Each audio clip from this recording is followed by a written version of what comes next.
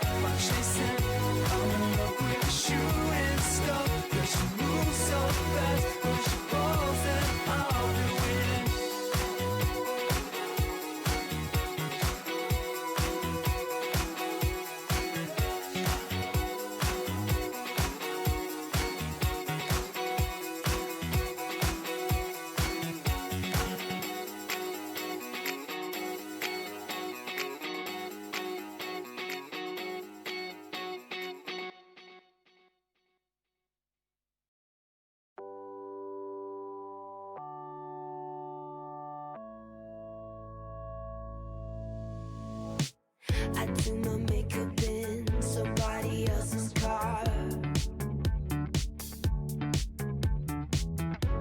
We ordered different drinks at the same bars. I know about what you did and I wanna scream the truth. She thinks you love the beach, you're such a damn liar.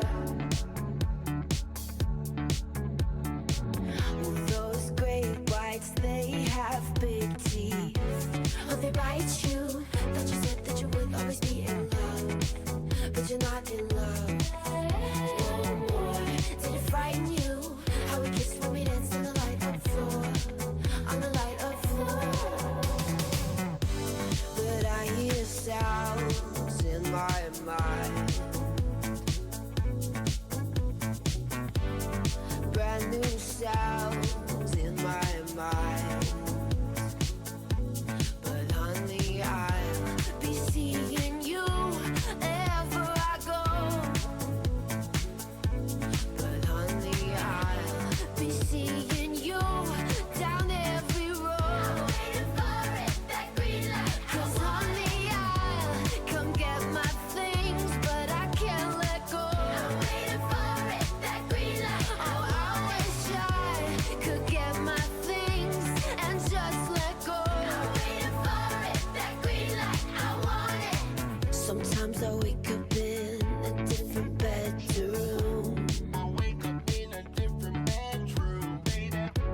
I whisper things, the city sings them back to you. The city sings them back to you, back to you. Well, those rumors, they have big teeth. Oh, they bite you. Thought you said that you would always be in love, but you're not in love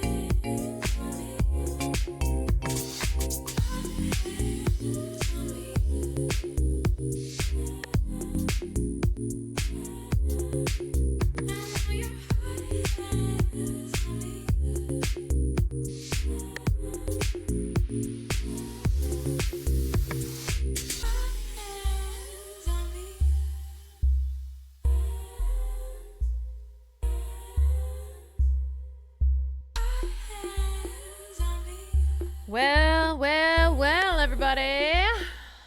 I'm here. Even though it's a Monday, even though I literally just finished filming the podcast, I'm still here. I probably shouldn't be here, but I am here. I am here. You know, one of these days I will return to the taking Mondays off because it is podcast day. Found this stream through the weird noises you made. Excited for more. Hey, welcome in. Thank you for the tier 2. 34 months, even though you just found this stream. Wow, I guess my clips are going viral, huh? To the doubters. To those who doubted. What now? What now, man? Let 'em strike. Thank you for the prime. Ahem. Well, it's the top of the week. It's Monday. To anyone who thinks Sunday is the start of the week, no. No, it's not. What are you even talking about? Glithern, thank you for the 32 months. I also just found the stream. Yeah, raise your hand if you're new. Raise your hand if you saw the clip of me making some crazy noises and it brought you in. You're like, I just have to check out this streamer. I gotta see what she's all about. I saw some crazy clip and I love her. She's so crazy. She's so crazy. Hogan, thank you for the gifted to weird noises. Does anybody have the clip? Anybody the clip that's gone so viral that has people just come into the stream for the first time? Press play. Thank you for the 20 months. The Quan Quitch clips are going crazy. Absolutely mad. More viral than the way people are still yelling at me. My clips are off. Hold on a second. I'm gonna have to run that back. Wait, yeah, I turned my clips are off. Wait, hold on. You know what's funny is like I actually don't know how to clip farm. That's what I'm doing right now. Oh. Blah blah. What? See, what is that? What is that gonna do? What are people gonna do with that? Wow. What are they gonna do with that? Like, where is that gonna go? I don't know. What Twitter but account is gonna be like Caroline Kwan makes an undiscernible noise on stream? Look out, Jakra. Yeah, Look Dexerto is gonna be like, you'll never 'cause believe. My clips are off. Hold on a second. I'm gonna have to look out. There's a new viral girly in town. That sounds like one of the alien names from the Quan Mills books. Where is Caroline Quan Mills? Paging Caroline Quan Mills. Emerson, thank you for the 11 months. Did you do the podcast today? I did. We finished the podcast and I immediately went live. Right here as always. Caroline Quan Mills, I'm sorry that I'm ripping from your just amazing dialogue. Your literary prowess. Can I give you a hint where you shot the video? Yeah, the hint is that it's in the same spot. I like that my editor I like that my editor made this a clip.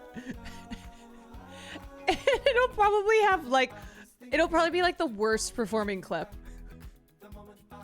You'll never believe what Caroline Kwan did on stream. Worst performing clip.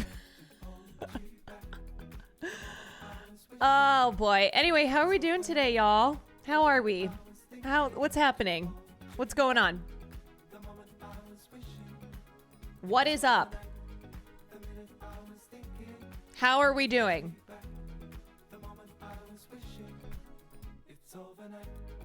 Oh, same old, same old. Oh, same old, same old.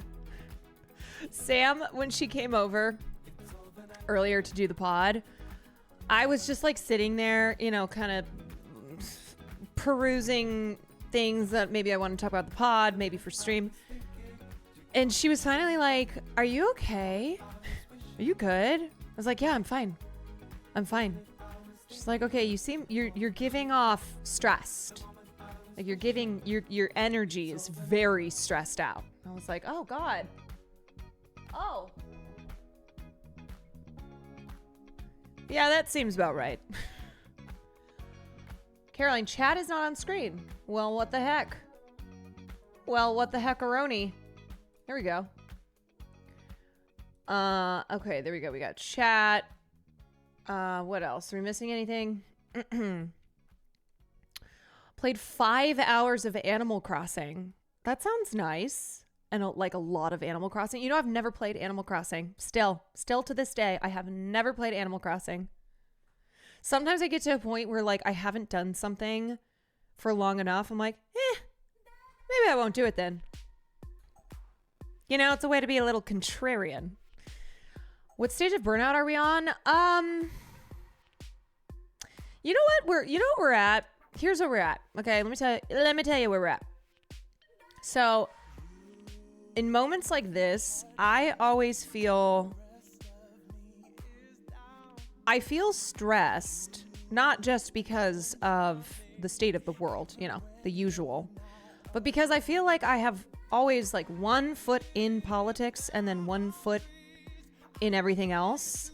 But when stuff like this is happening, I feel like I have to cover this. And it's not that I don't want to, but it's just like this weird where other political streamers, they're like fully politics, you know? This is their bread and butter. This is what they do. And it's all that they do. But I always just feel torn. Like I just feel perpetually torn. You know, where it feels strange to like do. It feels strange to do a collab that's not having anything to do with any of the things that are going on, or to talk about other things on stream that are not the big story. The world is pitted. I know. I just want to have balanced streams. I just want to be balanced. And then also like the fun things that I do, by the time I get... Here's the thing about streaming at night too. Here's the thing. One thing about streaming in the morning is that you're fresh. Even if I haven't slept that much, I feel like more ready to take on the news of the day. Versus at night, it's like, okay, at this point, you know, all I have been doing is reading this shit all day. And there's just kind of this tiredness that comes at night where you're like, oh my God, all right, here we go. Cover what you want to. No, I know it's not that I'm like, no one is forcing me to cover anything that I cover. It does feel harder to provide balance.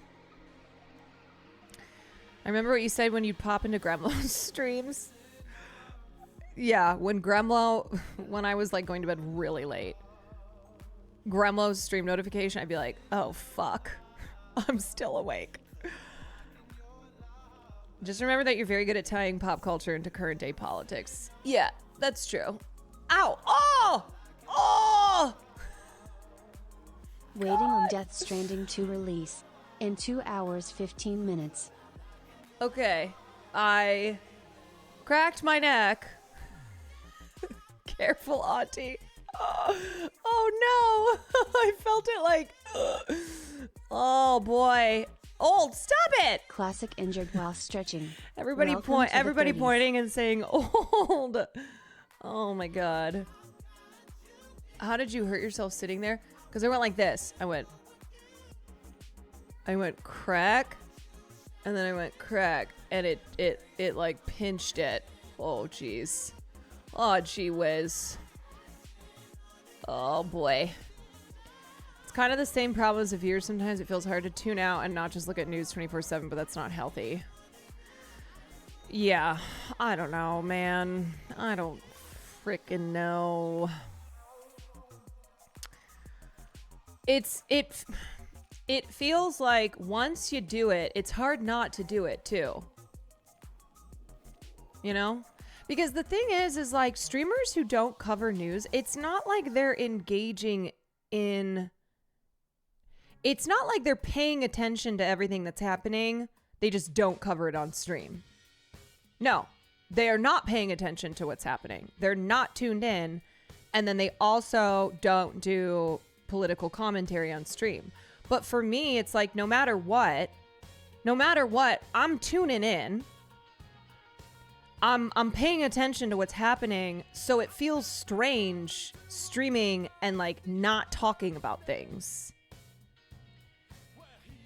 And once you start talking about stuff, it's hard to stop talking about stuff. You know?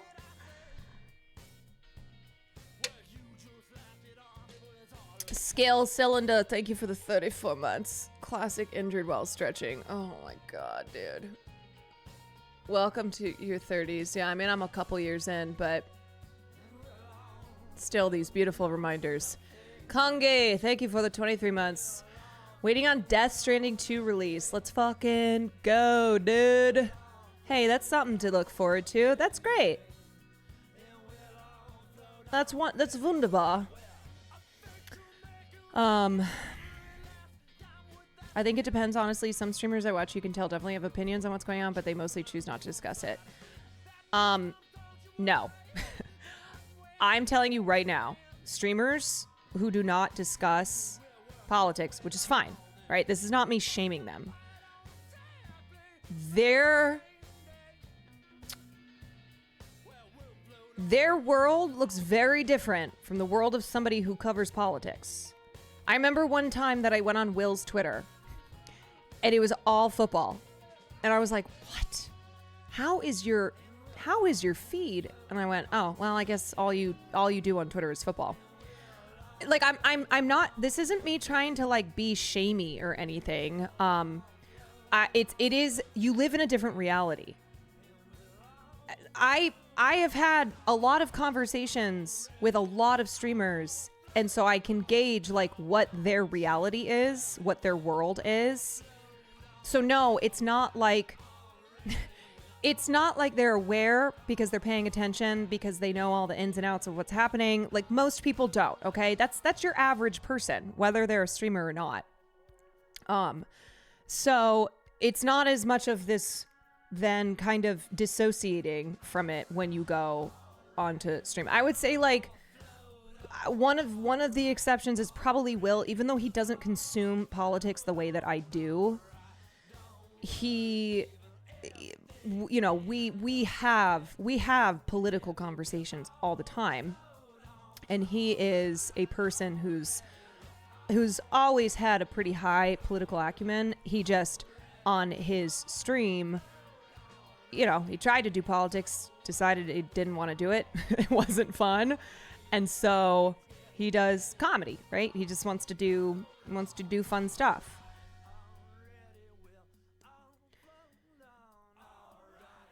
Some streamers want to be escapism, which there's a need for it. Some people are burned out. They need a place. Totally. 1000%. I am the last person who would be like, no, from the moment you wake up till the moment you go to bed, you need to be locked in. No, I don't think that at all. At all. I guess what I was trying to explain though is like, I'm talking about myself, right? I'm talking about myself where even if I'm not talking about this stuff on stream, I'm reading all day. Like I'm tuned in whether I like it or not. So then when it comes time to stream, even if I'm like exhausted by it, even if it's like, oh my God, okay, I don't know, man. I don't know. Well, it's I surround myself by it, whether or not I'm streaming it.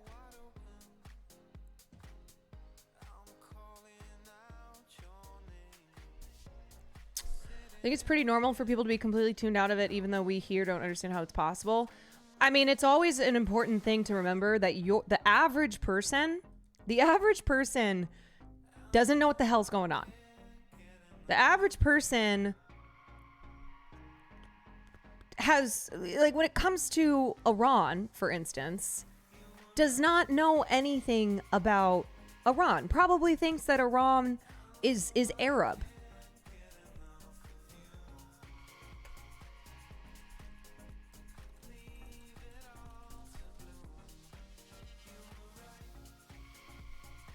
You know, like not understanding anything about the region, which is just your average American, not knowing anything about the Middle East aside from the fact that we always are going to war in the Middle East, that we're always bombing the Middle East. And then, depending on where you start to lean politically, believing that the Middle East is filled with terrorists and people living in tents in the desert, you know. Unless you see a creator chatting or posting about things somewhere occasionally, they don't see anything. It's just how their algos work. Like, one thing that blew my mind was finding out how many streamers spend their time watching streams, watching Twitch. Like, I would ask them, what do you do when you're not streaming? Do you watch movies? Like, do you read? Do you whatever it is? No, they watch Twitch. Like, a lot of streamers, when they're not streaming, are watching Twitch or, you know, consuming other content to, I don't know, give them ideas for content or just because they like it, you know? When you first started talking about politics heavy, you would have certain topics lined up. I think you should go back to doing that, but there wasn't a genocide going on at that time, and Israel wasn't fucking buck wild in the region, not to mention what's happening domestically. Yeah, I mean, I still try to, like, line up topics. It just seems to be, it's the same topic. It's, oh, here's what America/Israel is doing yet again. Ugh.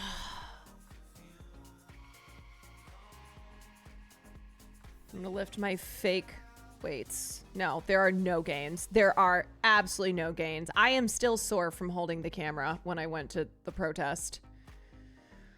Guapoco, thank you for the 31 months. It's only very recently our brains have access to all this information. I know, it's exhausting to be plugged in all the time. It overloads your brain. You know, I kind of look at your brain as a PC. You gotta log out. You gotta shut it down. It's only very recently or that else our brains have access it's gonna to blow all this up. information. It can be exhausting to be plugged in Your all the brain. time. Hopefully we Your find brain some is like a balance PC. / rest at every chance we get. Appreciate you. She's actually surprisingly jacked. This is just the starting place. Okay. If I start lifting, it's over for y'all. It is so over. This is our start, okay? It's not impressive. It's not impressive, but if I start lifting, it is over for all of y'all. Rover Helio, thank you for the 29 months. I appreciate you too. I thought you said no games and I thought we're getting started again. No, I think I'll probably run. I think I'll probably run something tonight because they updated the bosses in Nightreign. Sheepus Beepus, thank you for the 11 months. Ray was looking for someone to teach her IRL streaming ropes. If you're looking for some kind of stream to break up the usual... I'm sorry, me? Me teaching IRL streaming? Jojo, thank you for the 8 months. Jacked women, rise up. Now is our time. Now is our time. Hi, girly. Hi, what's up? Hi, everyone. I'm starting to remember now that Caroline used her nukes. No, I don't have nukes yet. Remember, every sub enriches my uranium 1%. And then I will have nukes. And I gotta have nukes because you just gotta. That's how things work now. Either if you're a nation or an individual person, you gotta have nukes. Everybody's gonna have nukes. You get a nuke, I get nukes. Caroline Kwan Mills, thank you for the 5% of enriched uranium. Sejong Simp, thank you for the 17 months. Steady Op, thank you for the 14 months. Cheddar Cheese, thank you for the 22. Okay, so yeah, you know what's funny? My PC going strong. Maybe it's because I don't shut it down. Maybe because I don't shut my PC down, it has all the PC gains. My PC is the strongest PC of all the PCs out there. That's right. How is your room not an oven? No, it's warm. It is. I'm just starting to I'm starting to embrace the heat. Does it get as hot as Will's? It doesn't get as hot as Will's, thank God. But it is not it's not the temperature I would like it to be. It's not as pleasant as I would have it. That thing is gonna explode midstream someday. Hush. Hush, hush, hush. No, it's gonna go till the end of time. Like, archaeologists will be digging in the ruins of what used to be French Polynesia, and they will discover my PC and it'll still be alive. One day go, Caitlin, I just saw your message. One day go live and do a candy bar tier list and act super confused when people ask you about something political. I'll be like, what? I'm sorry. We Carolyn. We Hi, don't chat. do that here. I don't know what you're talking about. I'm a non-political streamer. Roms, thank you for the 18 months. Deanie, thank you for the bits. My PC will be the Rosetta Stone for internet culture. That is correct. This is true. Yeah, I'm Caroline from video games. I'm Caroline from women, and I am Caroline from video games. Anyway, I hope everybody is doing...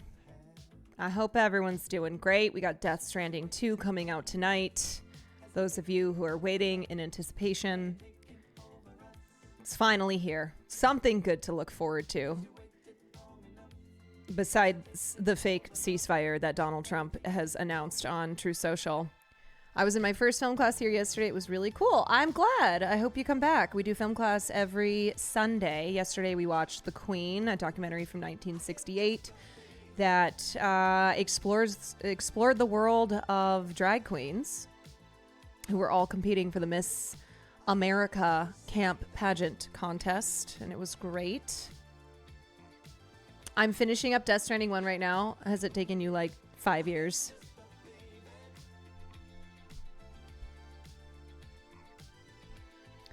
Curious how Caroline has 2,139% enriched uranium but hasn't been bombed yet, because it's not strong enough. We got to get it up. We got to get it up. And then they'll see me as a threat, and then I'll go, sorry, but I got nukes. What are you going to do about it? What are you going to do about it? President Trump is going to win the Nobel Peace Prize, no doubt. He has brought peace to a region that needed stability. Yeah, man. You know what? If anyone is deserving of the Nobel Peace Prize, it is my peaceful dove, Donald Trump. It is my and your peaceful dove, Donald Trump. Because Donald Trump has brought peace to the Middle East, as he announced on Truth Social, even though after he announced it, Israel had continued to bomb Iran, and Iran was like, I don't know what the fuck you're talking about with a ceasefire. Because he announced on Truth Social, and remember, only the truth goes on Truth Social. He announced that there was a ceasefire, that a deal had been achieved forever. So I don't know if you know this, but everything is going to be fine. Congratulations to everyone. It's been fully agreed by and between Israel and Iran that there will be a complete and total ceasefire in approximately 6 hours from now, when Israel and Iran have wound down and completed their in-progress final missions. I love, like, when they've completed their final missions, the way that this man talks. The way that this man talks, as if like as if like there's not fully war. And he's like, oh, they're going to just do their little missions and then it's over. At which point the war, capital W war, will be considered ended. Officially, Iran will start the ceasefire, and upon the 12th hour, Israel will start the ceasefire. And upon the 24th hour, an official end to the 12-day war will be saluted by the world. During each ceasefire, the other side will remain peaceful and respectful. On the assumption that everything works as it should, which it will, I would like to congratulate both countries, Israel and Iran, on having the stamina, courage, and intelligence to end what should be called the 12-day war. This is a war that could have gone on for years and destroyed the entire Middle East, but it didn't and never will. God bless Israel. God bless Iran. God bless the Middle East. God bless the United States of America. And God bless the world. Donald J. Trump, President of the United States of America. Who you talking to, bro? Who are you talking to? Bro. Yeah. Grandpa. One day my grandchildren are going to ask me, Grandma, where were you when the 12-day war happened? When our great peaceful dove president brought an end to the war by posting on Truth Social. He wants to manufacture his own mythology. You know, Donald Trump is living in Donald Trump's world where whatever he says is the reality, despite it not being the reality. It's Donald Trump's reality because he posted it on Truth Social. He is so theatrical. He loves the theatrics. That's what he does. He loves the theatrics and he loves just making shit up, right? Source, trust me, bro. Trump reality is in the eye of the beholder. Trump is going to win the Nobel Peace Prize, no doubt. You look at what he's done with Donald the Congo Trump. and Rwanda. You look at where he is with Pakistan and India and what he's done there. And then you look at this, what everyone talked about but no one thought was possible. You know what? All Donald Trump has to do is say the word peace and peace is achieved. That man is Jesus Christ. He has brought peace to a region that needed stability. He has shown what America First policy actually is. He's made sure that he's preserving American lives at every single turn. Look, President Trump understands what we need. We need a president who is unafraid to act and that stands firmly with the American citizens. That's what we saw today. And look, Democrats don't know what to say. I mean, their silence has never been louder. Let me just say that the Democrats, they wish they were President Trump, but nobody is President Trump. President Trump was sent to us from the heavens. He was our answer to our prayers. We prayed. I have prayed every night since I was a little girl. Since I was a little girl, I have prayed and I said, God, please send me President Trump. And then one day my prayers were answered. She has the Joker sound. She's like, President Trump, everywhere he goes, peace follows. India, Pakistan, the Middle East, which nobody thought that peace would be accomplished in the Middle East until President Trump stepped up and said, I'll do it. And he did it. He did it. President Trump, it is an honor to be alive at the same time as you. Thank you, President Trump. Thank you, you brave and beautiful man. You big, beautiful man. If you know what I mean. And I think it's because President Trump just keeps winning and they don't know what to do. They don't. Absolutely. Look. And then it just cut. Absolutely. Look. Okay, I know like they're in agreement with her, but this is so fucking funny to cut right to them when she's like, and they don't know what to do. And it's just stares. It's just silence. Absolutely. Look, President Trump is going to win the Nobel Peace Prize, no doubt. No doubt. I have never believed in anything more strongly than I have that President Trump is going to win the Nobel Peace Prize. There's nothing behind those eyes. No, what's behind those eyes is President Trump. Ahem.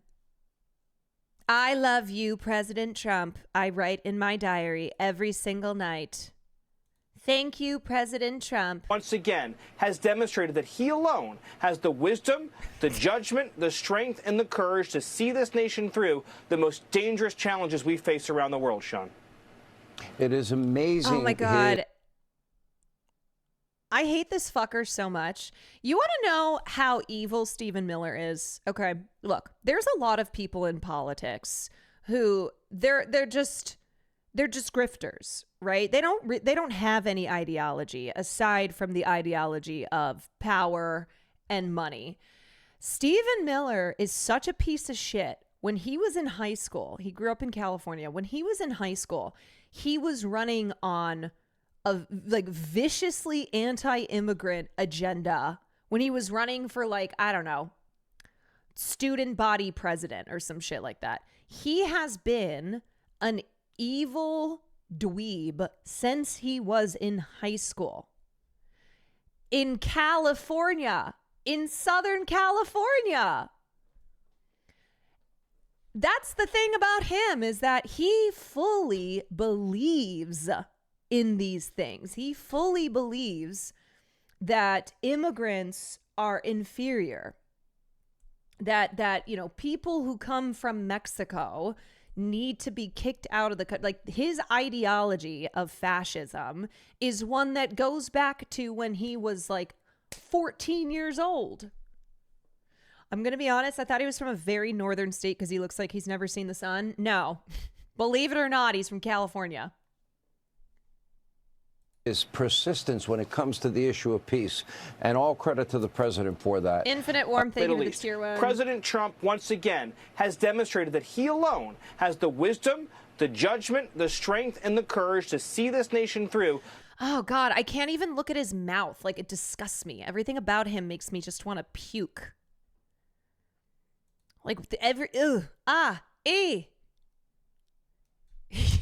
He's so bald.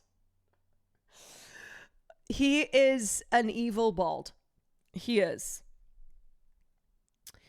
He's a Lex Luthor wannabe, right? I'm not even going to say compare him to Lex Luthor. He wants to be. But he doesn't have the charisma, right? He doesn't have the suaveness of Lex Luthor, and he's not a genius. No, he is not a genius. He's just an evil fuck. He's just a hateful little rat.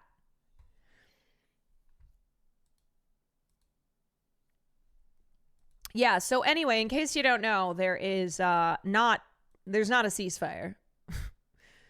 There's not a ceasefire that's happening. Israel declined to comment on ceasefire. Iran has not received any ceasefire proposal and sees no reason for one. The official said Iran would continue to fight until it achieves lasting peace and that it would view remarks from Israel and the U.S. as a deception intended to justify attacks on Iran's interests. At this very moment, the enemy is committing aggression against Iran, and Iran is on the verge of intensifying its retaliatory strikes with no ear to listen to the lies of its enemy. Well, I don't know about that because Donald Trump posted on Truth Social that this is the 12-day war, and it has come to an end. Thank you, peaceful dove.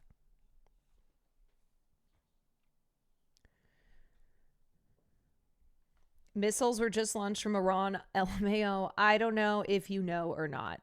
Yeah, I mean, the thing about Iran is that they are still exercising restraint.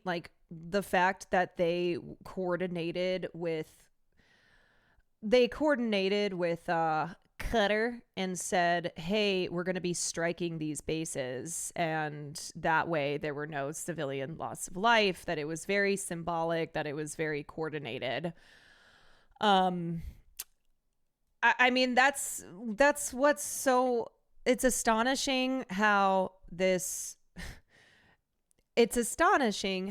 Iran repeatedly demonstrates restraint when they are experiencing aggression, and then they are still referred to as the dangerous aggressor. I don't know, man. You know what we're going to watch tonight, I think? I think we're going to watch Fahrenheit 9/11, which I had thought about watching last night, and then I was like, actually, I probably need to go through it and mark any spots that are... Why does this say boobs? That must have been for something else. Okay. Mark any spots that are TOS. But yeah, I haven't watched it in a while. And I'm curious to revisit it with everything that's going on. Not gonna lie, Hassan should shout you out more. I always look for someone to watch after you end stream. Only just caught your stream, realize your content. Look, we have had conversations about this. He has a lot of psychos. Not that I don't have psychos, but he has a lot of psychos. And in my 2 years of streaming, simply just being associated with Hassan, because I have known him a long time, because my boyfriend is his best friend, and because I am a leftist, I have been on the receiving end of a lot of psychotic hate. A lot. Even when I have nothing to do with him outside of the fact that we are both leftists and that we personally know each other, it doesn't matter. Yeah, I'm a woman, so by default, I want to have sex with Hassan, and that is why I say the things that I say. It's vile. It's disgusting. Make the psychos work. So, yeah, I mean, obviously, like, leftist Twitch, we want to support each other, and viewers of other leftist streamers, it's harder to find other leftist streamers, right? But on the same, I don't know. I just don't, I don't want any of that. Like, I don't, I do not, I don't want the bad with the potential good. Cutie said a lot of her haters are just Hassan haters. Yeah, and it's also because I'm smaller, right? Most people are going to be smaller sized than Hassan is. The hate is like, even if there's not as many haters because we're not as visible as streamers, the hate is not as, it's harder to fight back against. It sticks out more. Yeah. Yeah. So I don't know, after I had gone through a bunch of shit last year, I was like, I want to exist as an individual who is my own person and is doing my own thing over here, and my opinions are my opinions. I don't know. I mean,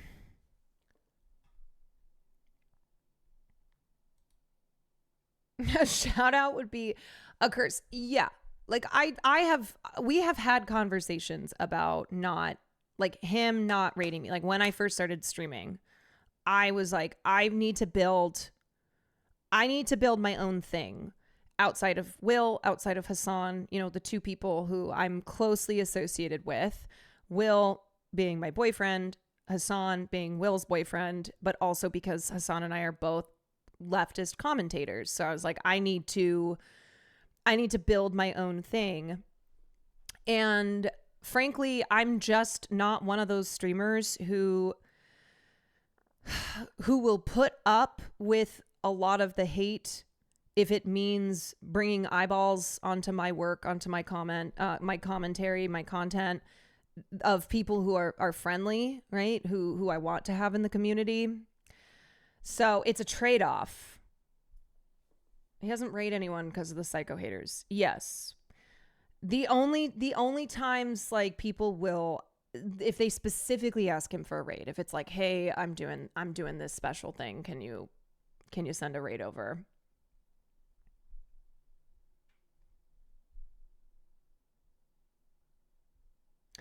I'm sorry that's happening to you. To do a little pinch of fighting the bad, I'll say I appreciate your opinions and commentary and you as a person. Sending much love from a trans girly. Yeah, and I also have said that. Thank you very much. I also have said this, though, to people who are members of the Hassan community, where I'm like, please don't compare me to him. Like, please stop. Please allow me to exist as an individual streamer. And I get that there is overlap, and I welcome people who are Hassanabi heads into this community, but not if you are also doing the comparison thing, because I have to deal with that enough from psychos who devalue me and who anything that I say, any opinion that I have, just my existence, they revolve around Hassan. Like, I to them do not exist outside of him. Like, with women, any woman who is at all associated with Hassan or has similar political opinions, we don't get to exist as individuals. That's just how that works, I guess. We don't get to be our own people who have formed our own opinions because of our own journeys, our own political and personal journeys in our lives, that like we've done work outside of being content creators that led us to where we are. Nope. No, we don't exist as individuals. So that's why I have said in the past, if you are a Hassanabi head,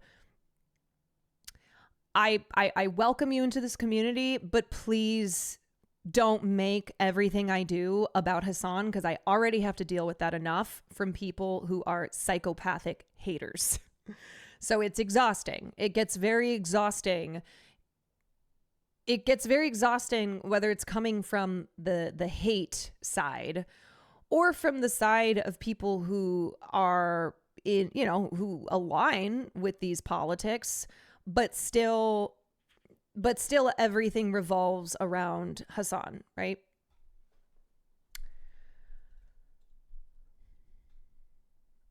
Weird how people just assume you bring no new value because you agree on some things. I see this a lot with denims. Well, it's what it is like, because Hassan is the biggest leftist political commentator, then anybody who shares similar opinions, especially if you're a woman, you just are saying those things because you want Daddy Hassan to notice you, because you want to have sex with Hassan, which is so gross. Like, it's so disrespectful and completely takes away our individual agency, right? It's like, it's gross and it's very insulting. And anyway, so because Hassan is the size streamer that he is, no one else is like allowed to have these opinions, to exist in this space without it revolving around him. And look, when I started streaming, I've known Hassan for a long time. Like, he's one of my personal friends. I met Will because of Hassan. So I was always going to be connected to him. And it's very frustrating because I have taken a lot of care to really try and do my own thing on my stream. And my agency is removed from me all the time. All the time. Caroline Kwan Mills, thank you for the gifted sub. Streeto, thank you for the 3 months. Pure Skill, thank you for the 2 years. 2 big ones. Also, unlike literally everyone else, Caroline just named 100 women and 100 queer people in succession. I could have named 1,000. Anyway, why did I start talking about that? I'm sorry you feel that way. Any decent human being would be political. That's the thing, right? It's like, if you're a decent human being, you hold these morals. You have these values that revolve around the protection of human life, right? Supporting equal rights for all people. Like, you hold these truths to be self-evident. That's what's crazy. It's like Hassan doesn't have a monopoly on that. he is one person who has these values that a lot of people share. Something is wrong with you if you do not also share in these values. If these are not, like, if you are not principled in this way, that's a you problem. That's on you. These people think of things in terms of clout and drama, so they cannot conceive that other people actually have genuine convictions that they arrived at on their own. I think it's the internet brain, where there are a lot of people who don't believe in anything except whatever is going to lend itself to the most success that they can have as content creators. And so when somebody has real morals and is a principled individual, it's like a projection, right? Because the person accusing them of being a grifter, of not actually believing those things because they stand for nothing, then it's a projection. And it's like well, you can't possibly actually believe those things on your own, because the way that I operate in this world is via just doing whatever to make as much money as I can.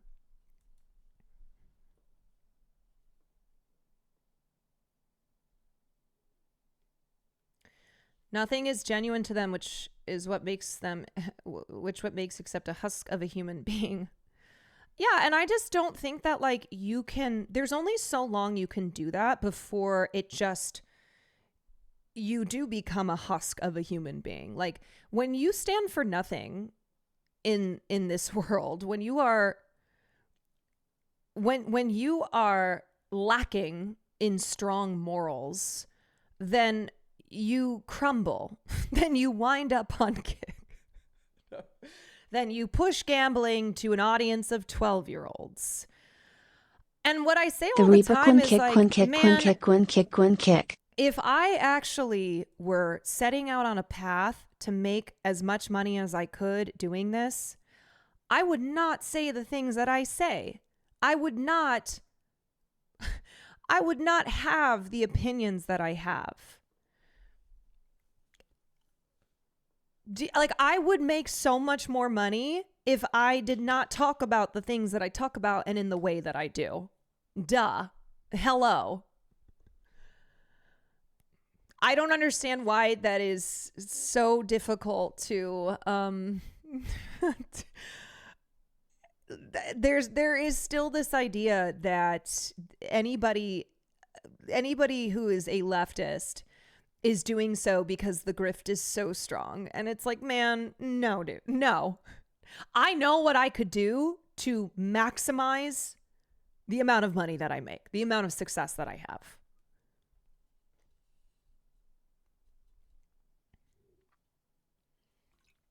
I'm not a girl,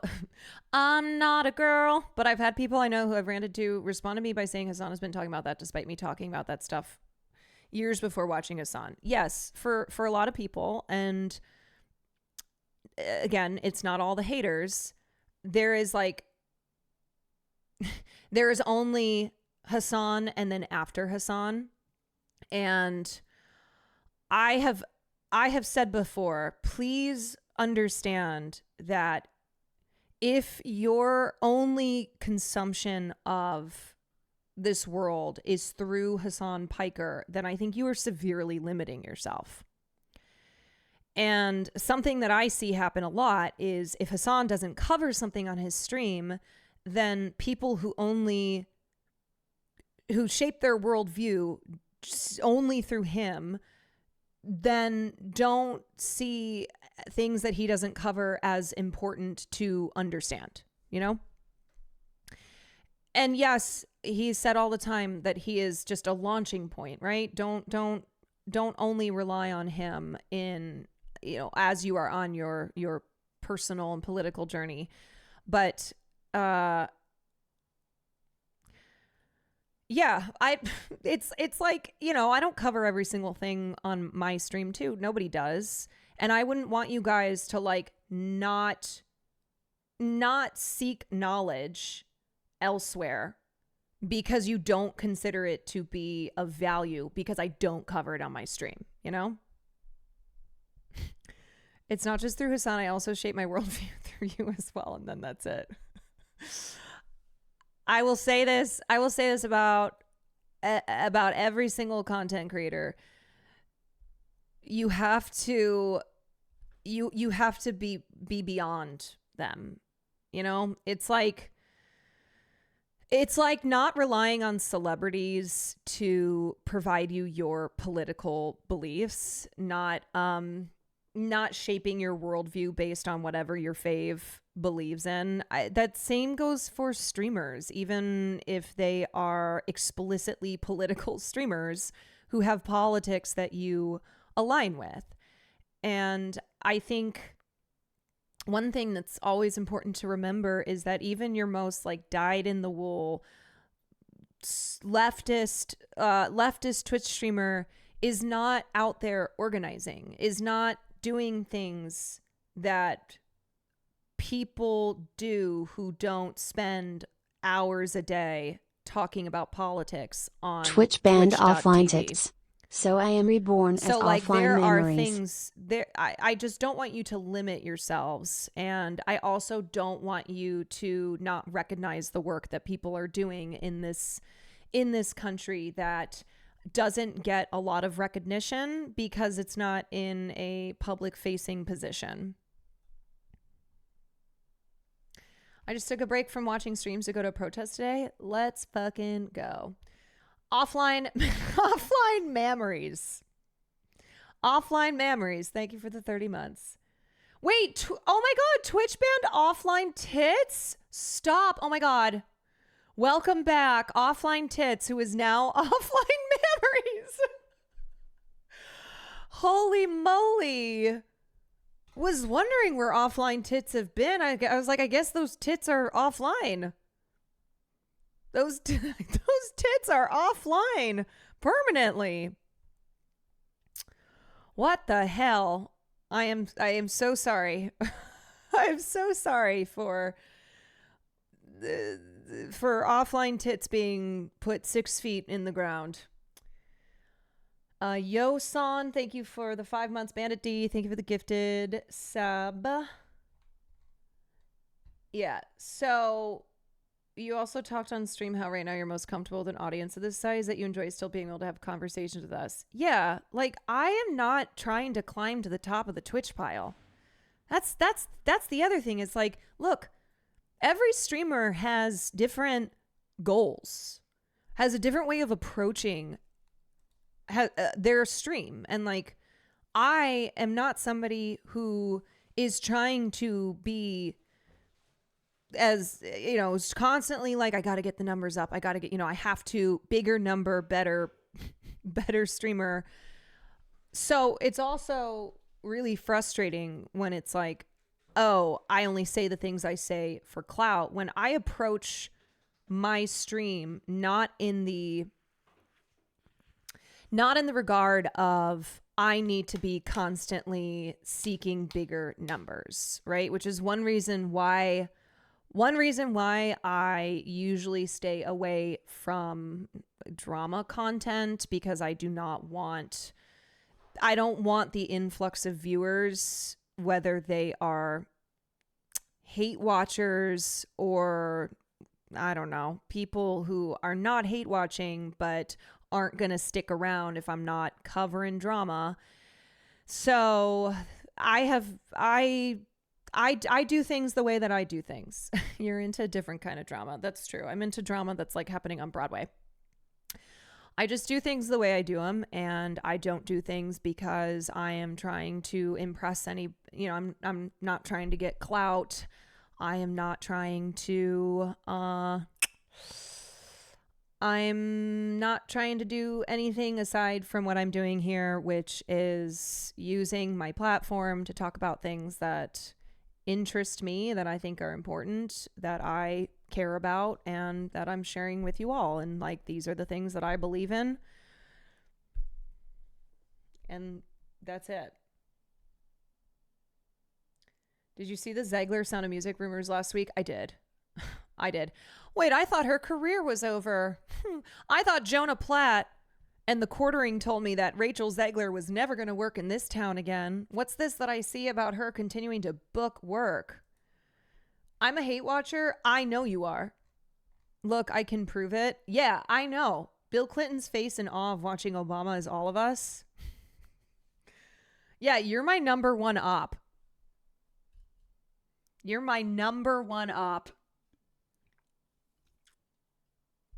Ahem. But you know what? You can't you can't get to me.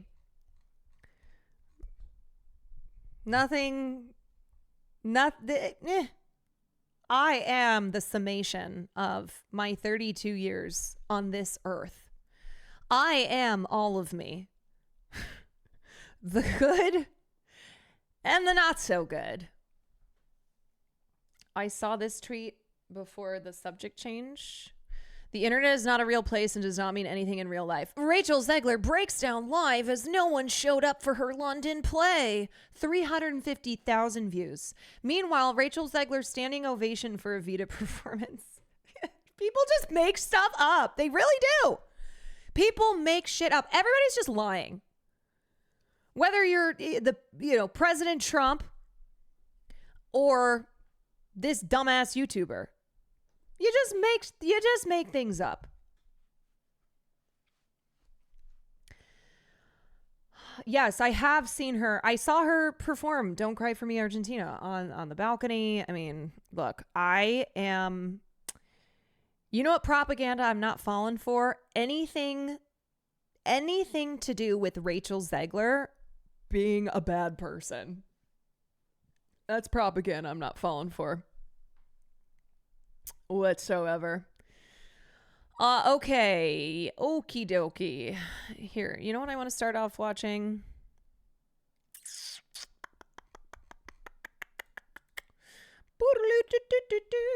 This is what I'm going to start off watching. This is Zohran's latest video. If you live in New York City, you are so lucky that you get to cast a vote for Zohran Mamdani in the Democratic primary.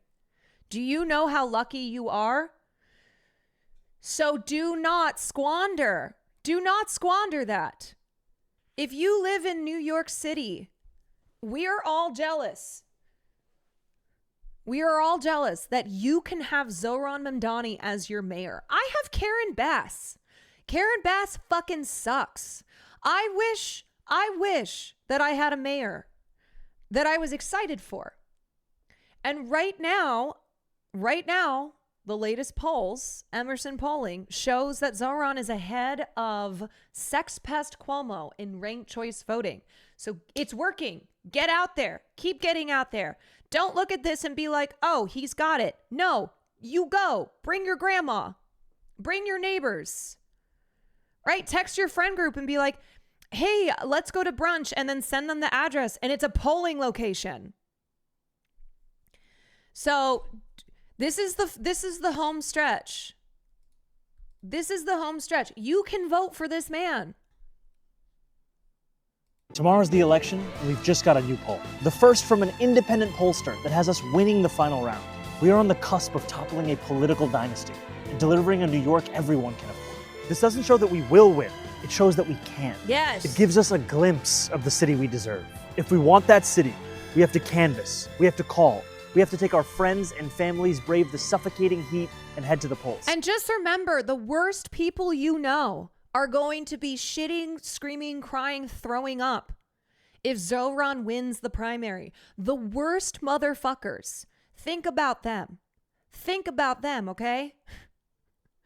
And do it. Do it because it'll be so glorious. Like, this is a win-win. Win because you get Zohran, but also win because the worst people you know will be screaming, crying, throwing up. I got more than half my building to vote for Zohran. That's what I'm fucking talking about. Let's go. Yeah, do it for the spite. Do it for the fact that he's great, but also to spite these motherfuckers. Yeah, giving these old ass corporate centrist Dems a heart attack. There is so much incentive here. There is so much incentive here. Do it because you know Libs of TikTok is going to lose her fucking mind. Yeah, do it to own the Libs of TikTok. Do it to own the most racist privileged motherfuckers who have been on overdrive trying to smear this man with the most vile Islamophobia. Do it to just cause them such pain. We have to leave it all out there. Are you ready? Tomorrow's the election, and we've just got a new poll. The first from an independent pollster that has us winning the final round. We are on the cusp of toppling a political dynasty and delivering a New York everyone can afford. Yes. This doesn't show that we will win. It shows that we can. Yes, it gives we us a can. glimpse For of real. the city we deserve. If we want that city, we have to canvass. We have to call. We have to take our friends and families, brave the suffocating heat, and head to the polls. We have to leave it all out there. Are you ready? Are you ready? No more moral victories, y'all. Real victories. None of this like, well, win or lose. But no, win. Win. We're all about the W. We're not doing these moral victories anymore, okay? We're fucking winning shit. I will find a way to vote as a Wisconsin citizen. As somebody Hey, who what lives you in watching? Wisconsin, I will find a Zoran way getting to vote. interviewed by Maddie Hassan. Oh, can we maybe watch something else? Zoran just went on the Bulwark. There's Zoran on Pix 11. Zoran on Theo Vaughn. Zoran went on Theo Vaughn? Well, no, but I found this podcast where they talk about what it would be like if he did. Could we just turn off the TV? I just need to breathe. It was so hot out today. Thought today was hot. It's got nothing on Tuesday, which is going to be over 100 degrees. This will depress turnout among Cuomo's elderly base. Did you get outside The today? elderly who survived Cuomo's disastrous COVID policies, like for the old people who are still alive and are like, yay, I survived Cuomo, so I'm going to vote for him in the election. Today? Yeah. Canvassed. Just seeing if we can count on you to support Zoran Mamdani, who as mayor will freeze the rent for rent. Almost done filling up my third Zetro card. 1 gets you a poster. 3 gets you a nude. That's intriguing, but I think you're developing an unhealthy obsession with Zoran. I haven't been sworn in as a Zoranastrian yet. You know what? Let's just watch a movie. Yeah, there's one I've been meaning to check out. It's actually like a story about a family that's of Indian origin but from Uganda, and then No, not Mississippi Masala. No, not Mississippi Masala. I'm talking about Zoran Mamdani's AI-generated biopic. Brand new Zoran. Oh, wait. Yeah. Hold on a second. I don't know if you guys saw this. This is one of the most embarrassing things I've ever seen. Whitney Tilson, who it's like, who the fuck are you aside from a little centipede who is just simply in this race to try and hurt Zoran's chances. Yeah, the massive yellow ribbon guy. The guy who's got the biggest yellow ribbon. Look at how embarrassing this is. Like, this is, make these people cry. Okay? Make these people cry. I'm trending today. Skip 200. They have to make AI videos to try and smear Zoran. That is how pathetic they are. 31 votes last year, but TikTok says I slayed. 4 years in Albany. Past 3 bills, no more. My resume? I rapped a bit, then filmed for Mom, what a chore. I asked for free buses.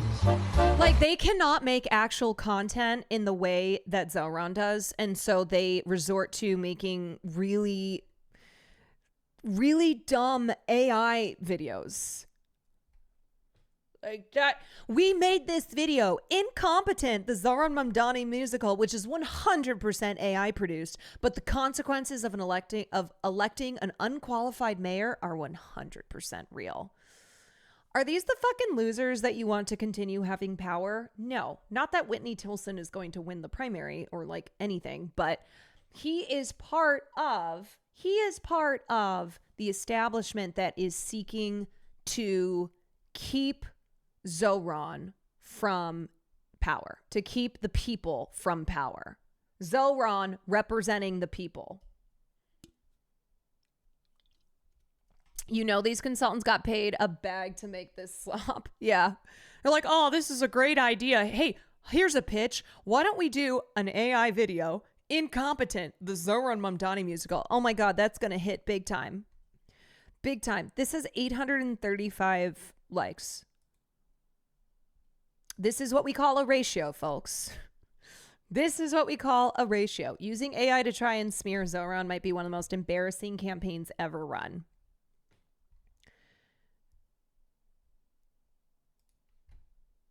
Did you see this shit?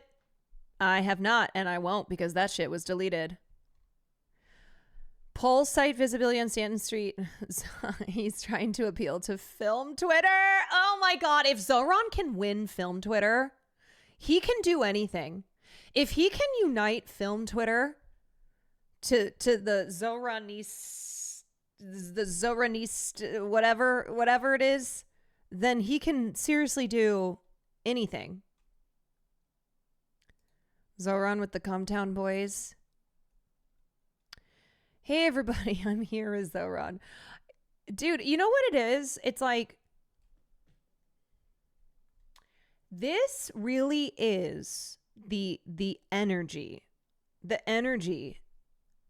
emerged around Bernie Sanders in 2016 and then flared up again around AOC, but largely has been depressed, very depressed. And this is not only a resurgence, but something about it even feels different, right? It's not just a resurgence, a re-energizing of the left. This feels even bigger because of the last decade. Dems could have had this as a general race voting block in 2016 and 2020. Imagine the free media from having all of Brooklyn behind you. Yeah, but they don't want that. That's the difference. They don't want that.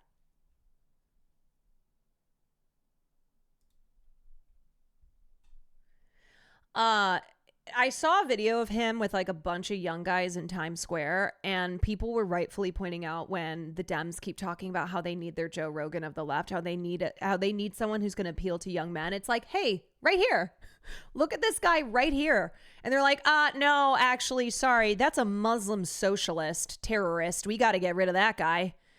You want a Muslim socialist running New York City? Is that what you want? You want the United States to be taken over by Muslim socialists? And a lot of people are like, yeah, it sounds great. There's next. I'm gonna dial. Can you read some of the Zoran literature? Mama, I got them out. So much, I think, what you encounter in terms of canvassing is not even people being hostile to a candidate. It's that people are really, really reticent to put trust in politicians. And I think that canvassing is an opportunity to try to build that trust. I know all these people, or at least I know their faces. You don't know all of them, silly. This guy is all heart and hope. And those are two very difficult things to feel. I mean, he literally has been walking across New York. Nobody has put in the steps like Zoran. Every single day you see some new video where he's just walking and he's meeting people and he's shaking hands. And it's like when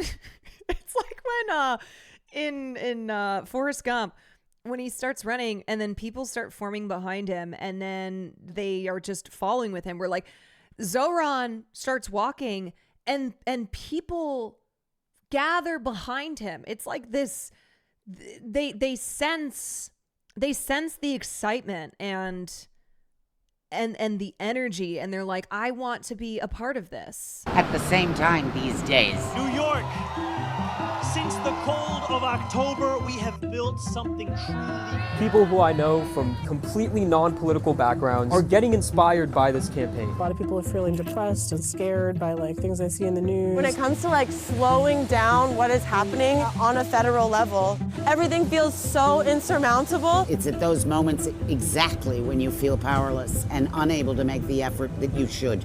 Zohran Mamdani's campaign for mayor. I'm Adriana, I'm a volunteer. Door knocking wins elections, canvassing wins elections, connections, that is what wins elections. I'm a very strong supporter at this point. So we're just asking people if we can guarantee they'll rank him #1. Yeah, I'll rank him #1. Thank you so much. I also see you have a kitty there. I canvassed a house that had 2 roommates that asked to be put down to volunteer. Wasn't in the best mood that day, but once I came across them, I was like, that really uplifted me. People think of Staten Island as like a deeply red borough, but ultimately it is still a very working class borough. So the reception I've gotten was actually overwhelmingly positive. The things that you care about, the people to the right and left of you both care about. The Bronx loves him so far. Quiere ofrecer la renta, quiere hacer el bus gratis. And neighbors were saying, thank you for coming to talk to me. Why don't we know about him yet? Or, this guy sounds great. We met somebody who had never heard. Yeah, and remember that Cuomo's allies are pouring millions of dollars. But sorry, I'm going to get a little idealistic here. All the money in the world cannot match the energy of the people. Like when you are truly energized about a candidate, and when you have now I'm not saying that it still can't happen, but this is what you do when you don't have the endless war chest to spend on an election. Is you go out and you talk to people and you inspire them and you energize them.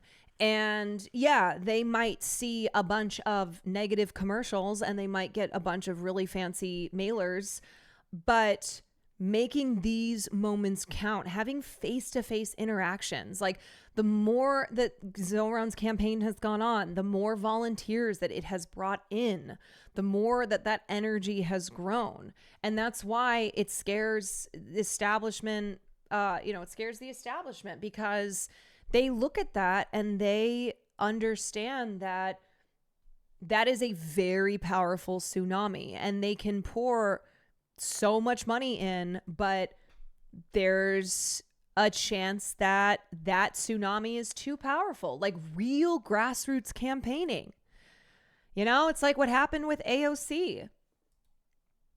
The momentum and the energy around AOC as a candidate taking on the establishment Dems, and they spent a lot of money, right? You had the most powerful Democrats who were, throwing their support to against AOC. Remember when Cuomo said his harassment assaults were because he's Italian? Hey, I'm Italian, okay? I'm harassing here. Yo, I'm harassing here. Dems keep talking about trying to reach young men, but that's not what they really want. They only want people to support them on their terms. They want people support for their shitty ideology. Yeah, they want someone who is going to promote the party. They want someone who is going to speak to young men in a way where they're like, vote for the Democratic Party.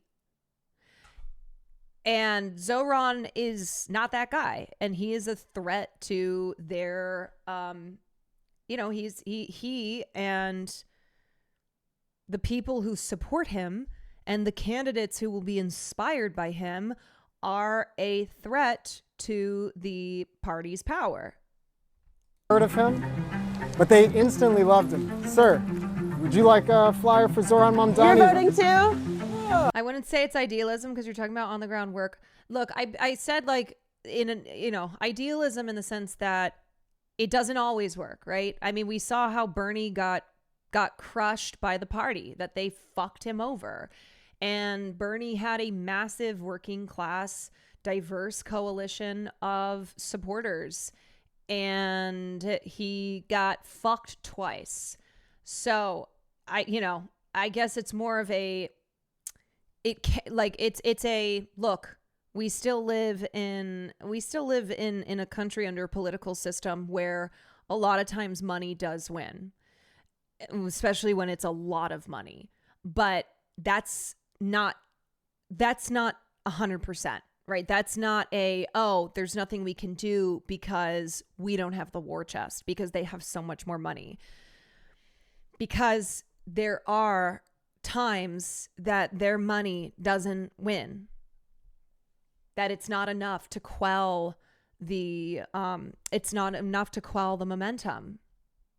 And I think especially on a local and state level, when you get into national races, like it's added obstacles. But Cuomo's advantage over Bernie is that Bernie had a full year of Dems attacking him and still almost pulled it off. Meanwhile, Cuomo gets caught with his pants down and and I will say, like, Cuomo is deeply unpopular, and that has certainly helped. It certainly helped that Cuomo is such a piece of shit. Like, that guy is a serial sexual harasser. If you are a New York taxpayer, your money went towards the lawsuits that Cuomo was tied up in because he is a serial sex pest. I listened to the TrueAnon about Cuomo, and holy shit, he's even worse than previously thought. That guy is, like, it's not even just his politics, right? It's who he is. It's what he has done in his personal life as well.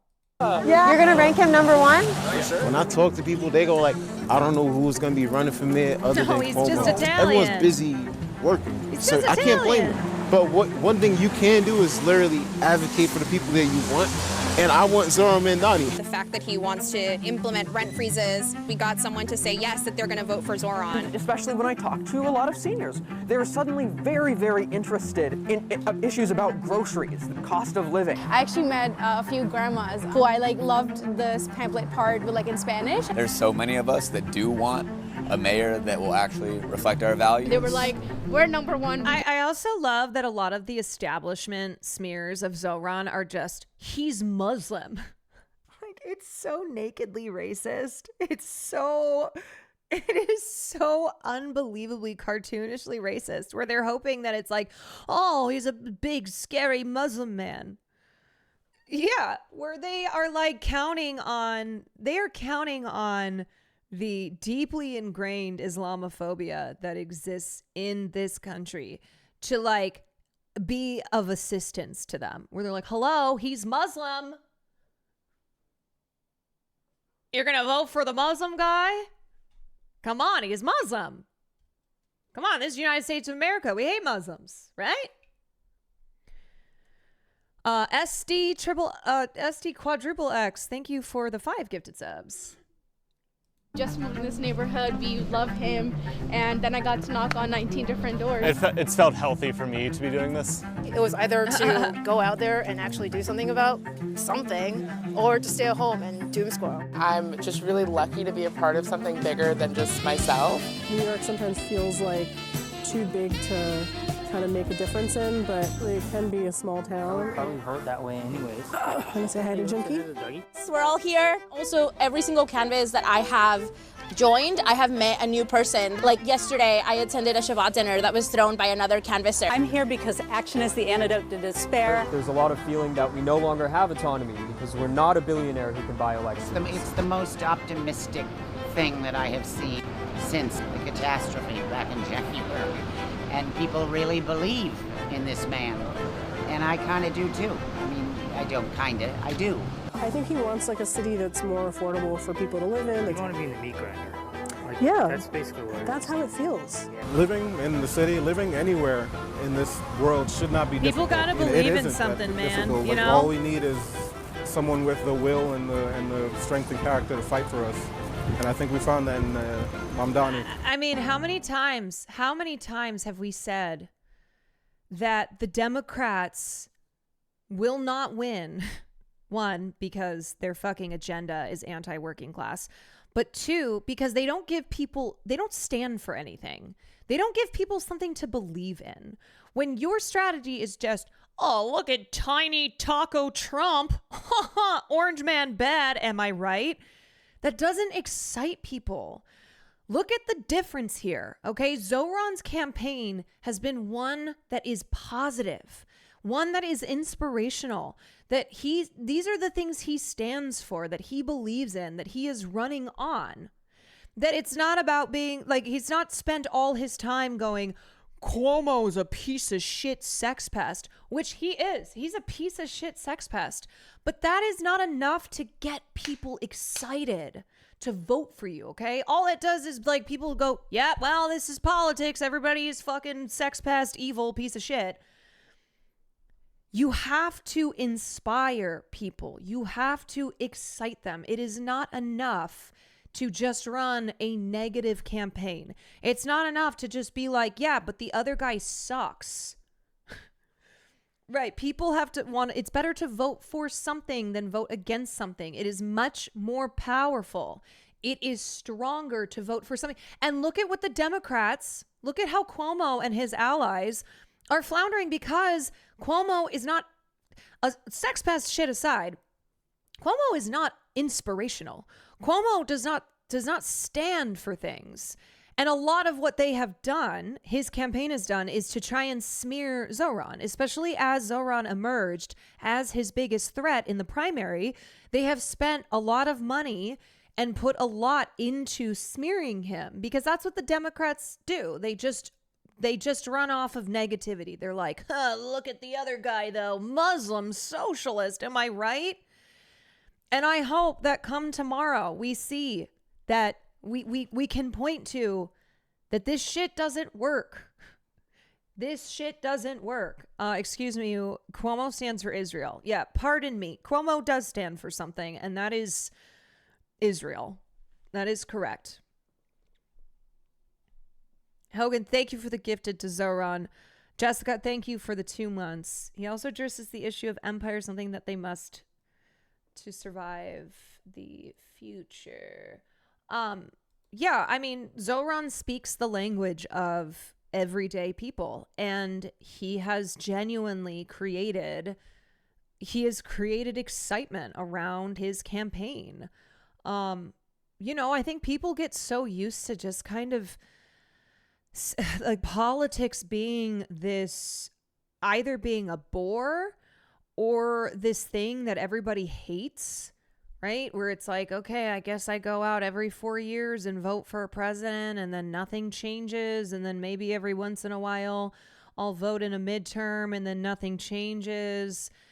And then every once in a while you have somebody come along who just lights a fire under people, right? Who breaks up the monotony, who breaks up the status quo.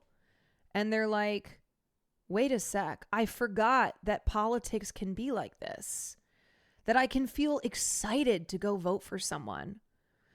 That was the problem with Kamala. People weren't fucking excited to vote for her.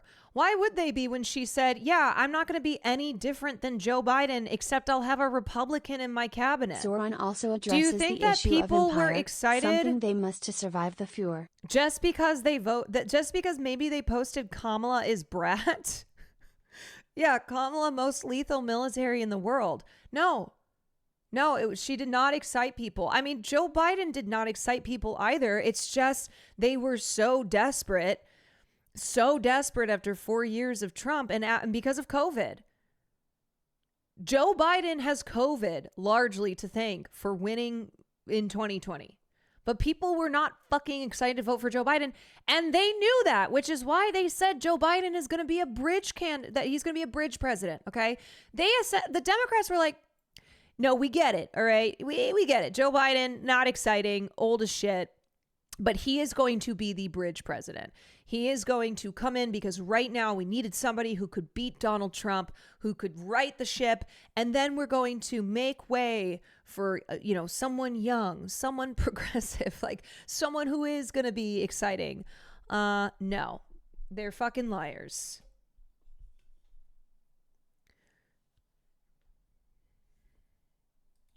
But like those of us who don't live in New York City, we have also been caught up in this energy. We are looking at what's been going on in New York and going, I want a piece of that. I want to feel excited to go cast my vote in an election. Right? I want to feel inspired again. I want to feel like I can believe in something. I just want to believe, man. I just want to feel something. I just want to feel something. Which message will resonate with voters? Kill your landlord. A steady hand during troubled times. New York City, famously a place known for its love of landlords. Yeah, there will be someone who sees this, and even though Zoran did not say kill your landlord, they'll go, this guy said kill your landlord. You know what? I'm going to fucking vote for him. You know that some guy somewhere will see this and be like, wait a second, who's this guy telling me to kill my landlord? Based. I'm going to go vote for him. I wasn't going to vote before. I haven't been paying attention to what's going on until I saw this post, and this guy says kill your landlord.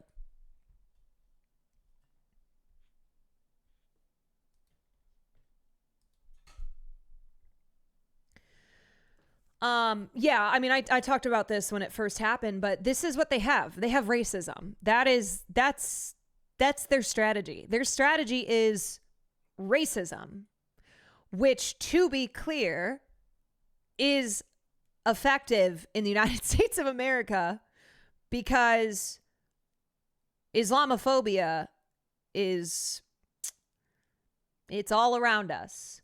But yeah, that's what they have. Okay. That's what they have. They have racism.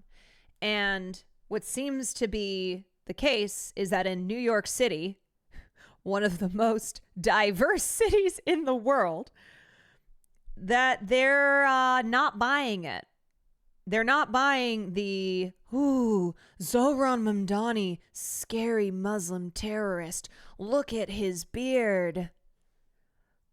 Look at this guy. He looks like he would kill your whole family.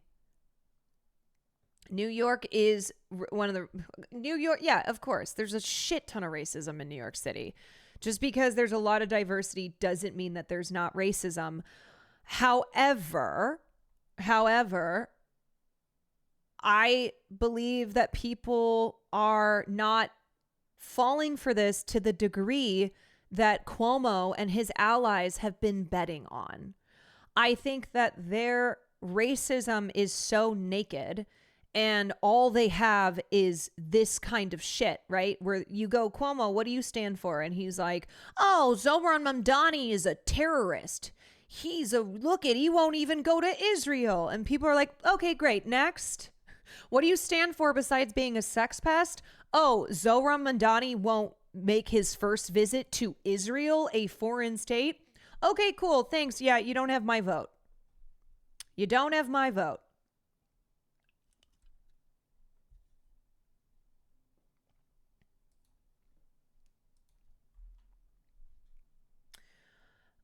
You must play this song for my Desi girls, boys, and NBs and pray for Zohran's victory.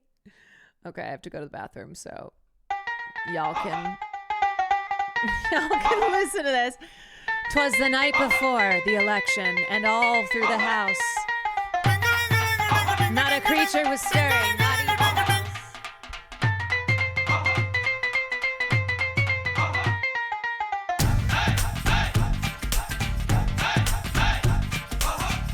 थोड़ी सी धूल मेरी धरती की मेरे वतन की थोड़ी सी धूल मेरी धरती की मेरे वतन की थोड़ी सी खुशबू बाराई से मस्त पवन की थोड़ी सी धौंकने वाली दग दग दग दग दग दग सांसें जिनमें हो जुनू जुनू वो बूंदे लाल लहू की ये सब तू मिला मिला ले फिर रंग तू खिला खिला ले ये सब तू मिला मिला ले फिर रंग तू खिला खिला ले और मोह तू रंग दे बसंती यारा मोह तू रंग दे बसंती मोह मोह तू रंग दे बसंती मोह मोह तू रंग दे बसंती मोह मोह तू रंग दे बसंती मोह मोह तू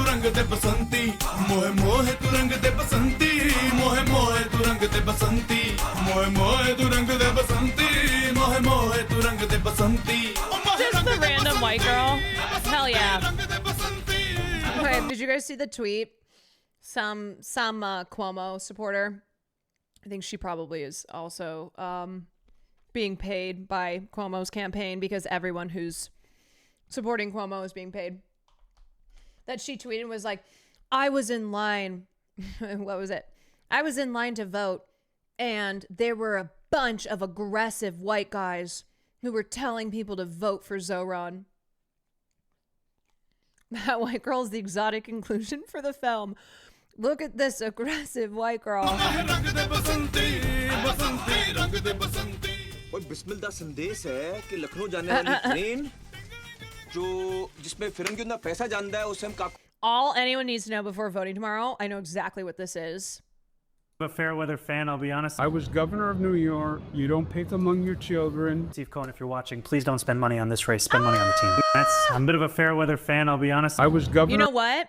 This might be the thing that convinces Will to move to New York. If Zoran wins. Of New York, you don't pick among your children. Steve Cohen, if you're watching, please don't spend money on this race. Spend money on the team. I'm a bit of a fair weather fan, I'll be honest. I was governor of New York. You don't pick among your children. Steve Cohen, if you're watching, please don't spend money on this race. Spend money on the Mets. The Mets, baby. That's right. That's all you need to know, okay? All you gotta know. Do it for the Mets.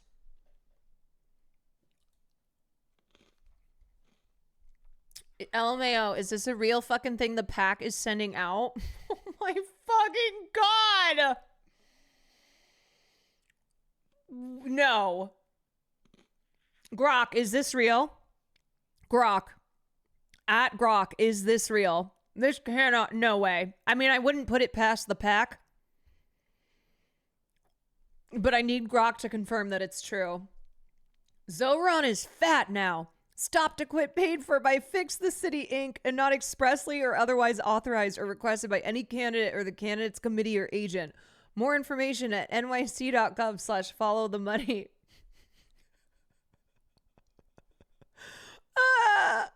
Oh my god. It doesn't even make any sense.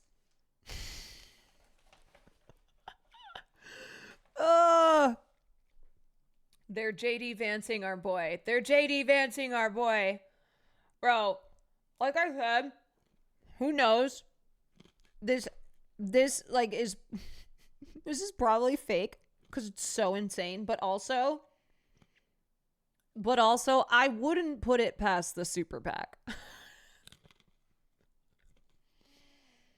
That's fake, but this is real. Yeah. You guys, Zoran has been exposed. Okay, his hair is fake. He's a fake. You can't trust this man. He's actually bald. And if he's lying about his hair, what else is he lying about? What else is he lying about?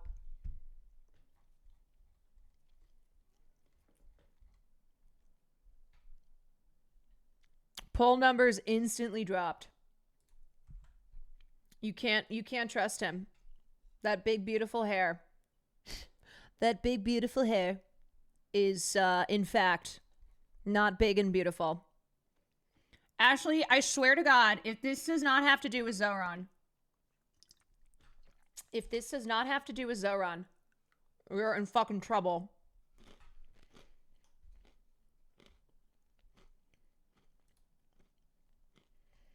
And I'm not clicking another link from you today. Alright, that's it. Your link privileges are gone.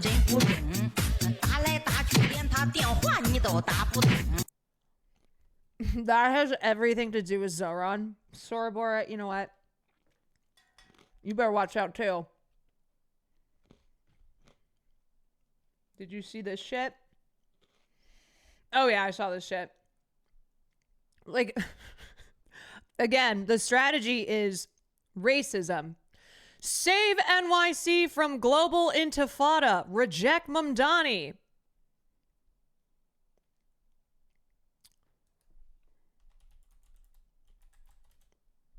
Wow. Good use of $500,000, however much the fuck this cost. Yeah, Arabic words, so scary. Do you know what's amazing to me is like white people will tattoo Arabic on their bodies and then act as if Arabic elsewhere is like big and scary. It's like, oh, okay.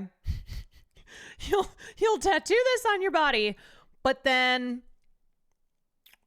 anywhere else, Arabic anywhere else. Oh no, that's big and scary. Classic foreign language tattoos. Does Zohran have a middle name? Why aren't they using it like they did with Barack Hussein Obama? Because Zohran Mamdani is already Muslim sounding enough that they're like, we don't need the middle name. I mean, they're basically saying Zohran Intifada Mamdani. It's the same with people who tattoo Chinese characters on their body and then do peak anti-Asian racism. Yeah, people who are like Chinese communists and then have a fucking Mandarin character on their bicep. Yeah. Zohran's middle name. You know, I don't even think I know what his middle name is. Character that just means soup. We both like soup. Adjacent to this, kind of, have you seen the UK Gov is making Palestine Action a terrorist group, even though they have never hurt anyone ever, and they arrested peaceful protesters yesterday? Yeah. Mr. Kid Starver is taking a page out of Daddy USA's book, and he's like, oh yeah, no, we're just gonna make this we're gonna label groups that are peacefully protesting, that are peacefully organized on behalf of Palestine, as terrorist groups. Wait, Zohran's middle name is Kwame? Straight up? Zohran Kwame. Zohran Kwame Kwanme.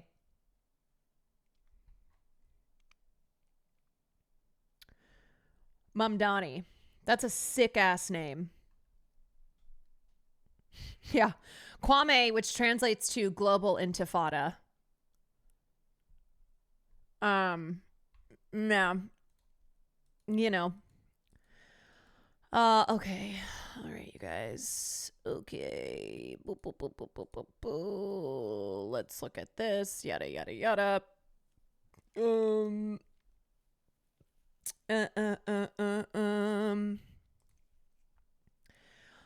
All right, let's check in with some Trump voters and see how they're feeling about the US bombing nuclear sites in Iran.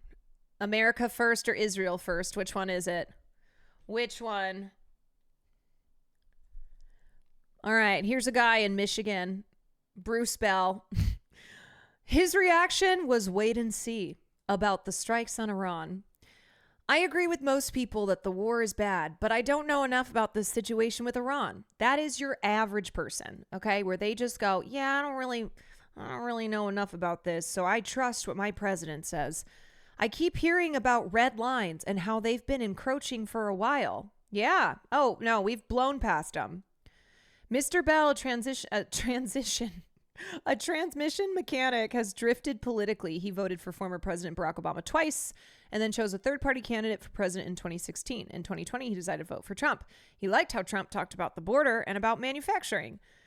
And Mr. Bell did not like what it felt to him like the Democratic Party's progressive political stance on policing, as if, yeah, you know that the Democratic Party is known for their real progressive political stance on policing. Joe Biden, one of the first things that he did was raising the federal budget for the cops. Yep. I've seen a lot of blustering from politicians, he said. Then someone like Trump comes in and does something. He just sort of detonates the situation. Yeah, no, he's definitely detonating, that's for sure. And this is kind of his MO. It's like our southern border. Everyone says it can't be secured, and then he comes in and does it. Man, there really are people who just believe every single word that comes out of his mouth or that he writes on Truth Social, or if he says he does it, then they're like, he did it. Even when you see with your own two eyes evidence to the contrary. It's like, no, but he said he did it, and so he did it. Foreign policy issues are not the top priority for Mr. Bell. When it comes to the bombing, he said, I'll give him the benefit of the doubt. I do want to see the follow-ups and see information on why, and hope and pray that there were not any innocent casualties.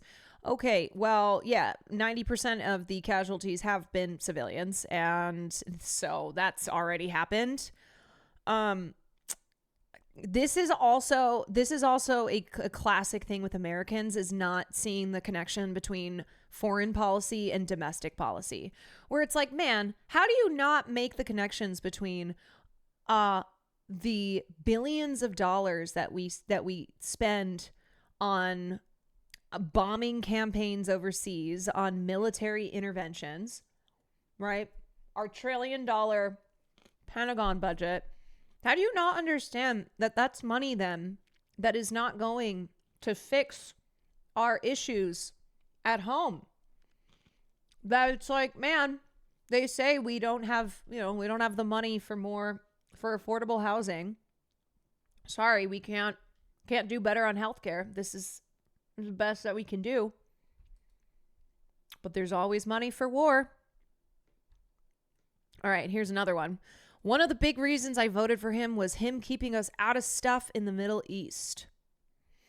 Charles Vaughters is a college student and Marine veteran, and when he heard the news of the bombings in Iran, he said that he couldn't help but feel somewhat betrayed. One of the big reasons, and so you know what? Okay, here's the fuck what.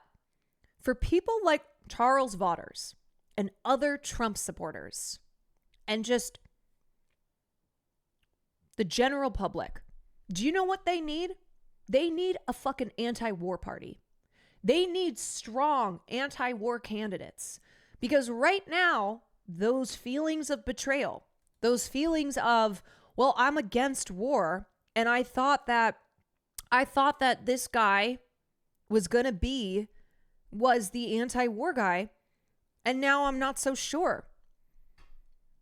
But unfortunately, we do not have an anti-war party in this country. And no matter what libs on, not libs of TikTok, no matter what libs on Twitter who still have coconut emojis in their bios say, Kamala Harris would not have sought peace and diplomacy with Iran. Because guess what? Israel would have been doing this shit even if Kamala had become president, which would have meant then that Kamala, as the president, would have aligned in support of Israel. What does the coconut emoji mean? Did you just fall out of a coconut tree?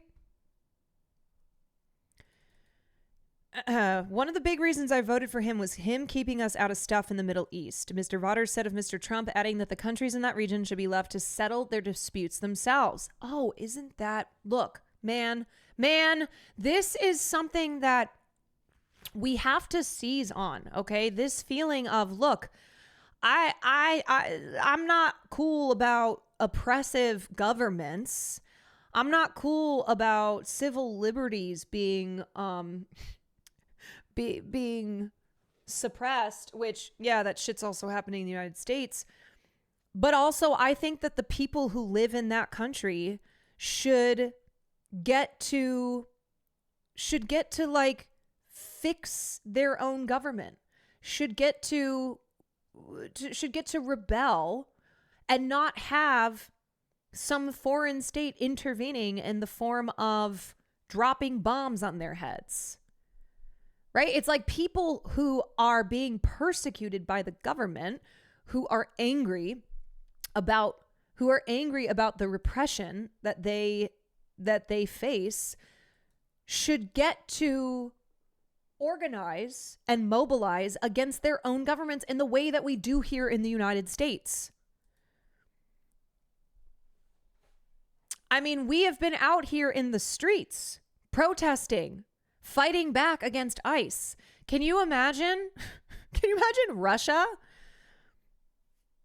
or some other power being like, oh, we need to liberate the United States from authoritarianism.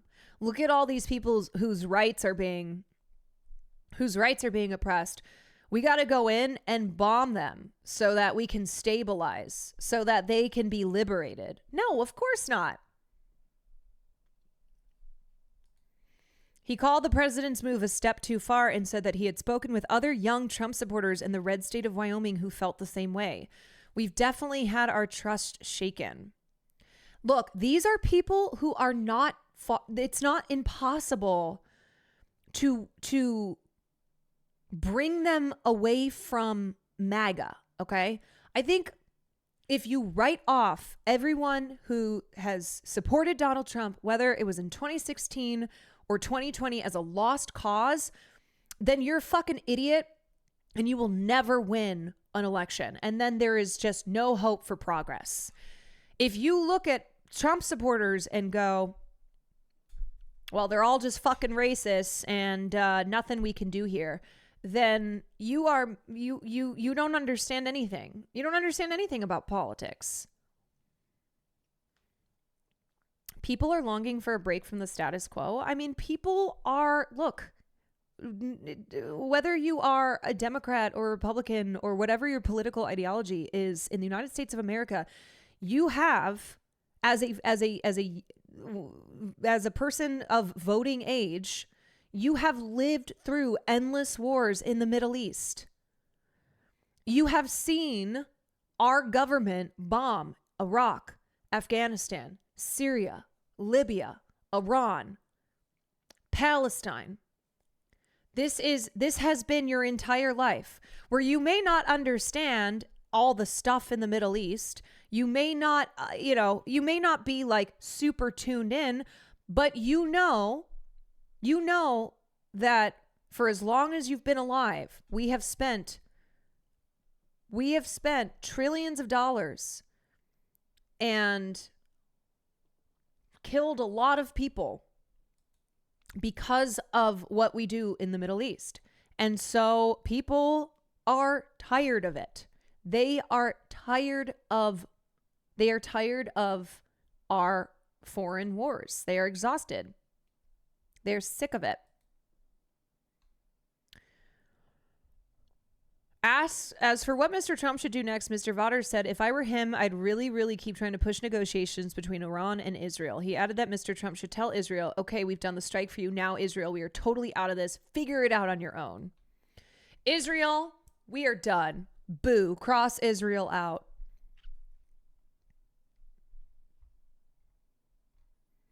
We voted for him because he would stay out. Every time you show weakness, they take advantage.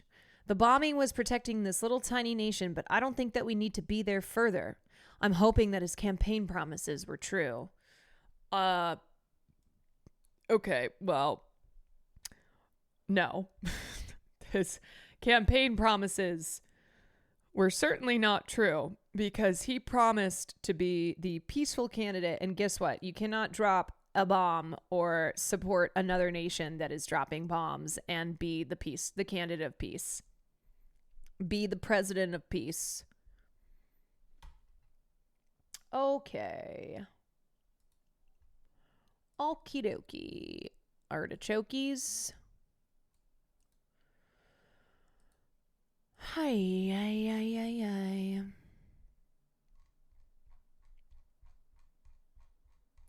Bro, finished reading. He said he doesn't regret his vote and he still supports Trump. Don't like how we only skimming on the negatives. Okay, devil's advocate. You have quite possibly the most annoying Twitch name ever, because as a person who calls themselves the devil's advocate, you are the person who's always like, you know what? You know what? I am going to say the opposite of whatever is being said because I am playing devil's advocate. Because I am making sure that we are considering all positions here. No, I am fully aware that there are Trump supporters who are saying that they are not happy with Trump, but don't regret their votes for him. I don't understand how that is me only skimming on the negatives. In fact, I actually was pretty positive there where I said, look, don't write off every single person who voted for Trump. There are people who voted for Bill Clinton and then voted for George Bush and then voted for Barack Obama twice and then voted for Donald Trump and then voted for Joe Biden and then voted for Donald Trump again. Are there people in this country who they are ride or die for Trump no matter what? Yes, that's his base. That is who Donald Trump talks about when he says, I could stand on Fifth Avenue and shoot somebody and these people would still support me. Those are people who are part of the cult of personality of Donald Trump, who no matter what he does, they're like, yay, they cheerlead, okay? Whatever he does, they will find a way to support him. But that is his base. That is not every person who voted for Donald Trump. And there are a lot of people. Just read an article if you're going to read it.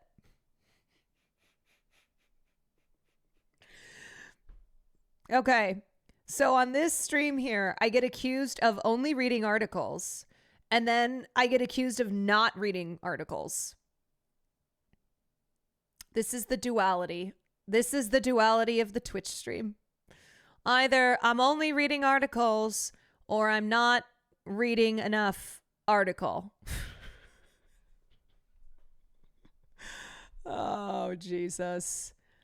Oh, criminy. Criminy, yikes. Hey, you know what, actually? Here's what I'm gonna fucking do from now on. If you got some shit to say, gift subs, all right? I'm sick and tired of this. If I'm gonna have to listen to this shit, give me money. Because I'm tired. I'm exhausted. If you have some thoughts on how I should read articles or not read articles, 5 gifted subs minimum. Minimum. All right. Let me get my nukes. Preston, thank you for the 10 gifted subs. Do you have thoughts on how I should read articles or not read them? Anonymous, thank you for the 5. Same to you. Read it however you want, girl.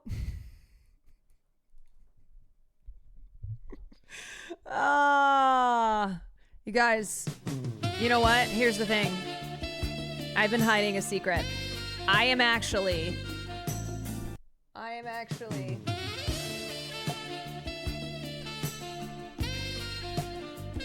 just like Leah Michelle, where I actually cannot read. The truth is that I can't read. So I'm just making stuff up. I'm just making stuff up. Hogan, thank you for the gifted sub. All right. You know what we're going to do? Sometimes I end up reading articles in your voice, so I think you're doing well. Maybe that means I'm reading too many. Hey, you know, there's a very fine line between not reading articles and then reading too many articles. There's a very, very fine line. There's not a lot of breathing room there.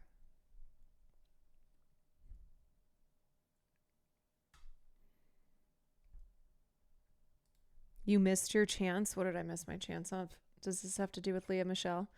Oh my God, what? It's because I'm 32. This girl. Kalina Liang has been cast as Chun-Li in the live-action Street Fighter movie. Well, you know what? Next time I'll get him. Before the Islamic Revolution of 1979, women could read so many articles however they wanted. And then after the Islamic Revolution, or after 1979, women were not allowed to read, even though somehow the literacy rate for women in Iran, especially for age group 15 to 24, is 99%. The overall literacy rate being 85%, even though women in Iran are not allowed to read. They have no rights whatsoever. Who is that? I don't know. She looks like she was on a CW show or something like that. Oh, she's in the film Presence, which is really good. Steven Soderbergh's film that he shot on an iPhone. Very good. Okay. All right, you guys. The literacy rate in Iran is 10% higher than in America. Yeah, and also, also when it comes to STEM, Iranian women are kicking our fucking ass. Hannah, thank you for the bits. Some chatters are trying to get a rise out of you. Oh, let me be clear that it's very hard to genuinely get a rise out of me. Let me just state for the record. It is, and I don't issue this as a challenge, okay? I don't issue this as a challenge, but y'all know I have a lot of patience, and it's because I used to teach elementary school. And I was a bouncer. So trust that I have had a lot of experience having my patience tested to the max. Tested to the maximum. Where I would teach children during the day, and then I would have to deal with drunk adults at night. And there are very few differences aside from the fact that one group is children and one group is adults. But yeah, I pride myself on the fact that I don't get stun locked that often. Okay, that I don't I don't go too crazy. I don't go too nuts. Every once in a while I'll unleash because I think it's good for me too. I think it's good. You're better than me. I taught high schoolers and all my patience has been gone for years. Yeah, I just have, I don't know. I have quite a trove, a deep trove where I will make fun of people who are being very silly, very, very silly, but it's, and again, I'm not issuing it as a challenge, but it is something that I don't lose my cool that often. What subjects did you teach? Well, I was a substitute teacher, so I would teach all subjects. Do the baby talk. Please, I'm a baby. Please, I'm a baby. I haven't brought out the baby voice in a while. That's the other thing too, is that I've got my little tricks. All right, you guys, before it gets much later, let's watch Fahrenheit 9/11. Maybe we'll watch the whole thing. Maybe I'll split it up in between days. I have a couple spots that I have written down that I need to not show on stream. Okay, great. All right. Yeah, this is a secret extended movie night. A second movie night has hit the Quan stream. A second movie night has hit the Quan stream. Hold on a second. You mean when I'm not even supposed to be streaming on a Monday? Sometimes twitchy. Thank you for the 2 months. Okay, here we go. Fahrenheit 9/11, which I have not watched in some time. Fahrenheit 9/11 is the second documentary to receive the highest award at Cannes Film Festival. It got the Palme d'Or, and it is also the last one to receive that prize. So only 2 documentaries have ever been given the top prize at Cannes. However, Fahrenheit 9/11 was not eligible for the Oscars, and it had to do with some fuckery around distribution, which if it were today would not have prevented Fahrenheit 9/11 from being eligible for the Oscars. And remember that this came out in 2004, and the year prior in 2003 was when Michael Moore won the Oscar for Bowling for Columbine. And then he got up on stage and said, "Shame on you, Mr. Bush. This is a fictitious war."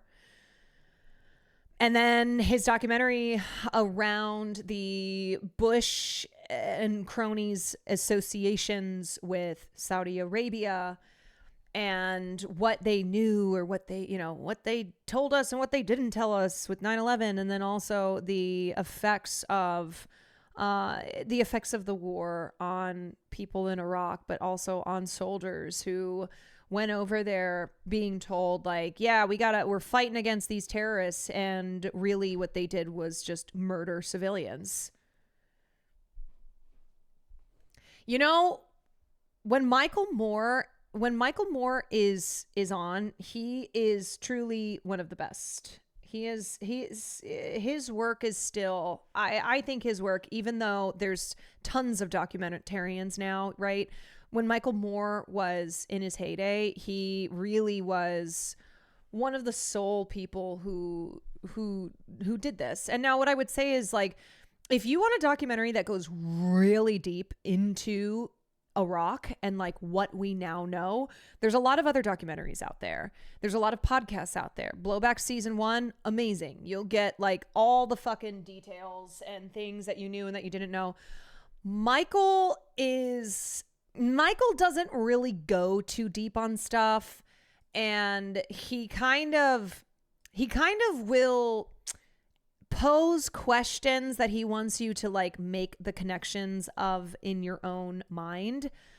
However, it's not like he goes into deep detail, because his documentaries really are an appeal to emotion, right? Like he really tries to persuade through emotional appeal and through like his use of, he uses comedy to make entertaining moments, but he really likes to focus on individual stories, and he makes quite compelling emotional appeals that I know he also is trying to make political appeals as well. But sadly, that doesn't seem to be as effective, because Fahrenheit 9/11 came out. It was enormously successful. It made like $220 million at the box office off of a $6 million budget. That kind of shit would not happen today. Documentaries just go straight to streaming. You really don't have this world where documentaries are getting theatrical releases and making $200 million. It's still one of the most successful documentaries of all time. But guess what?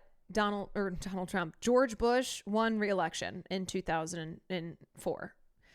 He won, and then the Iraq War went on for another 7 years. That even 3 years into Obama's presidency, we were still in Iraq.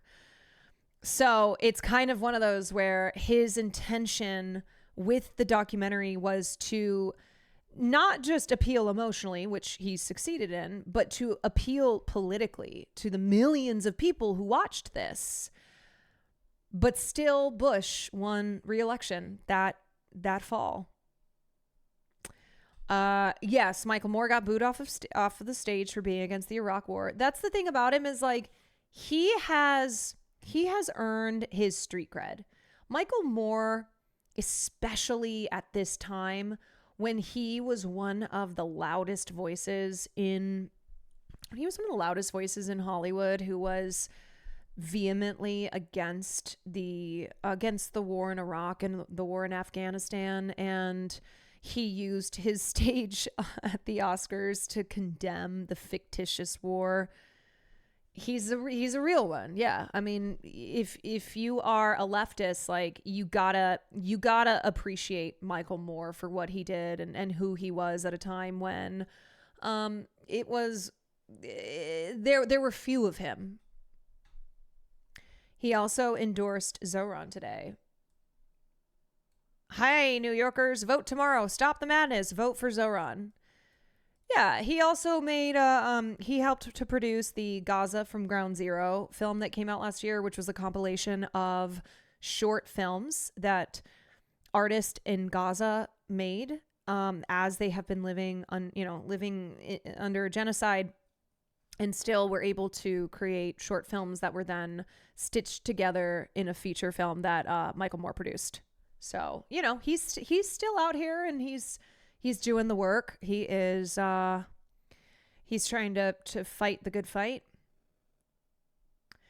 Perpetual Exhaustion, thank you for the 11 months. Space Cadet, thank you for the 11 months as well. All right, so yeah, this is Fahrenheit 9/11. It came out 21 years ago, and I have not seen it in a while, but I know that it is still relevant to today because we have never exited the Middle East.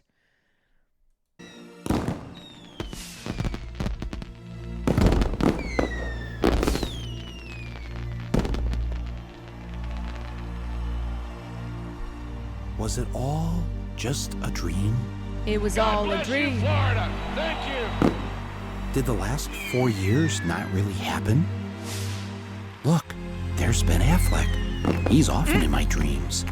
And the taxi driver guy, he was there too. And little Stevie Wonder, he seemed so happy, like a miracle had taken place. Was it a dream? Or was it real?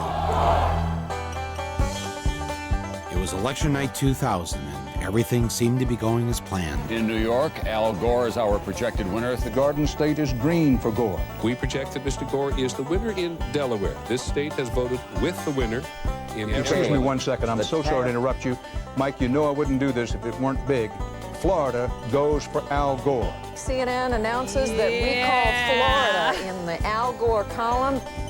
Then something called the Fox News Channel called the election in favor of the other guy. Not to interrupt you, Fox News now projects George W. Bush the winner in Florida, and thus it appears the winner of the presidency of the United States.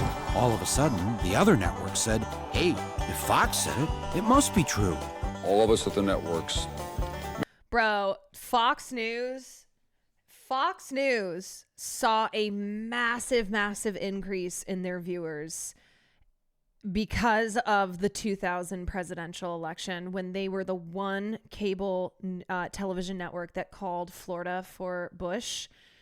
And this led to, I mean, they started to grow in the late 90s, but this really kicked off their path to just domination in cable news.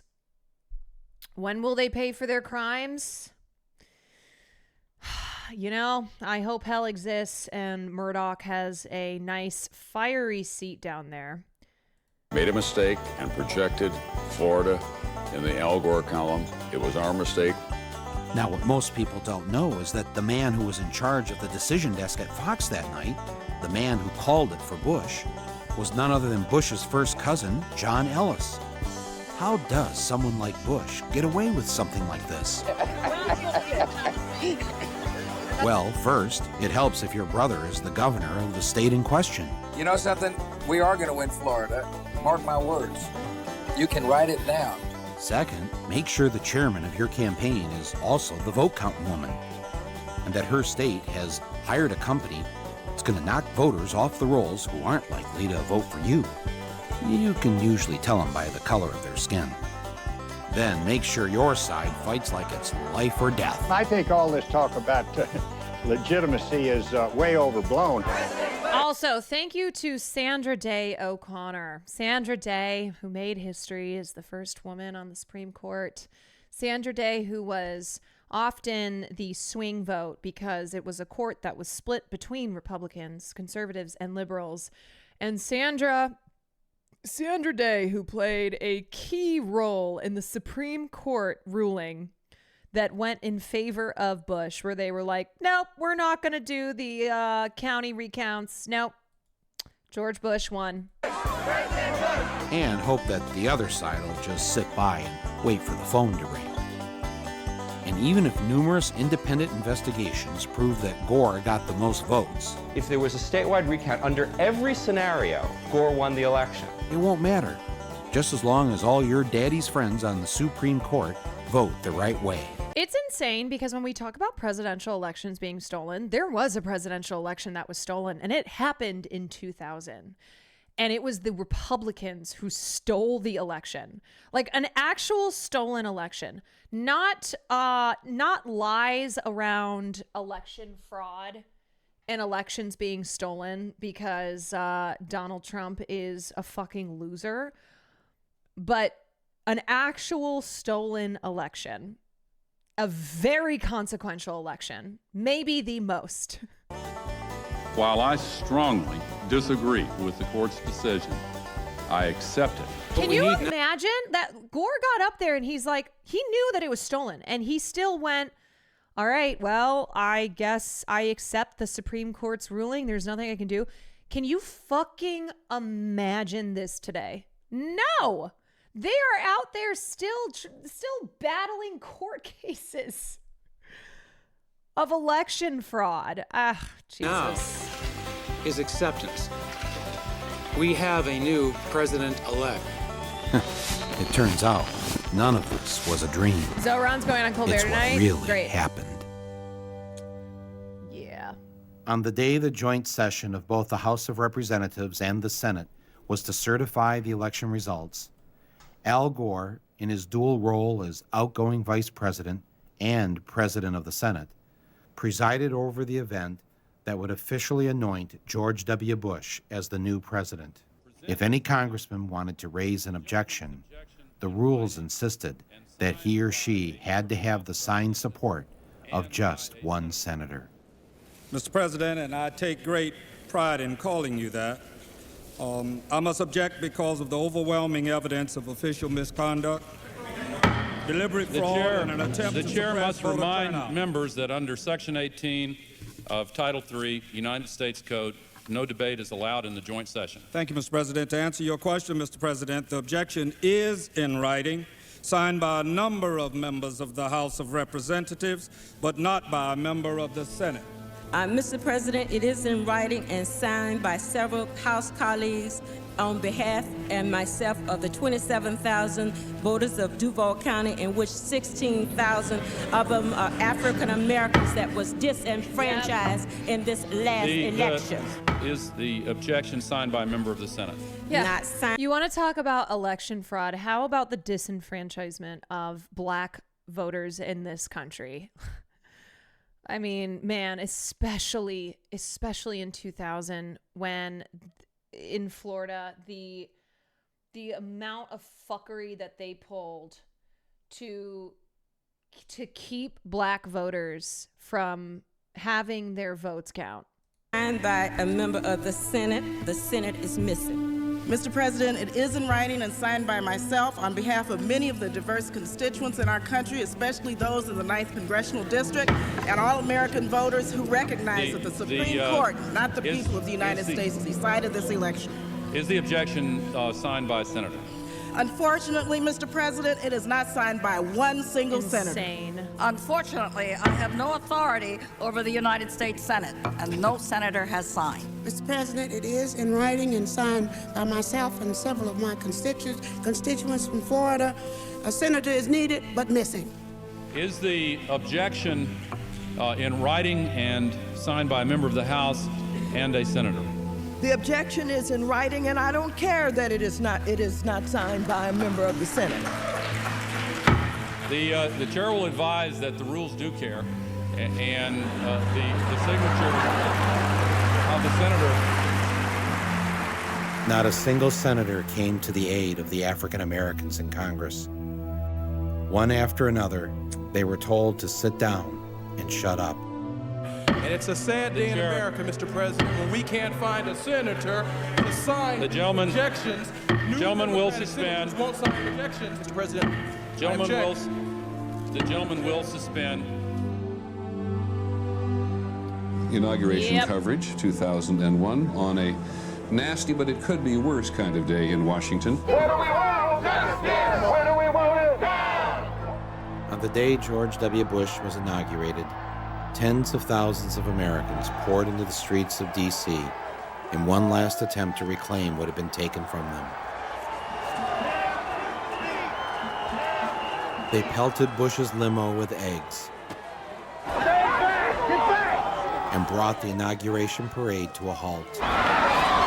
The plan to have Bush get out of the limo for the traditional walk to the White House Like, was you know what's crazy? To look back on this time and see how people protested Bush. And then how when people protest at like 1/8 of this speed, that it's oh my God, we're so up in arms. Oh, America has fallen to ruin. scrapped. Bush's limo hit the gas. People were fucking throwing eggs at Bush's limo. They were rioting in the streets. They were furious. Yeah, call the Marines, call in the National Guard, beat the shit out of all these people, and throw them in Guantanamo. To prevent an even larger riot. No president had ever witnessed such a thing on his inauguration day.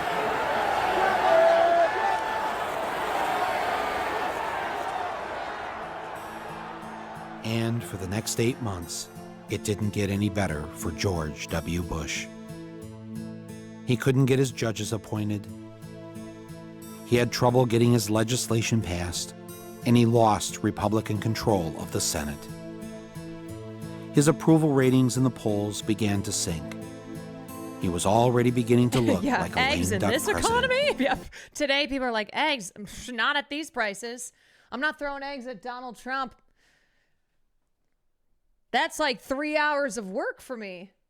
With everything going wrong, he did what any of us would do. He went on vacation.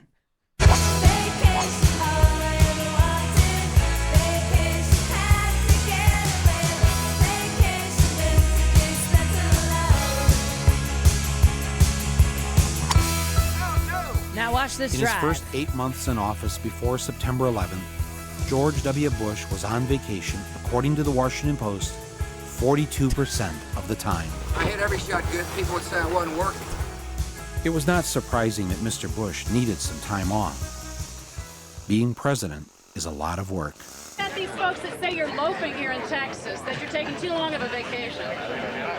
They don't understand the definition of work then. I'm getting a lot done. Secondly, you don't have to be in Washington to work. It's amazing what can happen with telephones and faxes. Thank you so much. And just a destiny of both. Yeah. What are you doing the rest of the day? Okay, this is not to let George Bush off the hook whatsoever, because he was president, and therefore he is deserving of being labeled the war criminal he is. But George Bush, you got to remember that he was not like his father, and he was not like the people around him, the Dick Cheneys, etc. He did not have real political ambition. He did not pursue politics out of college. Like, he coming from a political family, you know, his father being a previous president, he was thrust into politics. Like, he was Bush Jr., quite a fail son, and was essentially just lifted up through illegal means to become president of the United States. And it's why, too, after he was done being president, not just because he committed a bunch of war crimes, he disappeared, right? Like, he left the political arena.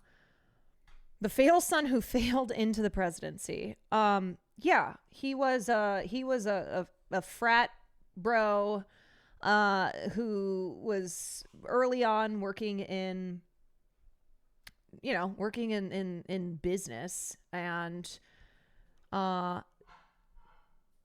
became president of the United States.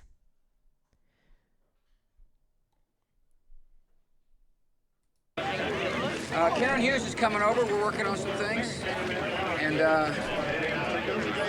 she'll be over here. We're working on a few things, a few matters. George Bush did the reverse. Hillary did war crimes and then painting. You'll see. I mean, there'll be some decisions that I will have made while I'm here, and we'll be announcing them as time goes on. The first time I met him, he had some good advice for me. Governor Bush, it's Michael Moore. Behave yourself, will you? Don't find real work. And work was something he knew a lot about. Anybody want some grits? relaxing at Camp David, yachting off Kennebunkport, How you doing? or being a cowboy on the ranch in Texas. I love the nature. I love to get in the pickup truck with my dogs. Oh, hi. George Bush spent the rest of August at the ranch, where life was less complicated. Armadillo loved to dig the soil looking for bugs. Hell yeah. And I so, love the nature. I went out there the other day, and there was Barney buried in his hole, chasing an armadillo. It was a summer to remember. And when it was over, he left Texas for his second favorite place. On September 10th, he joined his brother in Florida, Brother Jeb. where they looked at files and met important Floridians. He went to sleep that night in a bed made with fine French linens.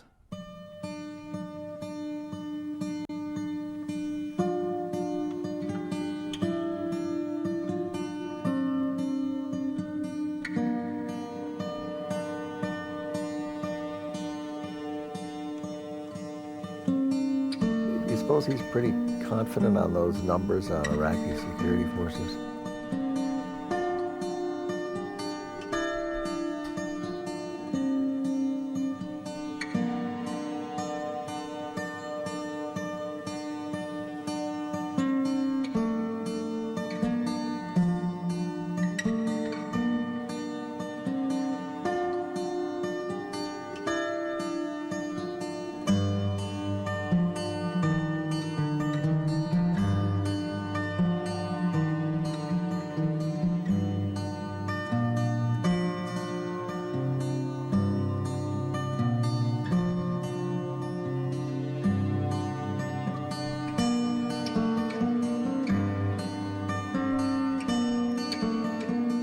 So, in case you don't remember, but when Fahrenheit 9/11 when it was finished, Disney was doing everything that they could to block the distribution of Fahrenheit 9/11.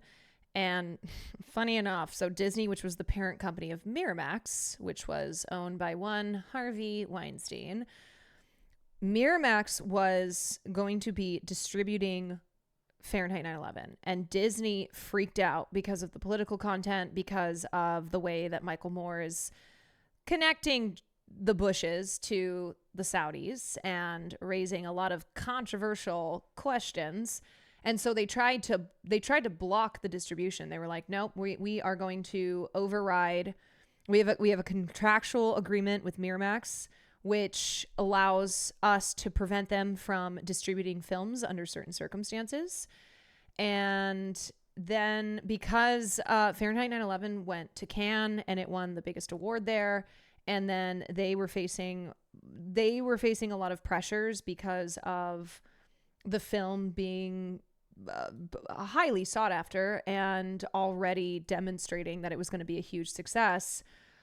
They then, I believe Miramax then was free to seek another distributor in North America.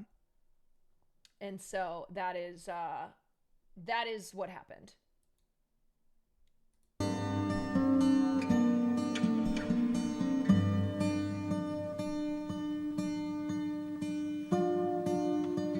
Wonder Gal, thank you for the gifted.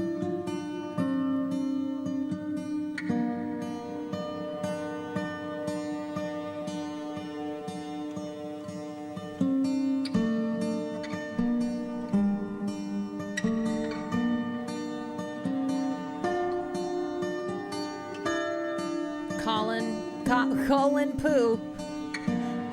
Pooh.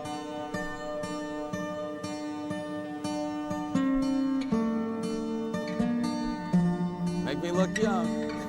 Yeah, sorry, you guys. They didn't yet have enough oil to put in their hair to slick it back because they had not yet gone into Iraq. So the oil was to come.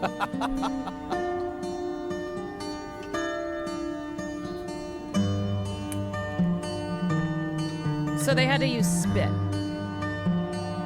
Yeah, I got a little sort of air noise. Yeah, just don't turn it up too much so I don't want to blow my head off.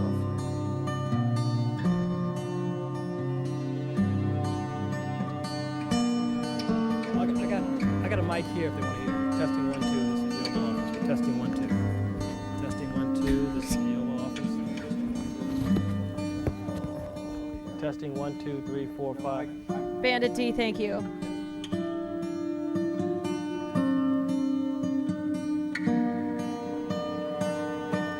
Hate to see the Weinstein names.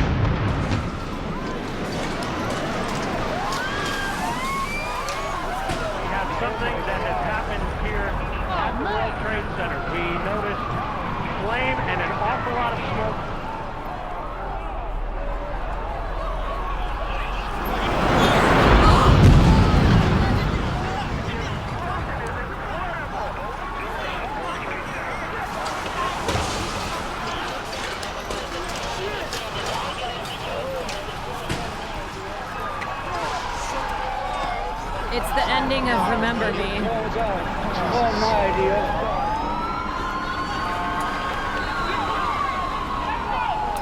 I have any 9/11 memories? Yeah. I was in 3rd grade, and I remember driving in the car with the people that we carpooled with, and they were listening on the radio in very hushed tones. And then I remember getting to school, and there was like an announcement that was made, and we all prayed. And then I remember my parents like also like adults were just all talking in hushed tones. That's what I remember. And I was living in Iowa at the time, but remember that there was a very a lot of people believed that New York was the beginning. They thought that even if you lived in Iowa, that you were under threat. Of course, you know, the major cities, Chicago, Los Angeles, they enacted like lockdowns, but it was instant paranoia. Yes, everybody across the country was gripped in the throes of paranoia and just total disbelief.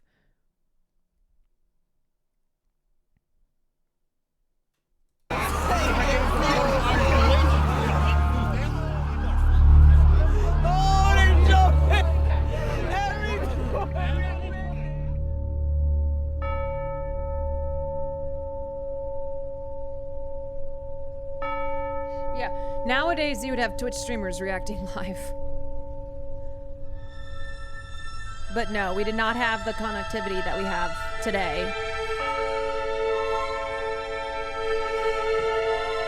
Kitsy Cat, thank you for the 7 months. Corn B, thank you for the 9 months.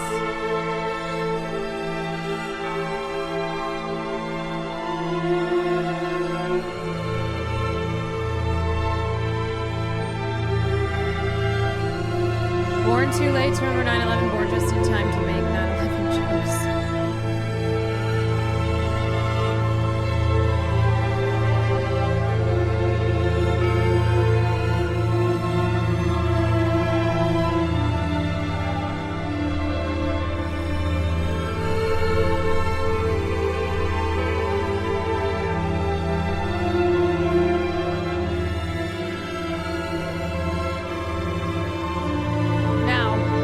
Ask any Muslim in this country, ask any brown person in this country what their memories of 9/11 are, because they were not good.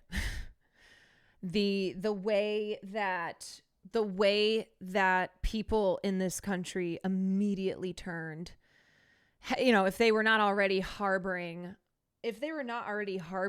anti-Muslim sentiments, I mean, it was like neighbors turning on neighbors, just if you were a brown kid in school, sorry.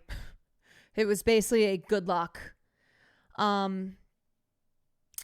It was just insane. I mean, yeah, like truly any remotely brown person was seen as a perpetrator of the worst terrorist attack on US soil.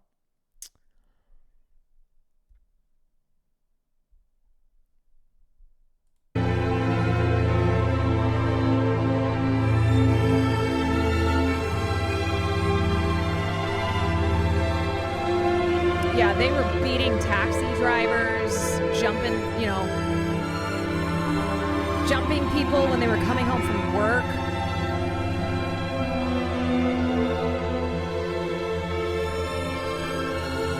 Yeah, a Sikh man who was beaten for the crime of being brown. On September 11th, 2001, nearly 3,000 people, including a colleague of mine, Bill Weems, were killed in the largest foreign attack ever on American soil. The targets were the financial and military headquarters of the United States. If anyone has any idea, if they've seen him or knows where he is, to call us. He's got two little babies. As the attack took place, Mr. Bush was on his way to an elementary school in Florida.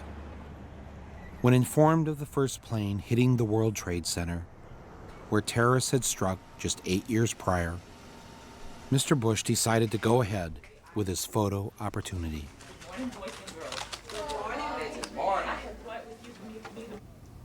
Wasn't 24 the TV show a huge part of feeling Islamophobia? So 24 happened after 9/11, but it certainly seized on the culture, which was one where extreme jingoism, patriotism was dominating the culture, where country music had a big resurgence, where like radio stations would not play music by like metal bands, by anybody who was counterculture, anybody who was like raging against the machine, and instead was playing the music of country artists who were singing about, killing bin Laden. 24 was a show that was extremely popular. I mean, I remember watching this show with my best friend's family, which we would record on TiVo, and it fed into those sentiments where it was all about protecting your country. It was all about, fighting the bad guys, of course, being brown. And then we saw the continuation of this with shows like Homeland. The way that pop culture changed after 9/11, in part because of what was allowed, what was actually greenlit and what was, what the public was exposed to. And also because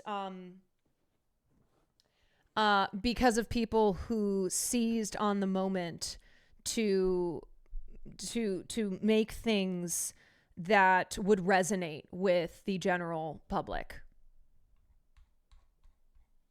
TiVo mention. Read this word the fast way. Get ready. Mad. Yes, mad. Get ready. Mad. Yeah. Okay, get ready to read the words on this page without making a mistake. When the second plane hit the tower, his chief of staff entered the classroom and told Mr. Bush, the nation is under attack. Mr. President, a second plane has hit the towers. Not knowing what to do, with no one telling him what to do, and no Secret Service rushing in to take him to safety, Mr. Bush just sat there and continued to read My Pet Goat with the children. My pet goat.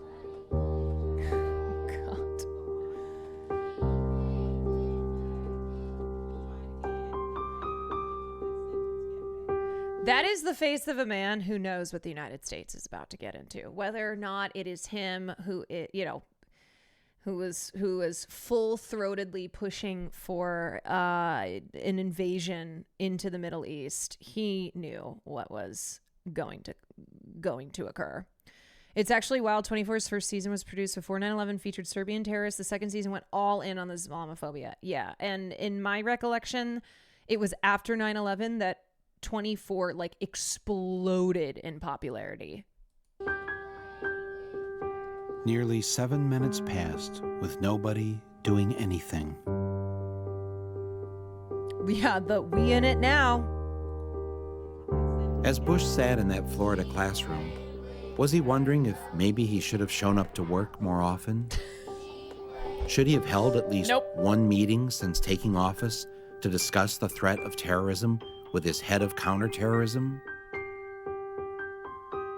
Or maybe Mr. Bush was wondering why he had cut terrorism funding from the FBI. Or perhaps he just should have read the security briefing that was given to him on August 6, 2001, which said that Osama bin Laden was planning to attack America by hijacking airplanes.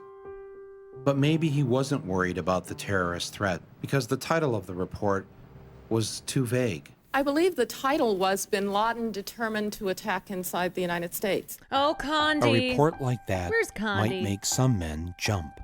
But as in days past, George W. just went fishing. As the minutes went by, George Bush continued to sit in the classroom. Was he thinking, I've been hanging out with the wrong crowd? Which one of them screwed me? Was it the guy my daddy's friends delivered a lot of weapons to? Was it that group of religious fundamentalists who visited my state when I was governor? Or was it the Saudis? Damn, it was them. I think I better blame it on this guy.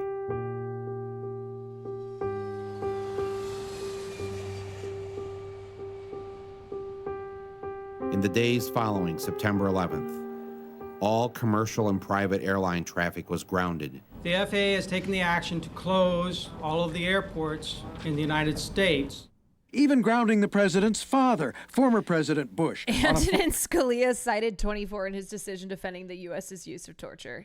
Yeah, love to have a powerful Supreme Court justice citing a fictional show that stars Kiefer Sutherland as a line of reasoning for why torture is sanctioned. Avi Shlaim's Three Worlds, he wrote that before 9/11 they were planning on invading the Middle East in the name of war against radical Islam on behalf of Israel, but 9/11 rewrote the script. Yeah, I think it's well, should be well known that 9/11 was not suddenly what put the Middle East on the map. No. This had been decades, okay? We've been talking about Iran a lot the last week because of the U.S. and Israel's war in Iran. They have been wanting to seize Iran for decades. This has been going on since 1953. So it was not that, 9/11 happened and now we're going to change course here and invade the Middle East because we have to stop the war on terror. No, this was an excuse. And we know this was an excuse for many reasons, but one being that they lied in order to convince the public that we had to go to war, that we had to invade Iraq. Jack Bauer saved Los Angeles. He saved hundreds of thousands of lives. Are you going to convict Jack Bauer? Say that criminal law is against him? Rest in piss. Flight forced to land in Milwaukee. Thousands of travelers were stranded, among them Ricky Martin, due to appear at tonight's Latin Grammy Awards. Not even Ricky Martin could fly. Not even Ricky Martin could But really, fly. Who wanted to fly? No one. Except the Bin Ladens.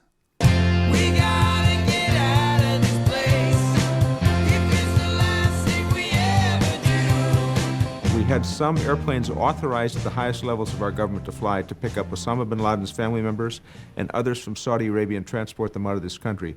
It turns out that the White House approved planes to pick up the bin Ladens and numerous other Saudis. At least 6 private jets and nearly 24 commercial planes carried the Saudis and the bin Ladens out of the U.S. after September 13th. In all, 142 Saudis, including 24 members of the bin Laden family, were allowed to leave the country.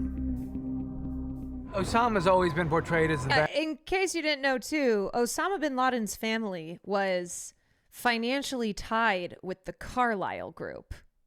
And it was after 9/11, it wasn't until like October, that they severed those financial ties because of the investment being criticized due to speculation that the family would profit from increased military spending as America went to war against terrorism.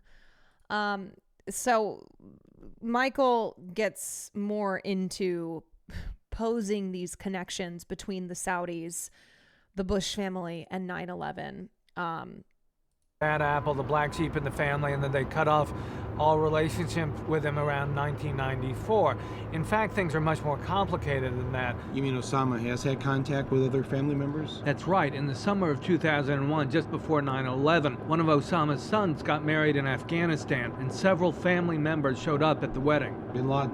That's right. So they've not cut off completely. That's really an exaggeration.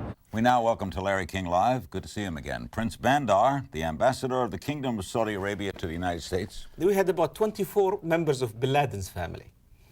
And in America, students, and His Majesty felt it's not fair for those innocent people to be subjected to any harm. On the other hand, we understood, had a high emotion. So with coordination with the FBI, we got them all out. This is retired FBI agent Jack Clunan. Before 9/11, he was a senior agent on the joint FBI-CIA Al-Qaeda task force. I, as an investigator, would not want these people to have left. I think in the case of the Bin Laden family, I think it would have been prudent. Hand the subpoenas out, have them come in, get on the record. You know, get on the record. That's the proper procedure. Yeah. How many people were pulled off of airlines after that coming into the country who were what? They were from the Middle East, or they fit a very general picture. We held hundreds of and weeks and months at a time.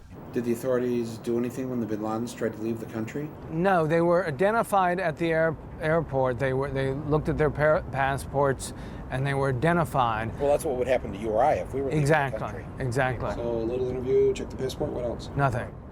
I don't know about you, but usually when the police can't find a murderer, don't they usually want to talk to the family members to find out where they think he might be? You have no idea where your husband might be. Well, if you should hear anything, let us know, will you? You willing to come downtown and give us a statement? This gonna take long? You got the time? Mine's worth money, yours isn't. Send in a bill. I asked you a question. You're here to answer them, not ask them. Now, you listen to me, cop. I pay your salary. All right, sit down. Listen here, buddy. Yeah, that's how cops do it. What was going on here? I think we need to know a lot more about that. That needs to be the subject of a significant investigation. What happened? How did it happen? Why did it happen? And who authorized it? Trying to imagine what those poor bastards were feeling when they were jumping out of that building to their death. Those young guys and cops and firemen that ran into that building, never asked a question, and they're dead. And families' lives are ruined. And they'll never have peace. That's right. And if I had to inconvenience a member of the Bin Laden family with a subpoena or a grand jury, do you think I'd lose any sleep over it? Not for a minute, Mike. No one would question it. No, it's right. Not even the biggest civil libertarian. No, it's no just, one would question it's just, you know, you got a lawyer, fine. Counselor, fine. Mr. Bin Laden, this is why I'm asking you. It's not because I think that you're anything. I just want to ask you the questions that I would anybody. Right. And that's all. None of this made any sense. Can you imagine in the days after the Oklahoma City terrorist bombing, President Clinton helping to arrange a trip out of the country for the McVeigh family? What do you think would have happened to Clinton if that had been revealed? Bandar, do you know the Bin Laden family? I do very well. What are they like? They're really lovely human beings. He is the only one I don't know him. Well, I met him only once. What was the circumstance under which you met him? This is ironic. In mid-80s, if you remember, we in the United States were supporting the Mujahideen to liberate Afghanistan from the Soviets. Oh, yes. He came to thank me for my efforts. That's what it was all to about. bring the Americans, our friends, to help us against the atheists, he said the communists. Isn't it ironic? In other words, he came to thank you for helping bring America to help him. And now he may be responsible for bombing America. Absolutely. What did you make of him when you met him? I was not impressed, to be honest with you. Not impressed? No, I thought he was simple and very quiet guy.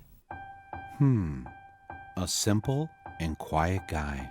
So, yeah, remember that when the United States got involved in Afghanistan, when they intervened in Afghanistan, this started during the Cold War, and both the Soviets and the U.S. first got involved via infrastructure investments and then eventually military intervention. And once the U.S. determined that the Soviets posed enough of a threat, that the political leaders in Afghanistan were leaning a bit too far towards the Soviet side, that's when they kicked the military intervention into gear. And they supported insurgency groups. And those groups eventually came to form Al-Qaeda. So that is why when people talk about how the United States bears responsibility for the emergence of Al-Qaeda, which then was headed up by bin Laden, it's because it goes back to the U.S.'s intervening in Afghanistan all the way back in the Cold War. So dating back to the 50s and 60s. Yes, ISIS as well. I mean, this is a common tale where these extremist groups have been propped up and were initially funded by empires like the US in order to help control their interests in the region, because they wanted to regime change, because they wanted to make sure that the current government wasn't going to ally with the Soviets. And so they needed to come in and split the government into various factions. And that, of course, has led to the decades-long instability in Afghanistan. And then, of course, you had the Taliban come into power. Side note, I just found out this movie was released on my birthday in Australia. Wow. So much of our involvement in Afghanistan was embarrassment over Vietnam and wanting to make the Soviets have their own Vietnam. Yeah, we were eyeing the footholds that the Soviets were gaining in Afghanistan and did not want Afghanistan to not be aligning with Western interests. Whose family just happened to have a business relationship with the family of George W. Bush. Is that what he was thinking about? Because if the public knew this, it wouldn't look very good. Was he thinking, you know, I need a big black marker? In early 2004, in a speech during the New Hampshire primary, I called George W. Bush a deserter from his time in the Texas Air National Guard. In response, the White House released his military records in the hopes of disproving the charge. What Bush didn't know is that I already had a copy of his military records, uncensored, obtained in the year 2000. And there is one glaring difference between the records released in 2000 and those he released in 2004. A name had been blacked out. In 1972, 2 airmen were suspended for failing to take their medical examination. One was George W. Bush. and the other was James R. Bath. Oh, Michael Moore's In a 2000, legendary the hater. documents show both names. But in 2004, Bush and the White House had Bath's name blacked out. Why didn't Bush want the press and the public to see Bath's name on his military records? Perhaps he was worried that the American people would find out that at one time James R. Bath was the Texas money manager for the Bin Ladens. Bush and Bath had become good friends when they both served in the Texas Air National Guard. After they were discharged, when Bush's dad was head of the CIA, Bath opened I up like that he just keeps referring to George H. as Bush's dad. his own aviation business after selling a plane to a man by the name of Salam bin Laden, heir to the second largest fortune in Saudi Arabia, the Saudi bin Laden Group. W at that time was just starting off in the world as a businessman. Because he's a guy who's always tried to emulate his father, he decided to go into the oil business. Yeah. He founded an oil company, a drilling company out in West Texas called Arbusto, which was very, very good at drilling dry holes that nothing came out of. But the question has always been, where did this money come from? Now, his dad was rich. His dad could have done this for him, but his dad didn't do this for him. There's no indication that Daddy wrote a check to start him off in this company. So where did George W. Bush get his money? I'm George Bush. One person who did invest in him was James R. Bath. Bush's good friend, James Bath, was hired by the bin Laden family to manage their money in Texas and invest in businesses.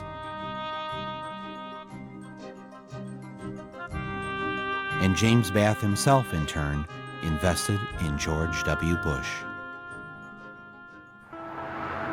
Bush ran Arbusto into the ground, as he did every other company he was involved in, until finally one of his companies was bought by Harken Energy.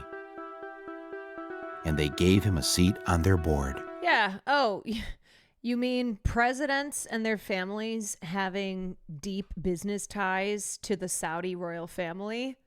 Where have we heard this before? Where have we seen this before? Why do you think that the Saudis are left out of the these countries are all a threat to the United States?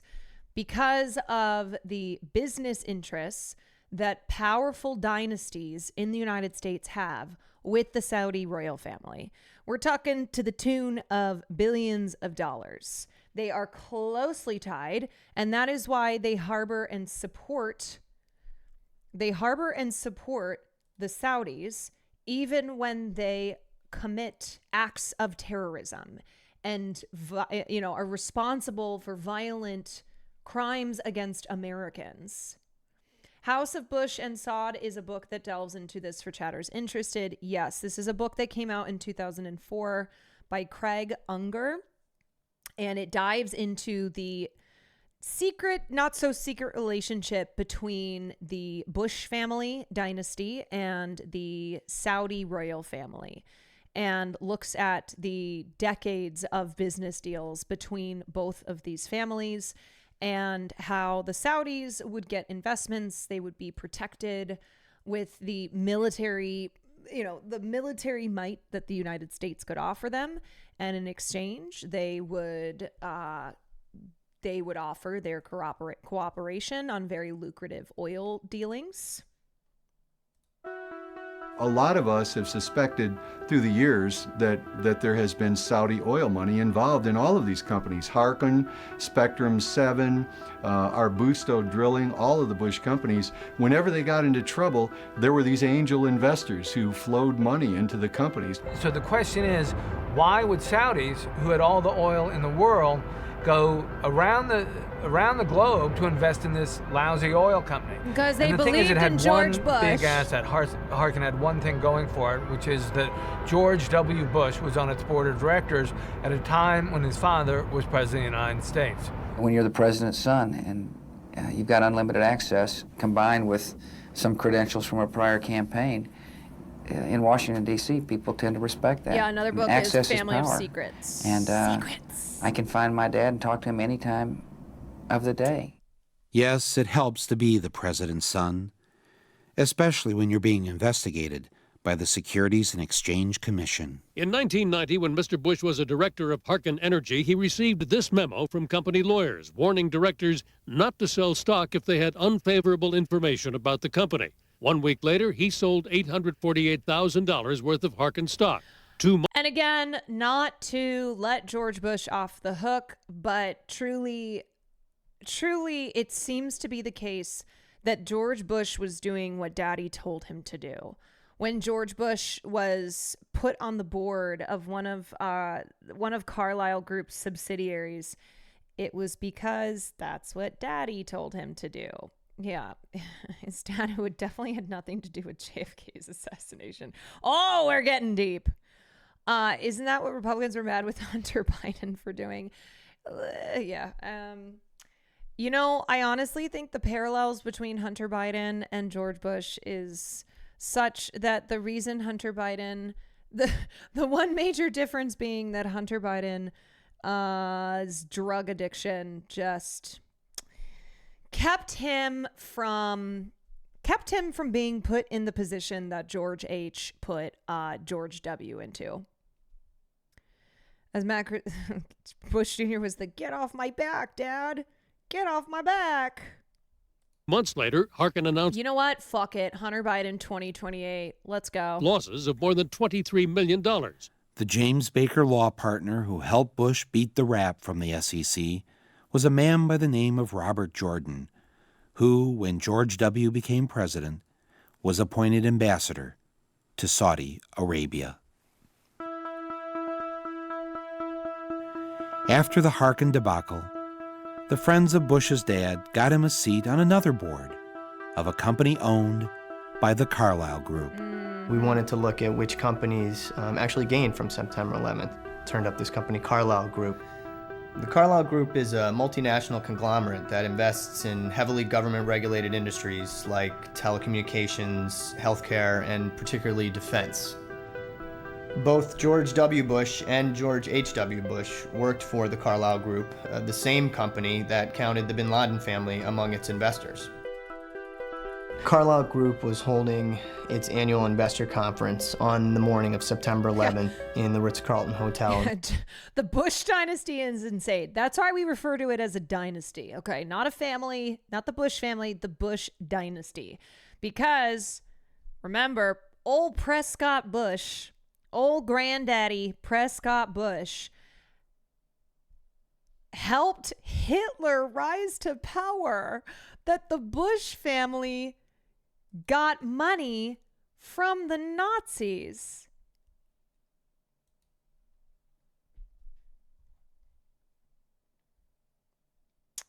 You know, just some red-blooded Americans. I'm sorry, what?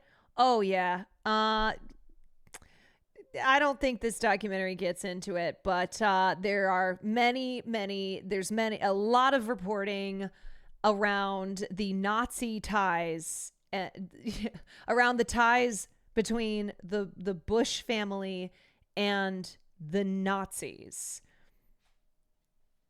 Their extensive business relations that meant that the Bush family benefited financially from the Holocaust. He was also involved in the business plot that almost couped FDR. Yeah, this dynasty goes deep. In Washington, D.C. At that meeting were all of the Carlyle regulars. James Baker, likely John Major, definitely George H.W. Bush, though he left the morning of September 11th. Shafiq bin Laden, who is Osama bin Laden's half-brother, and was in town to look after his family's investments in the Carlyle Group. All of them together in one room watching as the planes hit the towers, and that in fact the bin Laden family was invested in one of their defense funds, which ironically meant that as the United States started increasing its defense spending, the bin Laden family stood to gain from those investments through the Carlyle Group. Our Commander-in-Chief, President George W. Bush. With all the weapons companies it owned, the Carlyle Group was, in essence, the 11th largest defense contractor in the United States. Thanks a lot. It owned United Defense, makers of the Bradley Armored Fighting Vehicle. September 11th guaranteed that United Defense was going to have a very good year. Nazi gold isn't sitting under some coconut tree. It was sitting in the bank accounts of some of the richest people in the world.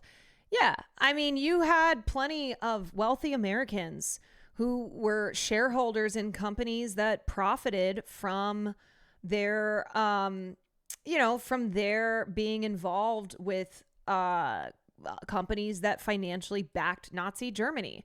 I mean, look at the parallels today, right? Look at the fucking universities that are being protested by the very students who go there because of their investments with companies that are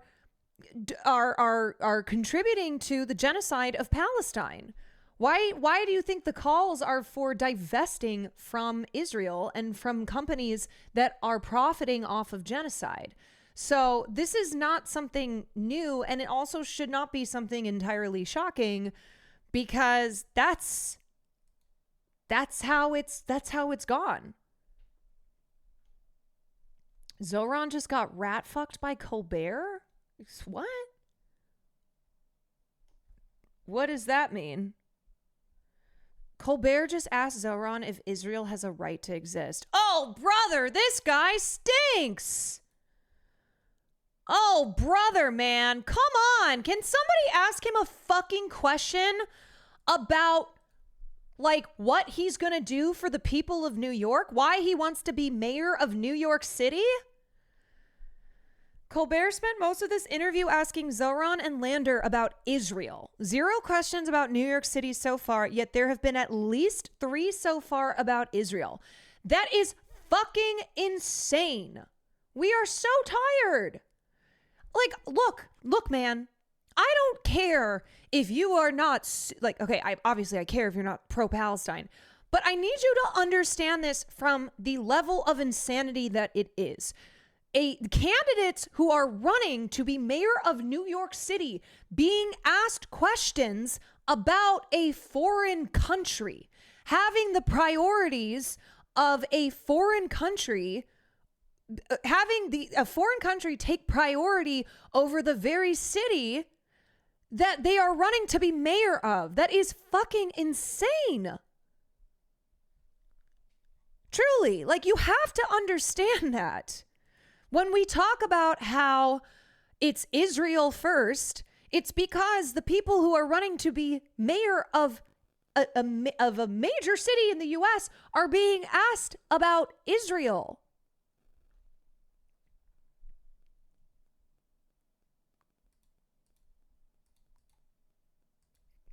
I'm not going to watch the whole thing. Lander, how does that work? Why is this, for each of you, question, why is this your number 2 guy? Andrew, choose him. At the same time, we have a positive vision. You know, when I first met Zoran, he was leading an effort to help taxi drivers who... Okay, so they're talking, blah, blah, blah, blah, blah. Also it's like, this is a big thing that was erased, that has been erased too from the history of Muslims and Jews coexisting in historic Palestine. Like when it was in control of the Ottoman Empire, you know, before Zionists came in and started cleansing Palestinians and making way for Israel to be founded, like, it was better for Jews under the Ottoman Empire than it was in Christian Europe, which is why they had started to emigrate over there, you know, in the 1800s. And before that, British colonialism, right? It's like, okay, let's unmask the Scooby-Doo villain here. Fucking British colonialism. Now, there were still I'm not saying that it was idyllic. I'm not saying that it was perfect, but it is a lie. It is a lie that has been told for a long time, that Muslims and Jews inherently despise each other. That is a lie that is told over and over again to justify wars, to justify violence, to say, oh, well, they're born hating, Jews hate Muslims and Muslims hate Jews. It's a fucking lie.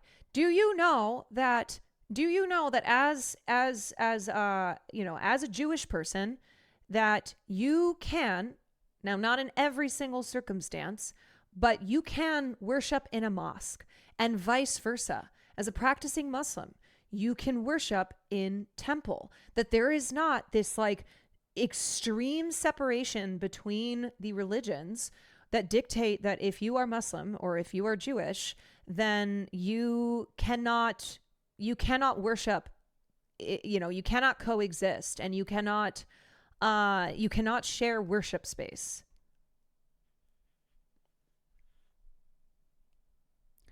Man, I hate this. I hate this shit.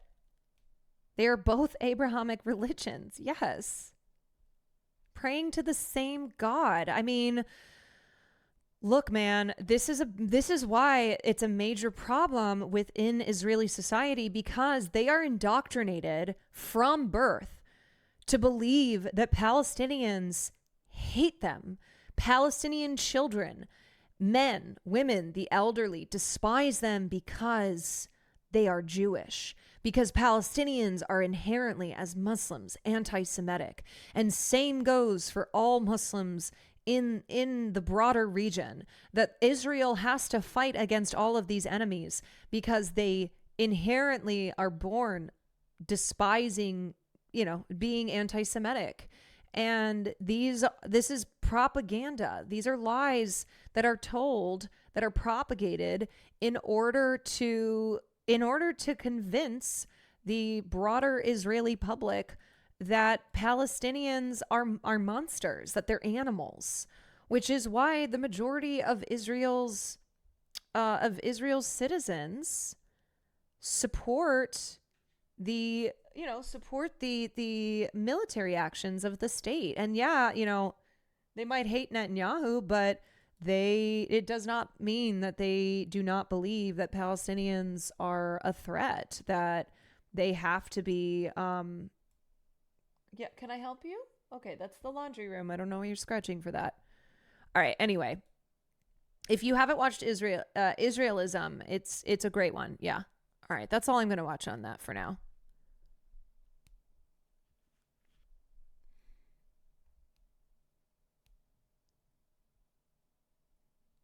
Yeah, that's frustrating. But you know what?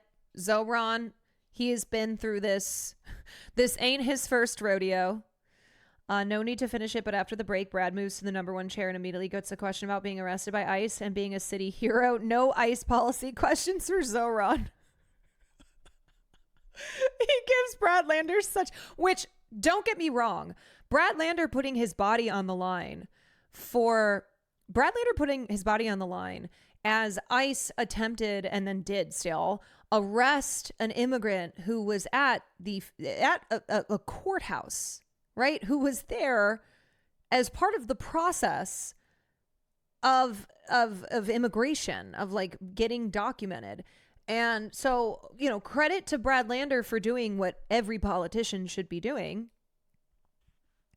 But yeah, not asking Zohran questions about ICE. And it's just like, hey, Brad, let's talk about how you were a hero.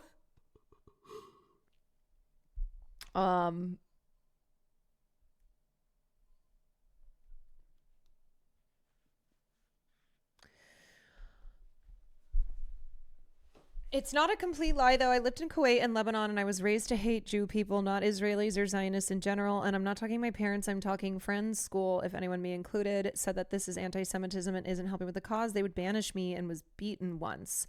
The hate exists, but it wasn't before because of all the shit that happened when Israel started cleansing Palestinians. Look, that's complicated, right? I mean, you hear a lot of Palestinians and, just other Arabs in surrounding regions who do make the distinction between Jewish people and Zionists. But also a lot of a lot of Arabs, a lot of Muslims, their only interactions with Jewish, just Jewish people with Judaism is via Israel dropping bombs on them in the name of Judaism, like coming in and cleansing them from their hometowns. And same with America, right? Their only understanding of America is the bomb that has an American flag that drops on their city, that drops on their home. So, what I'm trying to say though is that nobody is born inherently hating another group of people. Like, that is socialized into them. That is something that they are taught because of because of the interests of those in power who want to ensure consent from the people who they are ruling over. But what's like the thing is, and I don't mean to, like, when I say taught, because that I don't want to feed into the narrative of like Palestinians are raised to hate Jewish people. Like, no, that is propaganda that is used to justify the murder of Palestinians, including babies, because they say, well, those are baby terrorists, right? Those are baby terrorists, so there's no innocent Palestinian, right? When you hear that genocidal rhetoric, there's no innocent Palestinians, there's no innocent in Gaza, because they are raised to despise us because they're anti-Semitic, right? They have anti-Semitism ingrained in them. So more anti-Christian sentiment would exist if America and its allies had crosses on their uniforms and war machines.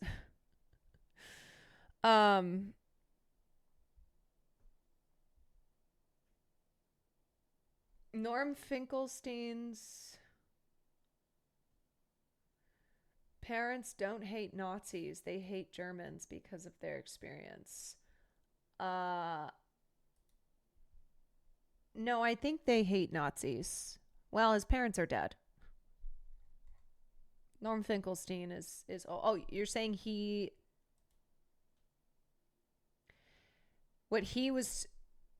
has a really good okay, well, anyway, all right, I'm getting distracted and I want to return to this. He said that in an interview. Okay, I haven't seen that before. That is a complicated thing that's like not going to be explained in one sentence, and Norm will explain it better. My point is, hating Jews is completely against the Palestinian cause. We can still, okay, yeah, all these things. Okay, all right. Just 6 weeks after 9/11, Carlyle filed to take United Defense public, and in December made a one-day profit of $237 million.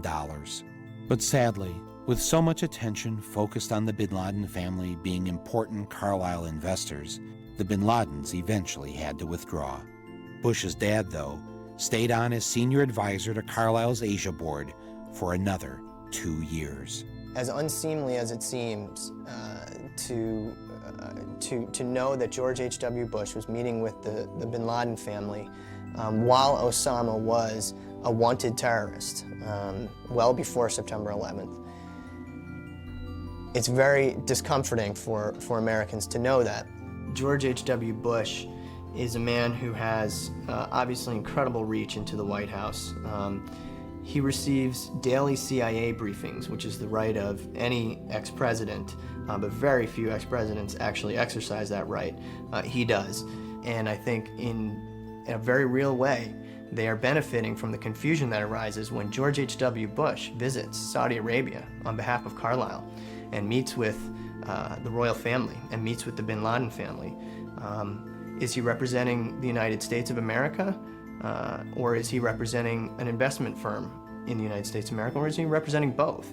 This company is about money. It's not about conspiracies to run the world or engineer political maneuvering and things like that. It's about making money, and it's about making a lot of money, and they've done very well. To get you on the record on this question, in the White House view, there's no ethical conflict in former President Bush and former Secretary of State Jim Baker using their contacts with world leaders to represent one of the most well-known military arms dealers, the Carlyle Group. You know what? If you don't know Helen Thomas, you should fucking know Helen Thomas. And also, Helen Thomas was like one of the last members of the White House press corps who asked a president about Israel's nukes. And the president that she asked was Barack Obama, and Barack Obama refused to answer the question about Israel's nuclear program. The president has full faith that his family will conform with all proper ethics laws, and will act properly in their conduct. Okay, so let's say one... She's still kicking? No, Helen Thomas is not still kicking. But she was a long time member of the White House press corps. She goes all the way back to the Kennedy administration and then retired died when she was in the second year of Obama's administration. Group of people, like the American people, pay you $400,000 a year to be president of the United States. But then another group of people invest in you, your friends, and their related businesses $1.4 billion over a number of years. Who are you going to like? Who's your daddy? Because that's how much the Saudi royals and their associates have given the Bush family, their friends, How are you, sir? and their related businesses in the past 3 decades. Seems like a very nice reunion with friends. Is it rude to suggest that when the Bush family wakes up McConnell behind Bush in that shot was chilling.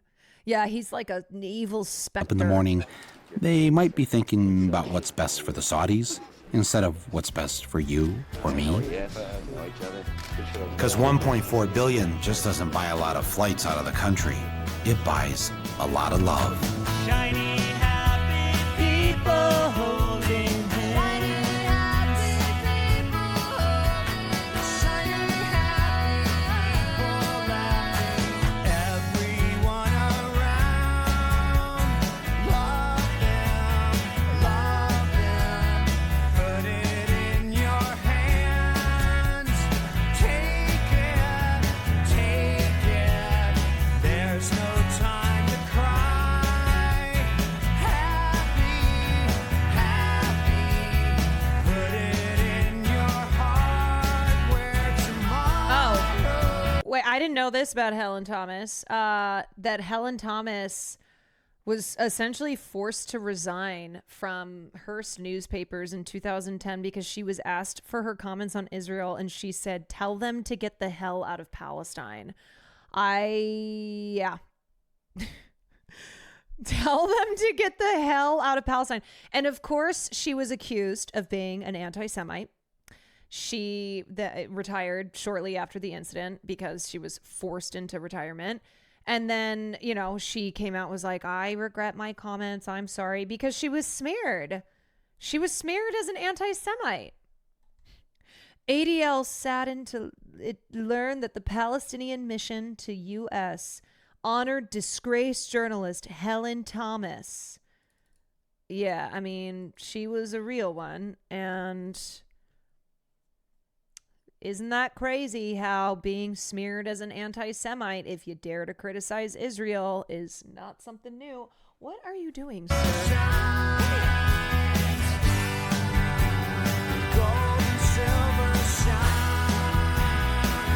Under all the noise. Thank you for 5 months. Sooner or later, this special relationship with a regime that Amnesty International condemns as a widespread human rights violator would come back to haunt the Bushes. Now, after 9/11, it was an embarrassment, and they preferred that no one ask any questions. The investigation should have begun on September 12th. There's no reason why it shouldn't have. 3,000 people were dead. It was a murder, and it should have gotten started immediately. First, Bush tried to stop Congress from setting up its own 9/11 investigation. It's important for us to not reveal how we collect information. That's what the enemy wants. And we're fighting an enemy.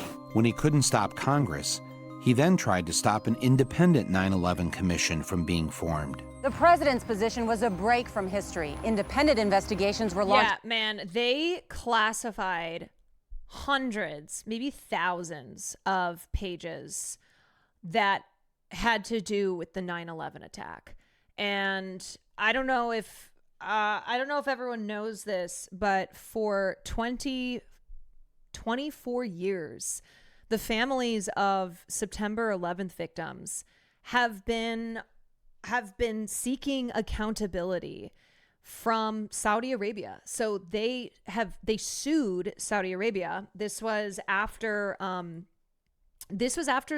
JASTA bill. So this was the Justice Against Sponsors of Terrorism Act, JASTA, was passed by Congress, and Obama tried to veto this bill, but Congress overrode the veto. And this bill's passing allowed, so this happened in 2016. And this allowed the families of 9/11 victims to sue Saudi Arabia under, with the allegations, with the charges that Saudi officials had collaborated and assisted 9/11 hijackers. And the FBI released documents and testimony that revealed a lot of information around Saudi's connections to the some of the hijackers. And it's crazy because there is a growing mountain of evidence of Saudi's involvement, but nobody seems to give a fuck. Like, that's what's so crazy. We will cite 9/11 still as a reason to go into Iran. And meanwhile, it's crickets on the Saudis because the US has a trading relationship with Saudi America, because US presidents and other people in high positions of power have vested financial interests. So we provide cover for the Saudis. And we turn the attention elsewhere. Within days of Pearl Harbor and President Kennedy's assassination. But when Congress did complete its own investigation, the Bush White House censored 28 pages of the report. The president is being pressed by all sides to declassify the report. U.S. officials tell NBC News most of the secret sources involve Saudi Arabia. We have given there is still a lot that we don't know. There's a lot that we have come to know, and evidence that points to point to something like the Saudis' involvement in 9/11, but there are still documents and reports that have yet to be declassified. But even when they are, it doesn't seem to make a blip on the radar. The media does not do wall-to-wall coverage on declassified reports that reveal long-hidden government files that connect U.S. allies to the worst foreign terrorist attack on our soil. God damn it, I wanted to call you, but you're streaming. Yeah. Are you okay? Are you good? We're watching Fahrenheit 9/11 and, just talking about same shit that we're talking about today. You're good. Okay. Good. Do you want to cover the plane crash? I mean, I'm going to be honest. Let's do it another night. I will have you call in because I'm already reaching, what am I? I'm going to be at 4 hours. I'm only 30 minutes into this 2-hour doc. I'm only 30 minutes in. I will have you on to discuss the plane crash. Well, call me when you're done streaming. Wait, do you want me to call you when I'm done to discuss the plane crash, or do you want to do that on stream? Cortana, thank you for the Prime.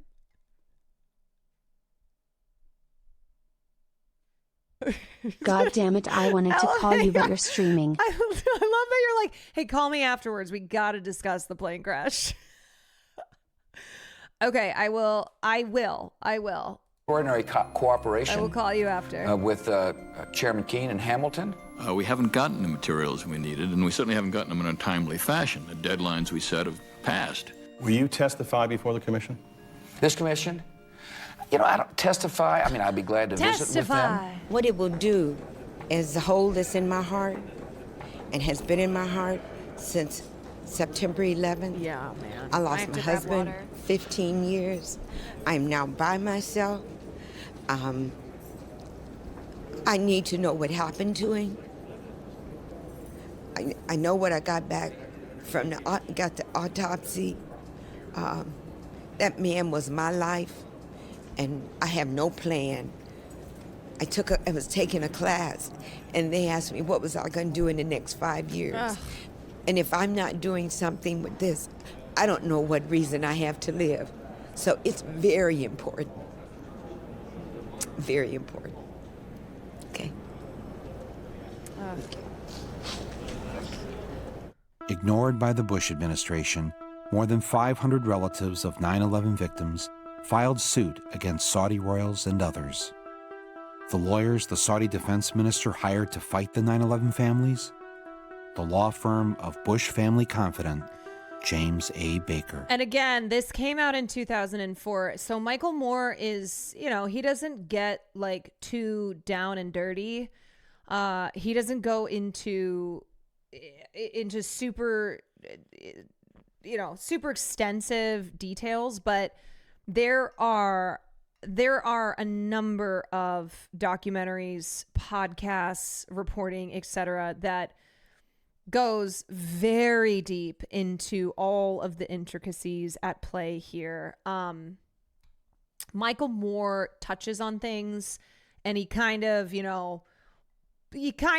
asks questions that are with the intent of viewers making the connections in their own minds. He gets your foot in the door. But also, this happened 1 year after we invaded Iraq, and there is still information that is coming out around the events of 9/11. Like, that's, I can't imagine being a family member of a victim of 9/11, and 2 decades later, you are still seeking answers and seeking accountability, and have been blocked at multiple points by your own government. When we talk about never forget as a solemn reminder of 9/11, well, the survivors and victims' families never forget and have been pursuing transparency around the events before, during, and after, and have sought to hold those responsible who they believe played a role in that day. And remember, 15 of the 19 hijackers were Saudi citizens. And Saudi Arabia has long denied that they were involved. And the U.S. has denied it as well and said, no, they're our ally, right? They're a partner for us in the Middle East. They had no role in this. Al-Qaeda, bin Laden acted on their own. This had nothing to do. The Saudis were not involved at all.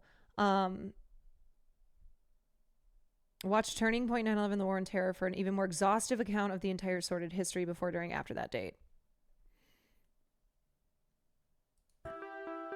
Mike from PA went to funerals of 9/11 victims, still turn out based. That is how old Michael from Pennsylvania is. Old. I have to do it because people do it to me. So we're right here in the center of three important American landmarks, the Watergate Hotel and office building, the Kennedy Center over there, and the Embassy of Saudi Arabia. Yeah. How much money do the Saudis have invested in America, roughly? I've heard figures as high as $860 billion. 860 billion. Billion. That's a lot of money. A lot, yeah. And what percentage of our economy does that represent? I mean, it seems like a lot. Well, in Are you terms planning of... on finishing this tonight?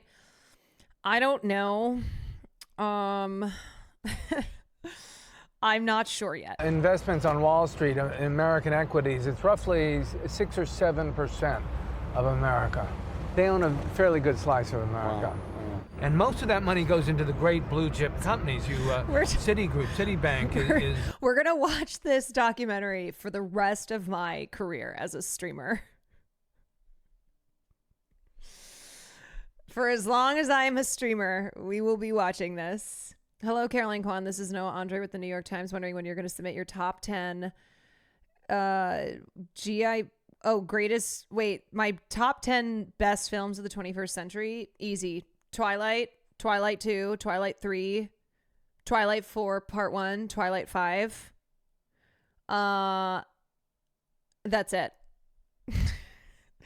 Sorry, I don't have 10. The largest stockholder is a Saudi. AOL Time Warner has big Saudi investors. So I read where like the Saudis have $1 trillion in our banks of their money. What would happen if like one day we just pulled that $1 trillion out? $1 trillion, that would be an enormous blow to the economy. Right. Mr. Bork, can I speak to you for a Give moment? subs. Yeah, Fart. sure. How are you doing? Yeah, good. How you doing? Steve Michael Kimball Moore? with the Secret Hey. Service. How are you Oh, doing, how you doing, sir? Yes. We're just ascertaining information regarding. Are you doing okay. a documentary regarding Yes. the Saudi Arabia embassy or chancery?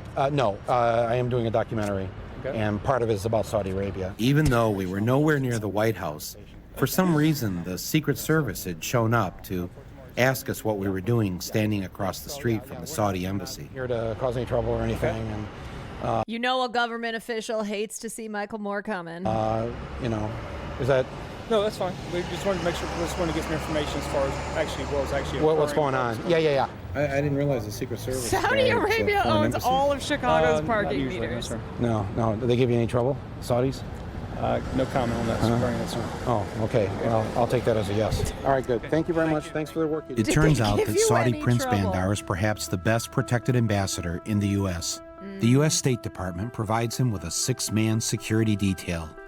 Considering how he and his family and the Saudi elite own 7% of America, it's probably not a bad idea.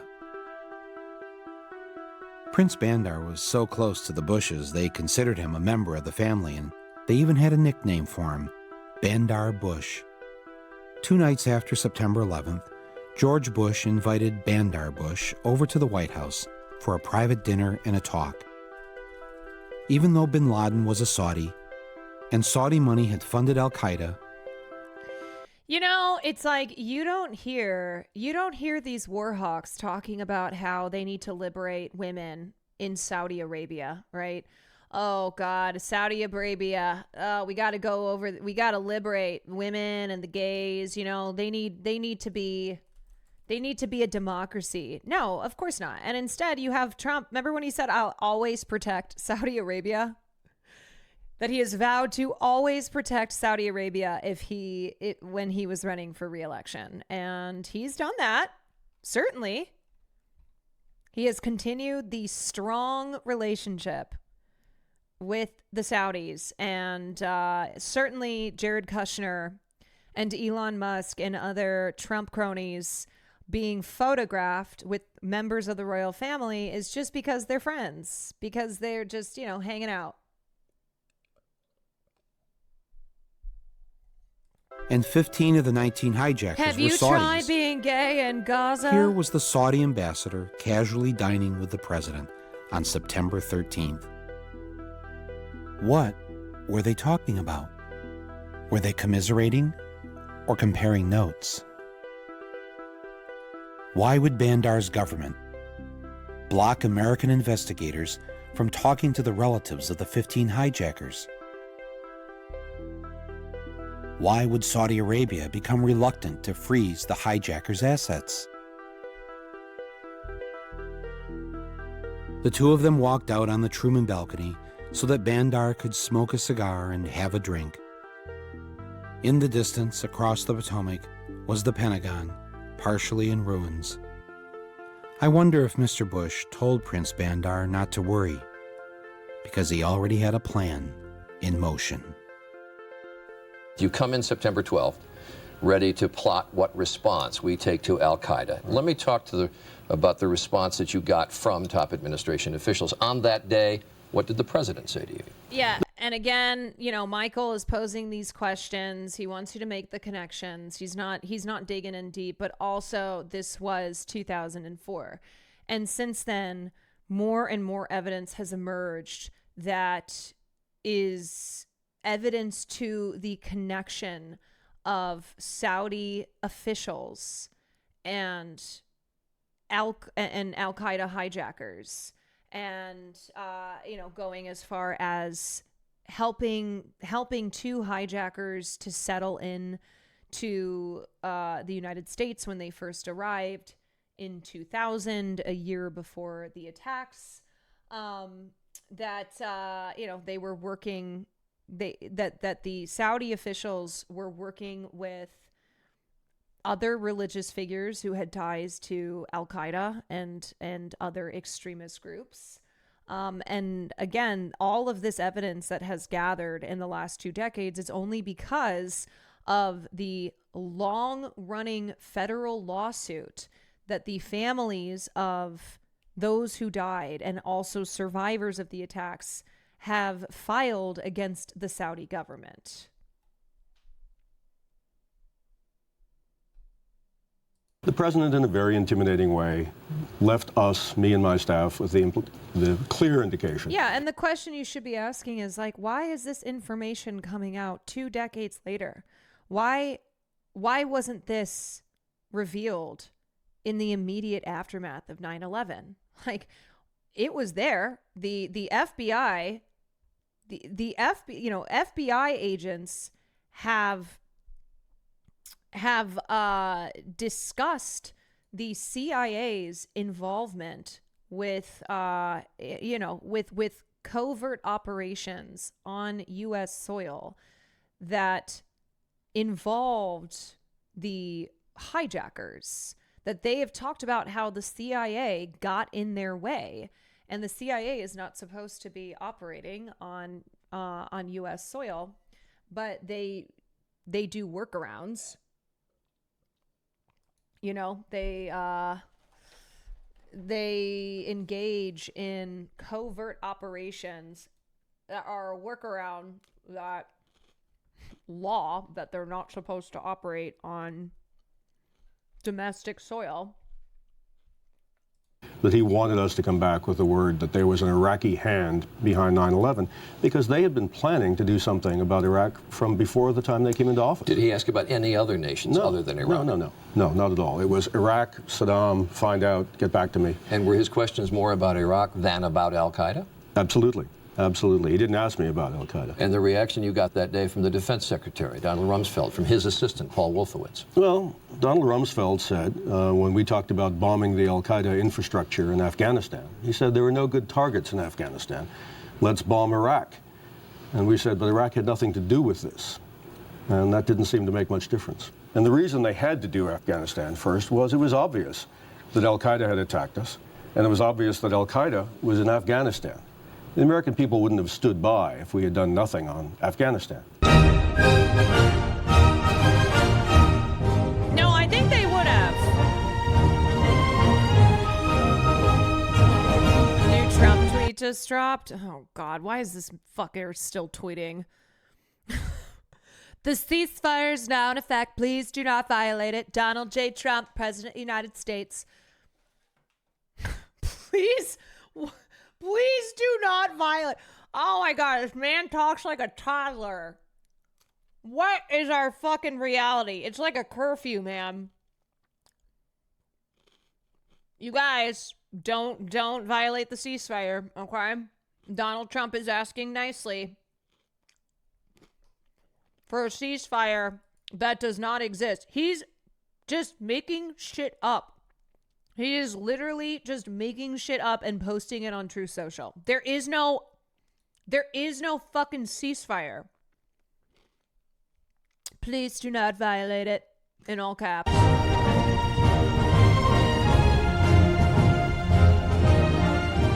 The United States began bombing Afghanistan just 4 weeks after 9/11. My mom just texted me. She's not watching the stream. And she was like, do people really believe the ceasefire was real? I feel like we live in an insane asylum. And I was like, no, just hogs. Like, she's always checking in. I know when my mom asks these questions, she's checking to make sure that the team, which is you guys, aren't believing the things that Donald Trump is posting on Truth Social. When she's like, do people believe this? I feel like I'm taking crazy pills. I'm like, no, Mom.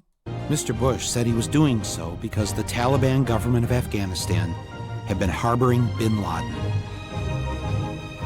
We will smoke them out of their holes. We're going to smoke them out. Smoke him out. Smoke him out of his cave.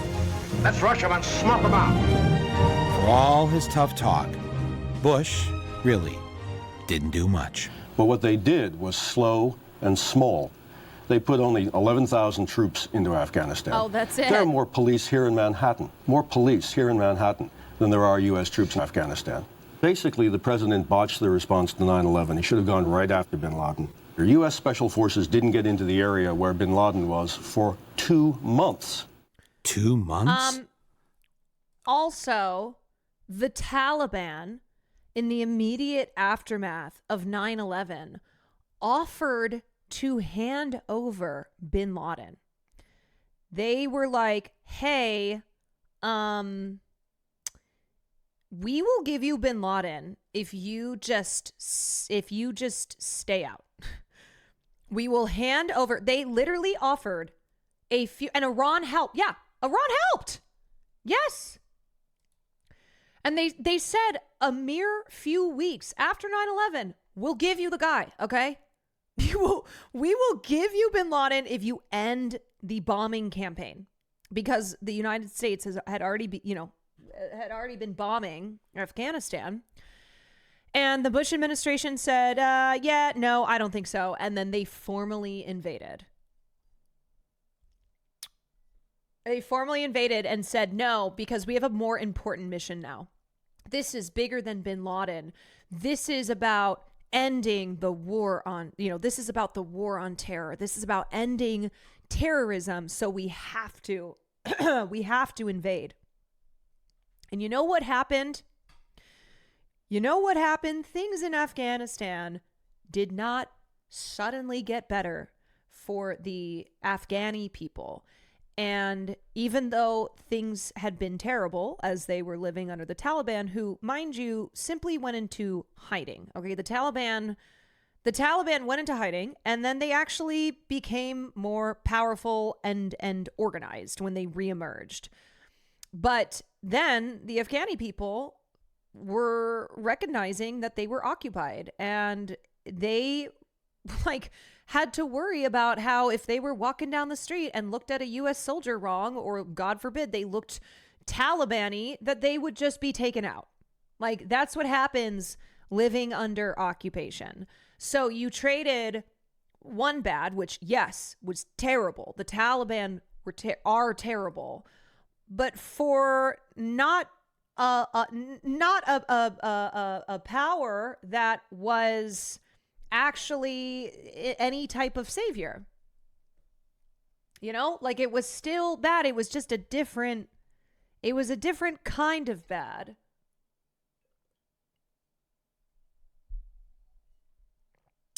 And then, the United States, when they moved into Afghanistan and they were rebuilding infrastructure, well, guess what? A lot of that money went into the hands of military contractors, went into the hands of warlords. Do you know who didn't benefit from that? Afghan society. The people who had been so, who are long suffering, who have just been thrown left and right, up and down by the, various takeovers of their country. There was no better opportunities that were brought in when the U.S. occupied Afghanistan. One of the war criminals that Trump pardoned during his first time opened fire in a crowd in Afghanistan, killing many women and children. Sick. Yeah, what an American hero. Sorry, I said Afghani. I meant Afghan. Yeah, my bad. A mass murderer who attacked the United States was given a 2-month head start? Who in their right mind would do that? Dang. Anybody say nice shot? Nice shot. Hell of a shot. Or was the war in Afghanistan really about something else? Perhaps the answer was in Houston, Texas. In 1997, while George W. Bush was governor of Texas, a delegation of Taliban leaders from Afghanistan. Yeah, also, one other thing is the reason that the United States military is the most powerful military and the might of the military resides largely because it is able to deploy quickly. So that is why we have over 800 bases that we know of around the world. The United States, no one comes close to the U.S. when it concerns our military and the number of military bases we have. So the reason that we build those military bases all across the globe is so that the military can be deployed quickly. So one important aspect of invading Afghanistan was the ability to build bases throughout Afghanistan. You build American bases, you try and install a government, throw support to a faction or various factions that are going to be more American friendly, and you let this all build up. I have a friend who lives in Baghdad. He was raided by the U.S. military. They rummaged through everything and made a mess of their house. And the only reason his dad wasn't arrested for being a military-age male was because he was at work. Many, many such stories. Flew to Houston to meet with Unocal executives to discuss the building of a pipeline through Afghanistan, bringing natural gas from the Caspian Sea. And who got a Caspian Sea drilling contract the same day Unocal signed the pipeline deal? A company headed by a man named Dick Cheney, Halliburton. From the point of view of the U.S. government, this was kind of a magic pipeline because it could serve so many purposes. And who else stood to benefit from the pipeline? Bush's #1 campaign contributor, Kenneth Lay, and the good people of Enron. Oh, Enron. Only the British press covered this trip. Then, in 2001, just 5.5 months before 9/11, the Bush administration welcomed a special Taliban envoy to tour the United States to help improve the image of also went bankrupt in 2001. the Taliban government. You have imprisoned the women. It's a horror, let me tell you. And I'm really sorry to your husband. He might have a very difficult time with you. Here is the Taliban official visiting our State Department to meet with U.S. officials. Hail, Ben. Why on earth would the Bush administration allow a Taliban leader to visit the United States, knowing that the Taliban were harboring the man who bombed the USS Cole and our African embassies? Well, I guess 9/11 put a stop to that. When the invasion of Afghanistan was complete, we installed its new president, Hamid Karzai. Who was Hamid Karzai? He was a former advisor to Unocal. Bush also appointed as our envoy to Afghanistan, Zalmay Khalilzad, who was also a former Unocal advisor. I guess you can probably see where this is leading. Faster than you can say black gold Texas tea, Afghanistan signed an agreement with their neighboring countries to build a pipeline through Afghanistan carrying natural gas from the Caspian Sea. Oh, and the Taliban? Well, they mostly got away. As did Osama bin Laden and most of Al-Qaeda. Terror is bigger than one person. And he's a person who's now been marginalized. So I don't know where he is. Nor do, I just don't spend that much time on him, Kelly, to be honest with you. Didn't spend much time on him? What kind of president was he? I'm a war president. I make decisions here in the Oval Office in foreign policy matters with war on my mind. With the war in Afghanistan over and bin Laden forgotten, the war president had a new target. Terror is bigger than one person. We've got an unusual terror warning from... This is 2004, so bin Laden hadn't been found yet for another 7 years. Yeah, but, otherwise we wouldn't have gotten the story of Zero Dark 30. The feds to tell you about. Fox News has obtained an FBI bulletin that warns terrorists could use pen guns, just like in James Bond, filled with poison as weapons. Good evening, everyone. America is on high alert tonight, just 4 days before Christmas. A possible terror threat as bad as or worse than 9/11. But where? How? There's nothing specific to report. Be on the lookout for model It's a airplanes secret terror with attack. explosives. And the FBI is warning ferries may be considered particularly at risk for hijacking. Bro, it's the same shit they're trying to do now. Oh, look out. Iranian sleeper cells. There could be an impending terror attack in the coming days. Americans, you need to be on your guard. It's the same fucking script. It's just not working in the same way. Because also, 9/11 had happened. And so people were terrified. And the media and the political and corporate class, they fed into that terror. War on terror, they were terrorizing the American public. You mean, 11/9. Yeah. Michael Moore made a follow-up documentary during Trump's first administration called Fahrenheit 11/9. Also, we're not watching TV no more. I mean, yeah, younger people, they don't sit there and watch cable TV all day. They're not watching cable news. They're not sitting there like constantly seeing, scary sounds and lights and very somber tones of like warnings and advisories around potential incoming terror attacks.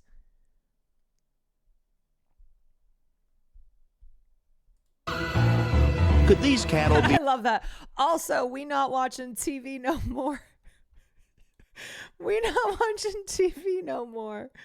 a target for terrorists? Yeah. Oh, they were going to take out the cows. Fear works.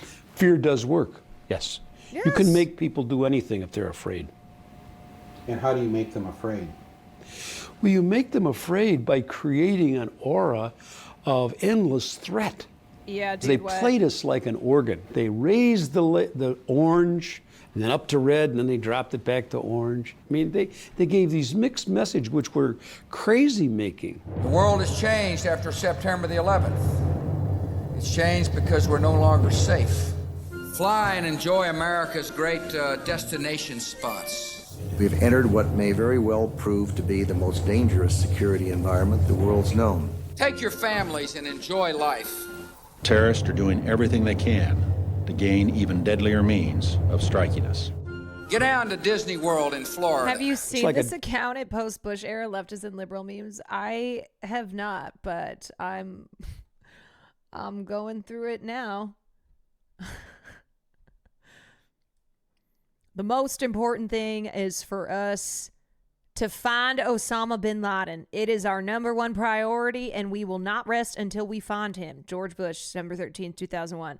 I don't know where he is. I have no idea, and I really don't care. It's not that important. It's not our priority. George Bush, March 13th, 2002. Oh, they were having a good time back then. You know, memes were still pretty new. They were having fun. They were memeing. Training a dog You tell them sit down and you tell them to roll over at the same time. Dog doesn't know what to do. Well, the American people were being treated like that. It was really very, very skillfully and ugly in what they did. We must stop the terror. I call upon all nations to do everything they can to stop these terrorist killers. Thank you. Thank you. Now watch this drive. All right, you need another. They will continue, in my view, as long as it's... Caroline, how do you keep your head on straight? This stuff stresses me out so much with how people are still in the dark about this. Give us your mental health secrets, please.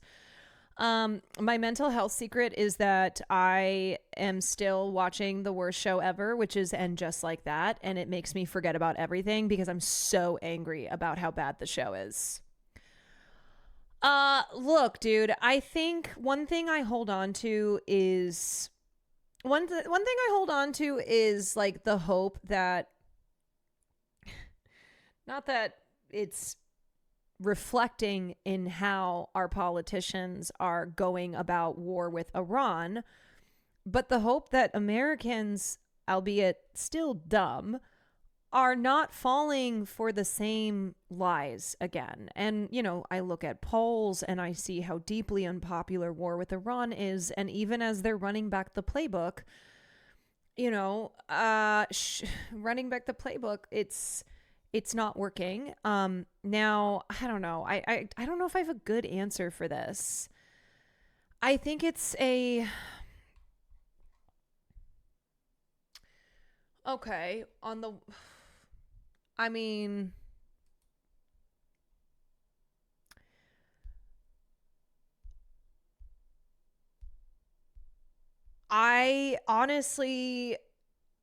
honestly have a sliver of light in the darkness by looking at people like Zoran and his campaign, by seeing the shifts around Israel generally, because look, our politics are going, you know, the change in our politics is going to always come after the change in public opinion. That's what you have to remember. It is not going to be our politicians and our political systems are changing the way that the public is generally feeling in a positive way. Instead, it's the other way around. So when shifts happen in the general public, in the, you know, in the people who live in this country and who vote, when those shifts happen, then the politics is to follow, right? Like the case in point, Zoran's election. I mean, Zoran's campaign. So I don't know. I think I keep myself sane by having you guys, right? By being here, by trying to still continue to live my life. I know that if you are American, when it comes specifically to our government's foreign decisions and dealings, we are privileged compared to those who are in the Middle East. Now, we have a lot of problems here.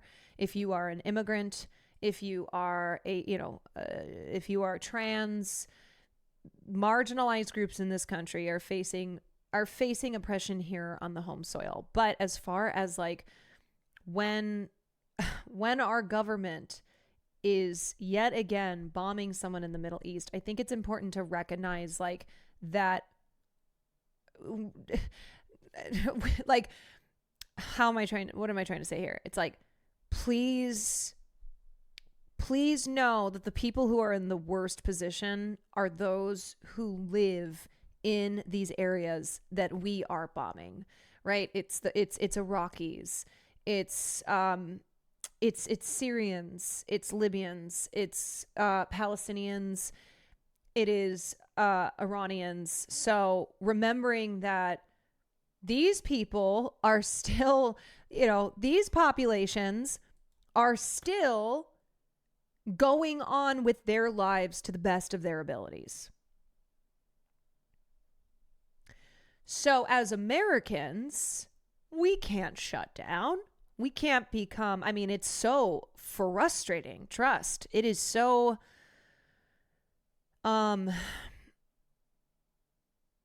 it's sickening. It's sickening to live in the country whose government is doing these things. But at the same time, it's we can't allow ourselves to become so consumed by this that it makes us unable to, do anything. This is not an airport. You do not have to announce your departure. All right. Just a reminder, this is not an airport. So, man, I just, I really try and take the small W's and hold on to those. And I think looking at the overall shift around the Middle East, around Israel, is a sign of progress. Now, as far as what our government is actually doing, that hasn't changed. But when you look at the fact that support for Israel is at an all-time 30-year low, that is huge. And it's horrible that it's taken a genocide, an ongoing genocide for almost 2 years. But look, that shift is not something to, not something to discount. This is yes, the public perception of Israel and of Palestine shifting as it has, and also just generally the discontent around the United States actions in the Middle East. Like, that is a shift that has to be acknowledged.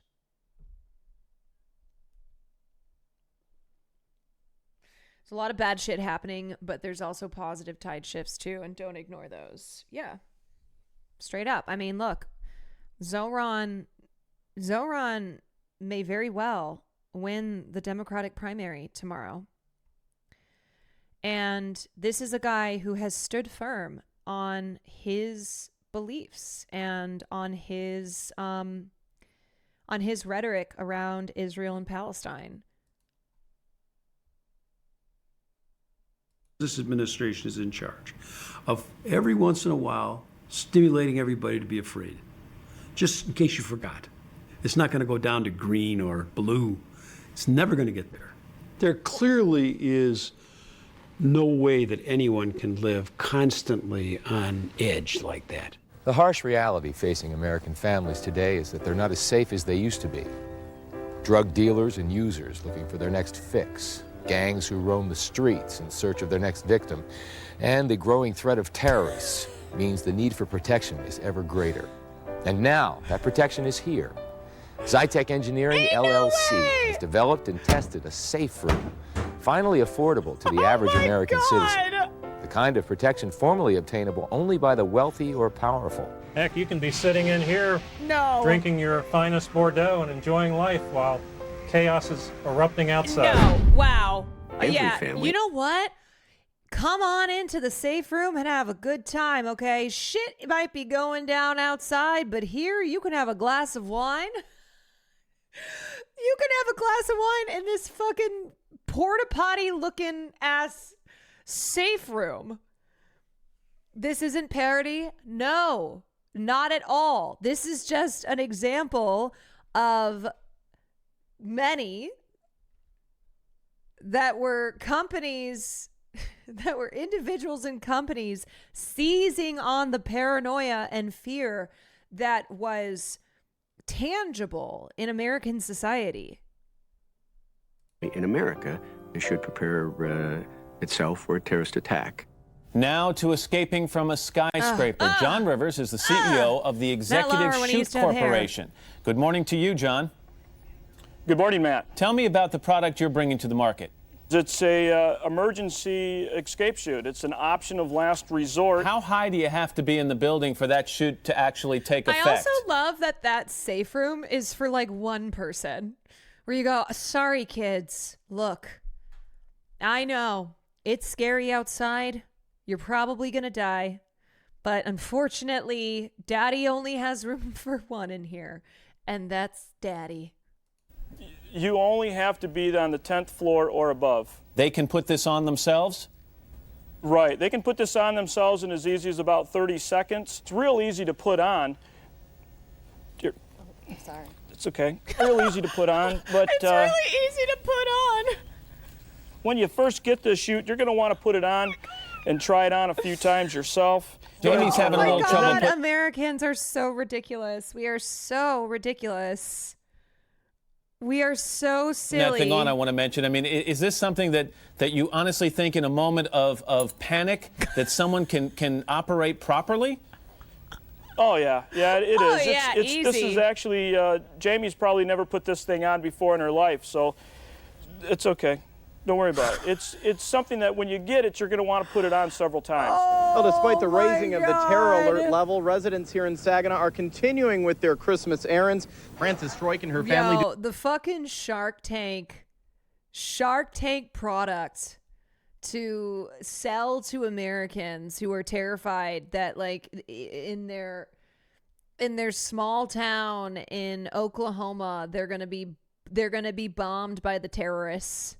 They're like, I gotta get one of these parachute things. I gotta get that porta potty safe room. Do some last-minute holiday shopping, knowing that Al-Qaeda is planning to attack America. She says being in Saginaw doesn't make her feel any safer than if she was in New York City. Midland is close by. And I said, Detroit's that far away. I said, they could be some, and Flint, this could be some. Oh my God. Concerns for people around here. Well, you never know where they're going to hit. You never know where they're going to hit. But one potential target specifically mentioned by the terrorist has security officials baffled. It's tiny Tappahannock, Virginia.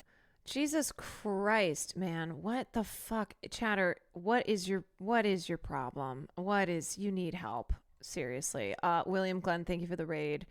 If you find a way to say the N-word, like, you'll be banned off the site. Okay, if that's what you want, then maybe that's actually what you need. You know what? Actually, I think you probably do need to be banned off of Twitch. I think you need to I think you need to have a mentee health B, an MHB. Population 2016. Such an attack could generate widespread fear that even here in rural small-town America, no one is entirely safe. On the 6 o'clock news, there was something but a terrorist alert in Tappahannock. What'd the FBI tell you? Well, they contacted me by phone.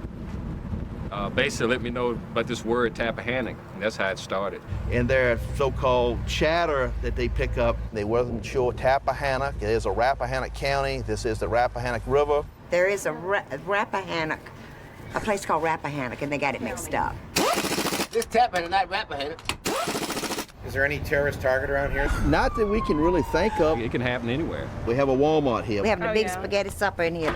Oh my God! You know what? They're gonna go after the Cheesecake Factory. That's where they're gonna hit. Do you feel extra suspicious of outsiders? Oh, well, everybody does it. It's just something that happens. When I look at certain people, I wonder, oh my goodness, do you think they could be a terrorist? You never know what's gonna happen. That's right. You never know.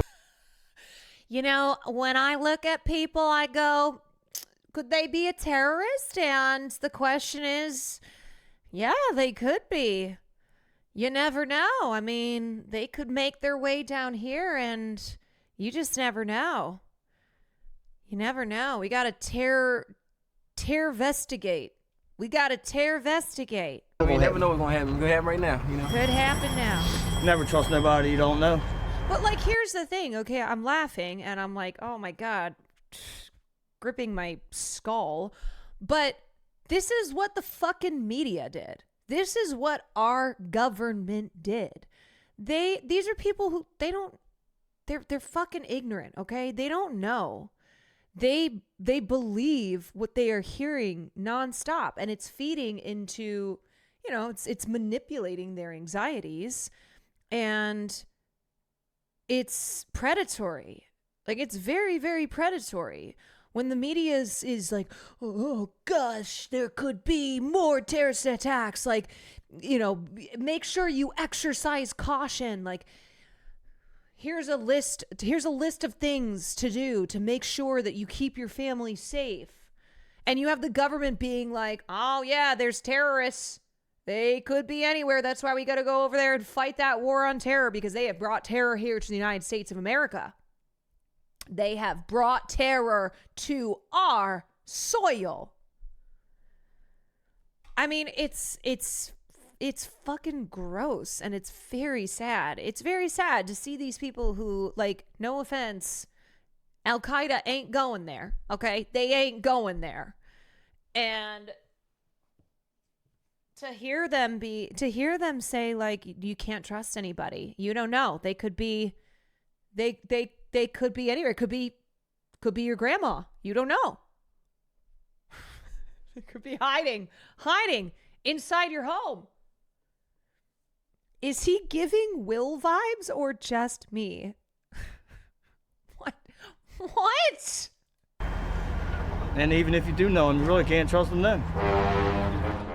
From Tappahannock to Rappahannock. Guys, do you mean Will or like a character that Will plays? Will or a character that Will plays? Every town and village in America, the people were afraid. And they turned to their leader to protect them. But protect them Will himself? from what? Let the eagle soar like she's never soared before, from rocky coast to golden shore. Let the mighty eagle soar. Meet John Ashcroft. In 2000, he was running for re-election as senator from Missouri against a man who died the month before the election. The voters preferred the dead guy, so George W. Bush made him his attorney general. The voters went, nah, I'm voting for the guy who's dead. Sorry, I hate musical theater. Sorry, a singing politician, I would rather have someone who's dead. Losing to a dead guy, I don't know how you recover, but I guess you recover by George Bush making you. He was sworn in general. on a stack of Bibles, because when you can't beat a dead guy, you need all the help you can get. During the summer before 9/11, Ashcroft told acting FBI Director Thomas Pickard that he didn't want to hear anything more about terrorist threats. Mr. Watson had come to you and said that the CIA was very concerned that there would be an attack. You said that you told the Attorney General this fact repeatedly in these meetings. Is that correct? I've told him at least on 2 occasions. And you told the staff, according to this statement, that Mr. Ashcroft told you that he did not want to hear about this anymore. Is that correct? That is correct. His own FBI knew that summer that there were al-Qaeda members in the U.S., and that bin Laden was sending his agents to flight schools around the country. But Ashcroft's Justice Department turned a blind eye and a deaf ear. But after 9/11, John Ashcroft had some brilliant ideas for how to protect America. The USA Patriot Act, adopted by Congress and signed by Bush 6 weeks after the attacks, has changed the way the government does business. The USA Patriot Act allows for searches of medical and financial records, computer and telephone conversations, and even for the books you take out of the library. But most of the people we spoke to say they're willing to give up some liberties to fight terrorism. Maybe that's a good thing. It's definitely sad, but it has to be done. Yes, something needed to be done. These are the good people who make up Peace Fresno, a community group in Fresno, California. Unlike the rest of us, they've received an early lesson in what the Patriot Act is all about. Yeah. making racial profiling legal via the Patriot Act. The post 9/11 surveillance of Muslim Americans in this country. And one that the vestiges of remain today. The vestiges still exist today. It's still so fucking insane to me. Yeah, I mean, they again seized on the general public's distrust and the rise in Islamophobia and went, great. We are going to legally get to racially profile Muslims in this country and surveil them and invade their communities. My aunt and her boyfriend live in NYC. I convinced them both not to rank Andrew Cuomo. Let's fucking go! Do not rank Andrew Cuomo. Quo no. Just remember that. Quo no. Each week, they meet to discuss matters of peace. They sit around, they share stories, they eat cookies. Some have more than one. This is Aaron Stokes, a member of Peace Fresno. The other members liked him. He had come to the meetings. He went with us. We go out on Friday nights and stand on a very busy corner in Fresno. And he had gone with us. He had handed out flyers. He went with us in June to a WTO protest. Then one day, Aaron didn't show up to the meeting. My friend Dan and I were reading the Sunday newspaper, and when I picked up the paper, in the local section, Aaron's picture caught my eye. The article said that a sheriff's deputy had been killed, and I saw it had a name that wasn't the right name, and it said that he was a member of the sheriff's anti-terrorism unit. That's right. The photo of the man in the newspaper was not the Aaron Stokes they had come to know. He was actually Deputy Aaron Kilner, and he had infiltrated their group. Sheriff Pierce made it very clear that, yes, in fact, Aaron Kilner was assigned to infiltrate Peace Fresno, that he was able to infiltrate organizations spying on these old ladies. You could understand why the Talk about police sleeper needed to spy on a cells. group like Peace Talk Fresno. about sleeper cells. Just look at them. A gathering of terrorists if I ever saw one. This is Barry Reingold, a retired phone worker from Oakland, California. Barry likes to work out in the gym. Somewhere between his cardio and his strength training, Barry got political. We're up in the gym, and it was after we were working out, and a number of us were talking about 9/11 and Afghanistan and bin Laden, and someone said, bin Laden's a real asshole for murdering those people. And I said, yeah, that's true, but he'll never be as big an asshole as Bush, who bombs all over the world for oil profits. Barry didn't have to worry about the police spying on him. His fellow weightlifters were more than willing to turn him in. I was taking a nap, and I guess it was 1:30. I mean, honestly, this was Red Scare shit, right? This was neighbors turning on neighbors, friends turning on friends, family, oh shit. If you are not with us, you're against us. 2:00 in the afternoon, and they came to my place, and I said, well, who's there? And I said, the Love FBI. Barry. I said, the FBI? I mean, why are they here? Yes, the FBI had come to see Barry, and they weren't there to jazzercise. The FBI said, have you been talking to people about 9/11 and about bin Laden and oil profits in Afghanistan? Barry, have you been talking about oil in the Middle East? And Barry's like, well, yeah, I guess. I said, a lot of people are talking about these things. I What's feel so my wrong rights with have been, trampled on. Yeah. I mean, if you have something to say to me in the gym, well then, fine. Don't tell the FBI and they come to my apartment while I'm taking a nap.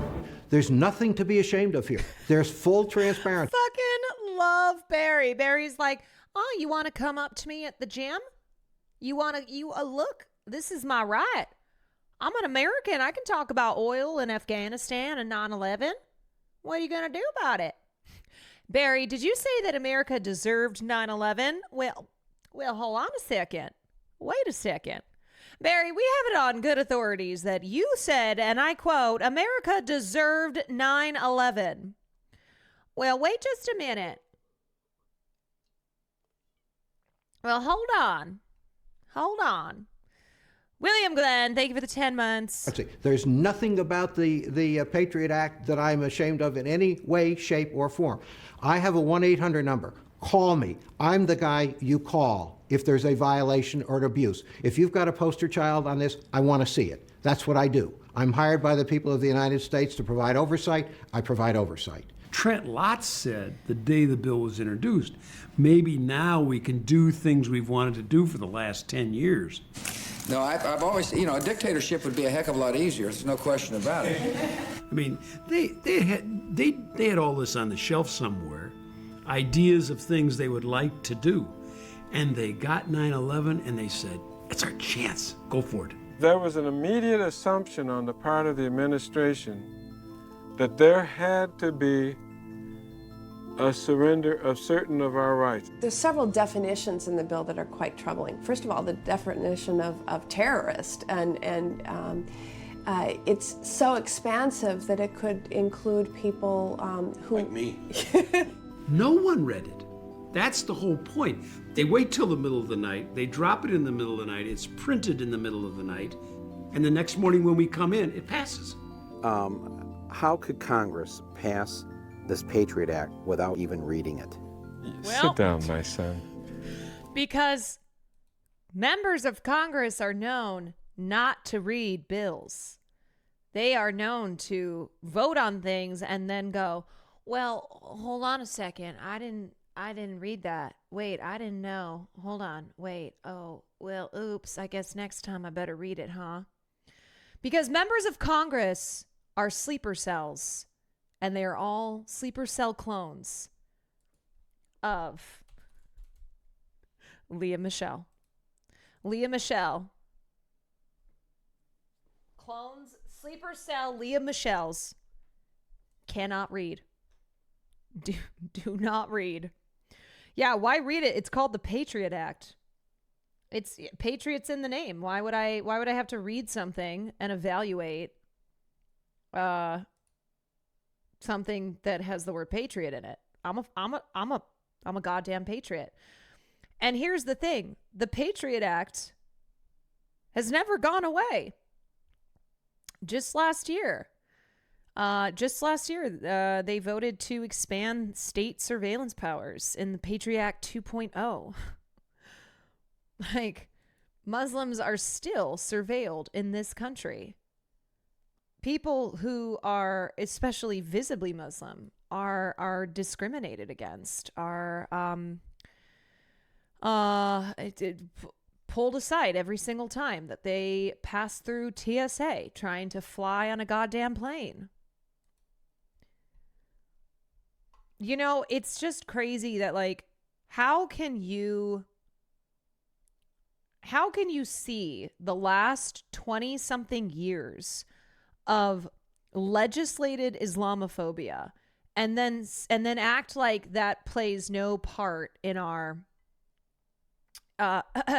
society still? You know? I mean, just look in the comments of any Frogan tweet.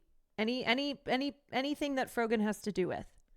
It goes beyond, oh, I just think she's annoying. It goes so far beyond that. And then you compare the vitriol that someone like her receives compared to people who say the same things that she says. I mean, it's right in front of your face. And unfortunately, she is an easy target. We don't read most of the bills. Yeah, look at Zohran. He just got a fucking bomb threat a few days ago.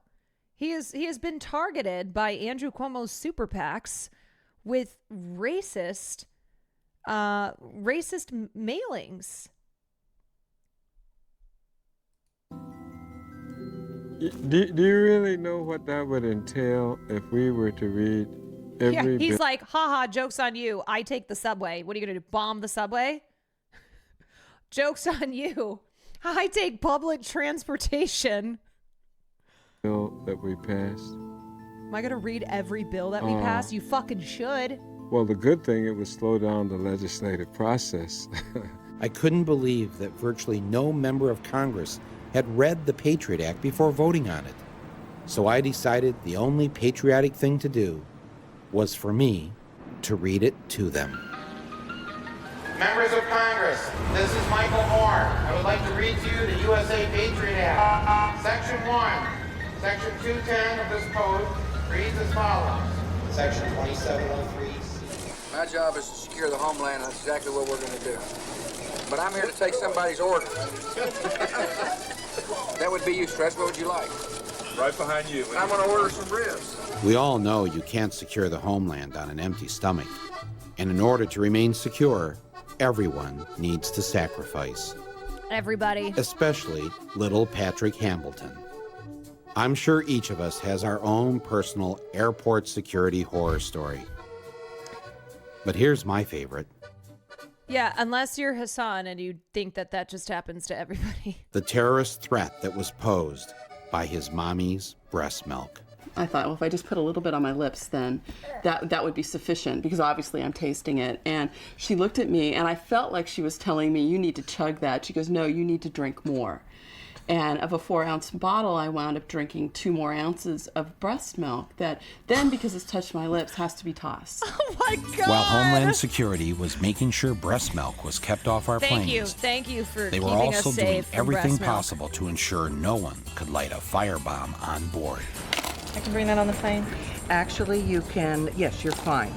Oops, 1 too many books of matches. You can have 4 books of matches and 2 lighters. When we already have the experience of Richard Reed, the shoe bomber, who would have blown up an airplane with his shoe bomb had he had a butane lighter, according to the FBI, why would the Sorry, run that Transportation back. Security... Oh, you mean how breast milk was a threat? I mean, yeah.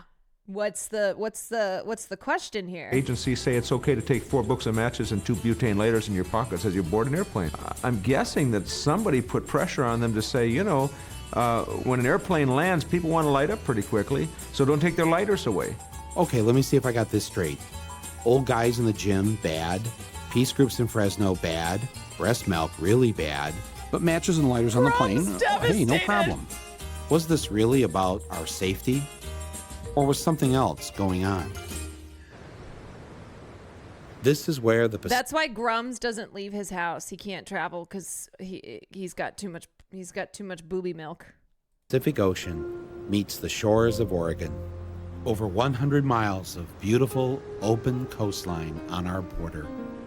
And, thanks to the budget cutbacks, the total number of state police protecting it? 1. Part-time. Meet Trooper Brooks. I maybe get a chance to hit this stretch of highway once, maybe twice a week during my shifts. You know, it's just to even drive up here and look. You know, I mean, as far as I know, there's lots of things they could do. I don't even want us to expect, because it just makes me ill inside. Back at the State Trooper Patrol Office, thanks to the budget cuts, Trooper Kenyon had to come in on his day off to catch up on some paperwork. For the most part, especially during the summertime, when people show up here, this is exactly what they get. They close the door. They can read the sign about the office closure, and it just basically explains that, you know, due to our cutbacks, our office is not open for administrative business. And there's a little sign down at the bottom that explains when the office is closed, that they can use the phone booth to get in touch with our dispatch. Ironically enough, that phone is a piece of junk. It doesn't work very well, so half the time they pick up the phone and dispatch gets a bunch of static and they don't hear anything. Yeah. For Tuesday, there'll be no troop on patrol. Wednesday, there'll be no troop on patrol. Thursday, there'll be no troop on patrol. You get calls all the time. People will call in a suspicious vehicle or somebody looking suspicious, you know, and I don't hardly ever respond to that anymore. I just don't have the time to do it. One night I asked, how many people do we have in the state of Oregon on duty tonight? Suspicious. And we had 8 troopers on for the entire state of Oregon working. I think, Oregon is a prime example that Homeland Security is not as secure as what I think people would like to believe. You know how Nobody sent me- You know how Oregon is a real hotspot for terrorist activity. It's a damn shame. Any manual that says here's how you catch a terrorist, and if I had that manual, I'd read it, but I don't. So, yeah. Yep. Of course, the Bush administration didn't hand out a manual on how to deal with the terrorist threat because the terrorist threat wasn't what this was all about. Oh, wait, hold on a second. They just wanted us to be fearful enough so that we get behind what their real plan was. Actually, yes. But it's domestic terrorism. Yeah, to be clear, we're not talking about foreign threats. We're talking about domestic threats in the Pacific Northwest. That's what we're talking about.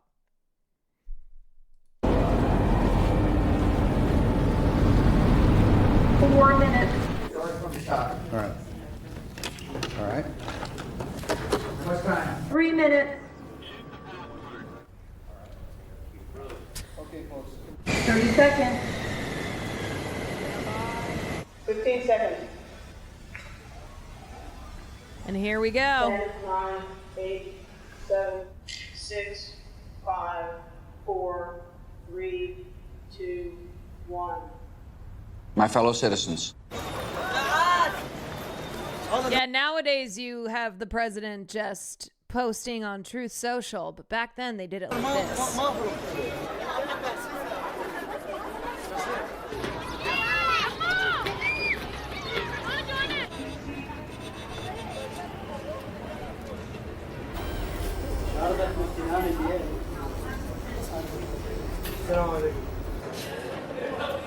The ceasefire is now in effect. Please don't violate it.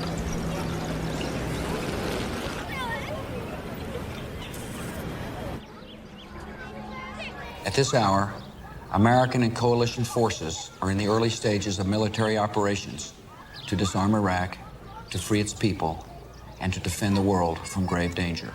On my orders, coalition forces have begun striking selected targets of military importance to undermine Saddam Hussein's ability to wage war.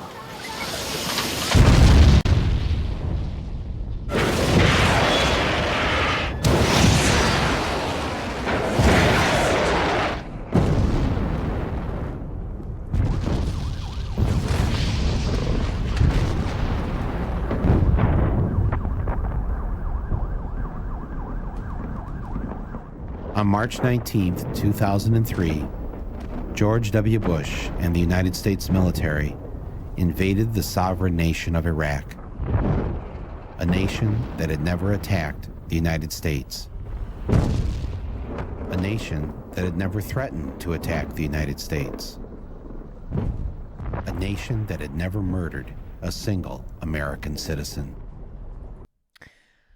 Oh, man. Oh, man.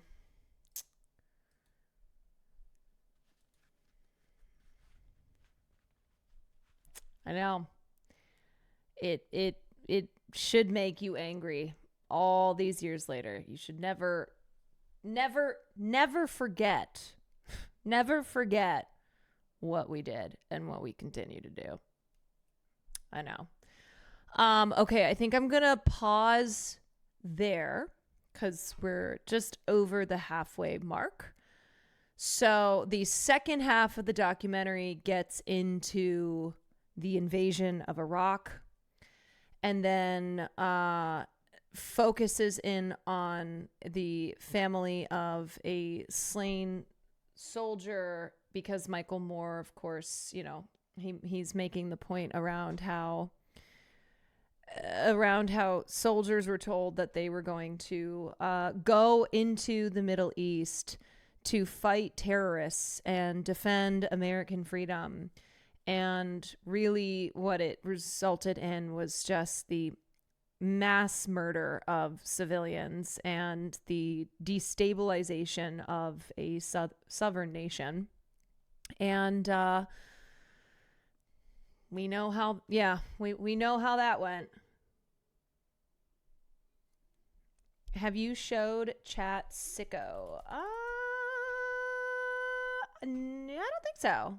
No, I think this is the first Michael Moore doc that we've watched. So we will pick that Pazanabi. I know. I'm like, oh my God. ReactGate. Yeah, I also filmed my podcast today, and I also have a limit. I have a limit on my stream of like how much shit I can watch that raises my blood pressure. So I like to not push myself past a point when I'm like, I think that's good. I think that is plenty for the night. Okay. Have you played Peak yet? I have not. Night Rain. Let's see. Let me see.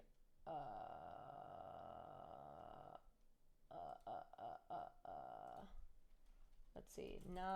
You free for some Night Rain? Good night then. If you're going off to bed, I will be finishing this up tomorrow if you want to join in for the second half. I don't even know what Peak is. Is that a game? Is that a new game?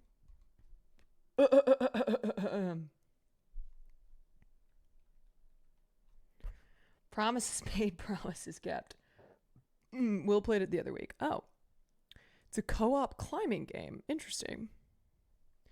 Have you heard of Lies of P? It's a Souls that you might enjoy. I have not heard of Lies of P. There's a lot of games that I have not heard of.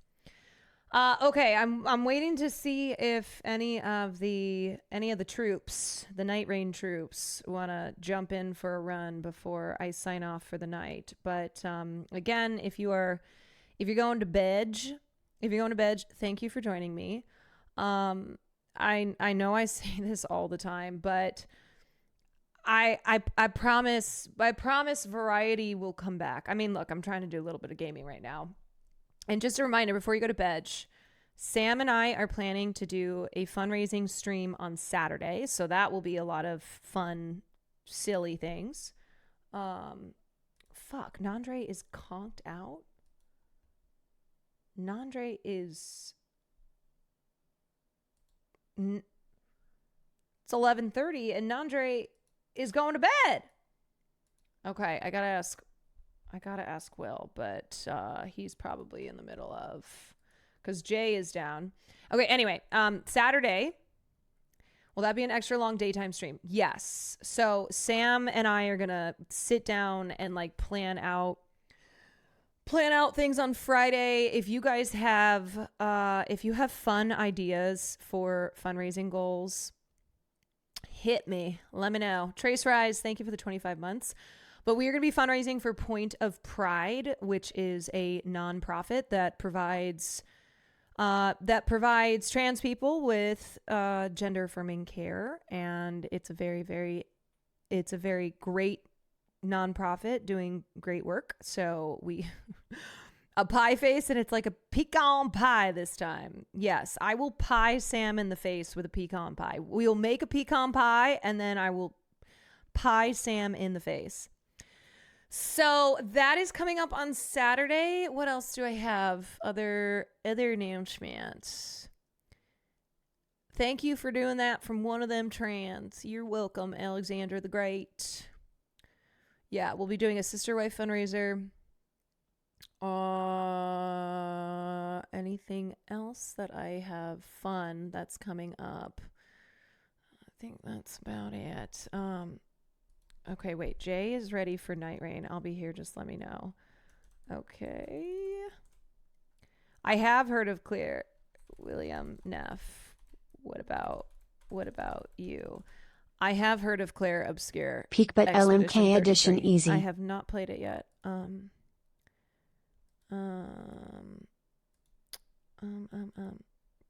She will. Nan, I can't believe you're tapping out. You're going to bed. Any guess? Oh, we haven't thought that far out yet, but maybe I'll see if anybody wants to come by. Harry Potter and the Sorcerer's Stone watch party with Sam.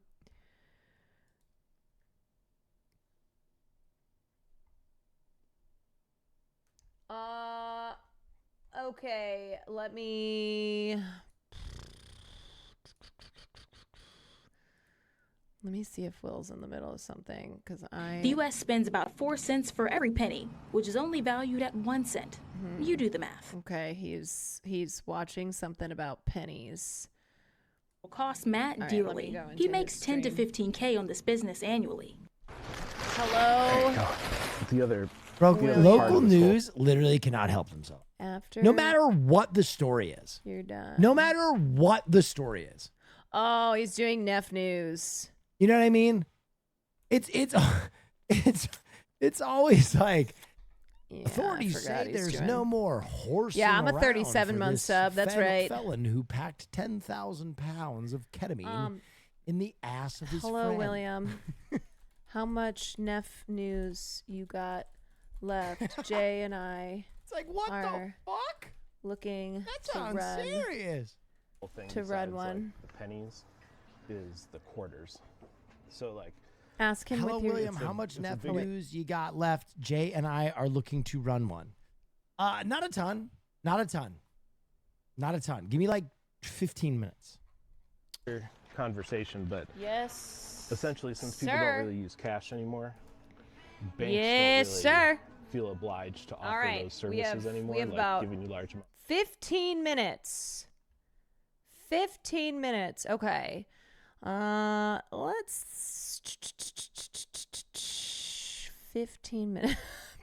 Back to the dock. No, I need to take a rest. Look, we got to balance things out, okay? Can we watch this? What is this? This is Joe is Hungry. Actually, no, I know what we're going to watch. We might not be able to watch it all, but we are watching Renee Rapp on Z-Way. Okay? I have been waiting to watch this. I have been waiting to watch. Oh, I forgot about the Beyonce thing. Oh, fuck. I talked about it on the podcast today. Ugh. Do I feel like angering the Beehive right now? No, we're going to do that another time. Save this for tomorrow. Oh, wait. You know what we also have? Hold on. Save this for tomorrow. I want to watch the new trailer for Weapons first. First, let's do that. Oh, let me put the clips back on. Yes, indeed. I will do that. Enable clips. Okay. All right. This is the second trailer. I know. Normally I'm not a trailer watcher, but I'm watching it, okay? I'm doing it. Cynthia Erivo, Snoop Tignataro, Oh, shit. Aiden Prezzo, Fiona Nova, Ricky Martin Slater. I was like, I'm sorry, is Will Neff in Weapons? I just want to say how very sorry I am for... She should be locked up until she tells us what happened. The truth is that I want an answer just as bad as all of you. We're talking about 17 kids in one classroom. I want to know what happened in that classroom. Why just her classroom? Why only her? Children. I love those kids. This is a true story that happened right here in my town. A lot of people die in a lot of really weird ways in this story. But you're not Terrorist going to babies. find it in the news. Those kids walked out of those homes. No one pulled them out. No one forced them. What do you see that I don't? Show me. Where did you go? There's something very, very wrong going on.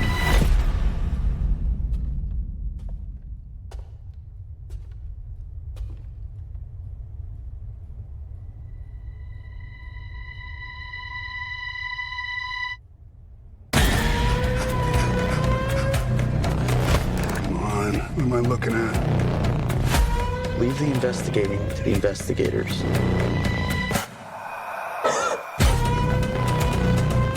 I've never seen anything like that in my life. Are you watching? Are you watching?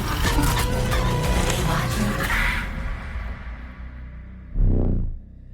This looks batshit. Are you watching? Are you watching? Hey chat, are you watching the stream? Yeah, Weapons looks batshit. And you know what I like too about the trailer is that you still like you don't know the movie. I appreciate that. I watch that and I go, I don't know. I don't know, we'll see. This is such a good year for horror, man. Oh, we're so back. We're so back. I'm so curious what it's going to end up being. Me too. I cannot fucking wait to see it, dude. Oh, yeah, baby. Yeah. Okay, things to look forward to, right? Things to look forward to. Weapons on August 8th. Okay, Renee Rapp is an iconic guest. Renee Rapp on Z-Way. Tonight, I interview pop star Renee Rapp. You said delusions give you confidence. How do you think this interview went? There were moments where my white woman was shining. This pussy bites back. And there were certainly moments where my white woman was dimming. My favorite racial slur, there's just so many like good ones to choose from. A lesbian. I like to put a little on the end. Ay caramba. My most iconic interview yet. She's immortal. She's young forever. Starts now. My next iconic guest is a brilliant actress known for her roles in Mean Girls and Sex Lives of College Girls. She's also a pop star. Stream Bite Me. Please welcome Renee Rapp. And she's a lesbian. Hello. Hi, Katie. I'm so delighted to be chatting with you today. I'm gassed. I'm so excited. What's interesting, I noticed that you said that you like to dress your style with how gay you think you're going to be that day. Yes. How gay are you going to be today? Dyke. Okay. Yeah. And is that a slur? Yes, but you can say it. Should we on the count of three? Yes. 1, 2, 3, Dyke. Okay. And what I love about you is that you're authentic, you're sort of unhinged. She doesn't say Have you had a it. lick of media training to prepare yourself for this next press tour? No. United Pro, no, you don't have to have watched the previous movies, but please watch 28 Days Later. It's so fucking good. People have tried in the past. It didn't really stick. How many publicists have you cycled through?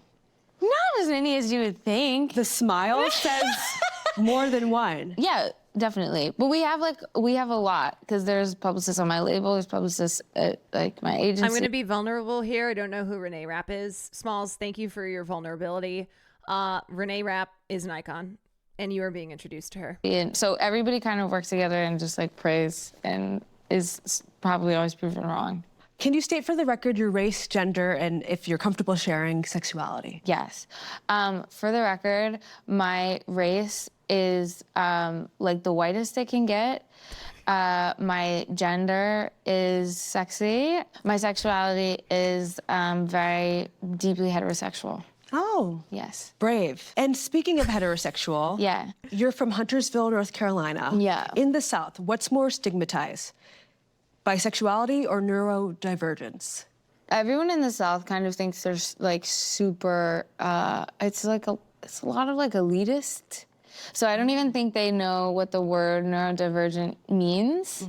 So I'm gonna go with bisexuality. And could you spell neurodivergence just for the record? Totally. It would be like N, like E probably, U-R-O. Priscilla, D-I-V-E-R-G-E-N-T. Yep, Okay, got flex. Did I do it genuinely? I think you did. Okay. How many generations has your family been in America? Probably more than I'd like to admit. Really? Yeah. It's not looking good. I'm cooked. Give me a ballpark century. On my dad's side, for a minute. 1800, 1700. Yo, Detoon. Tell Carol we said hi. Tell her yourselves. Look behind you. Wherever you are, look behind you. She's there. She's there. You can just tell her yourself. She's like Santa Claus.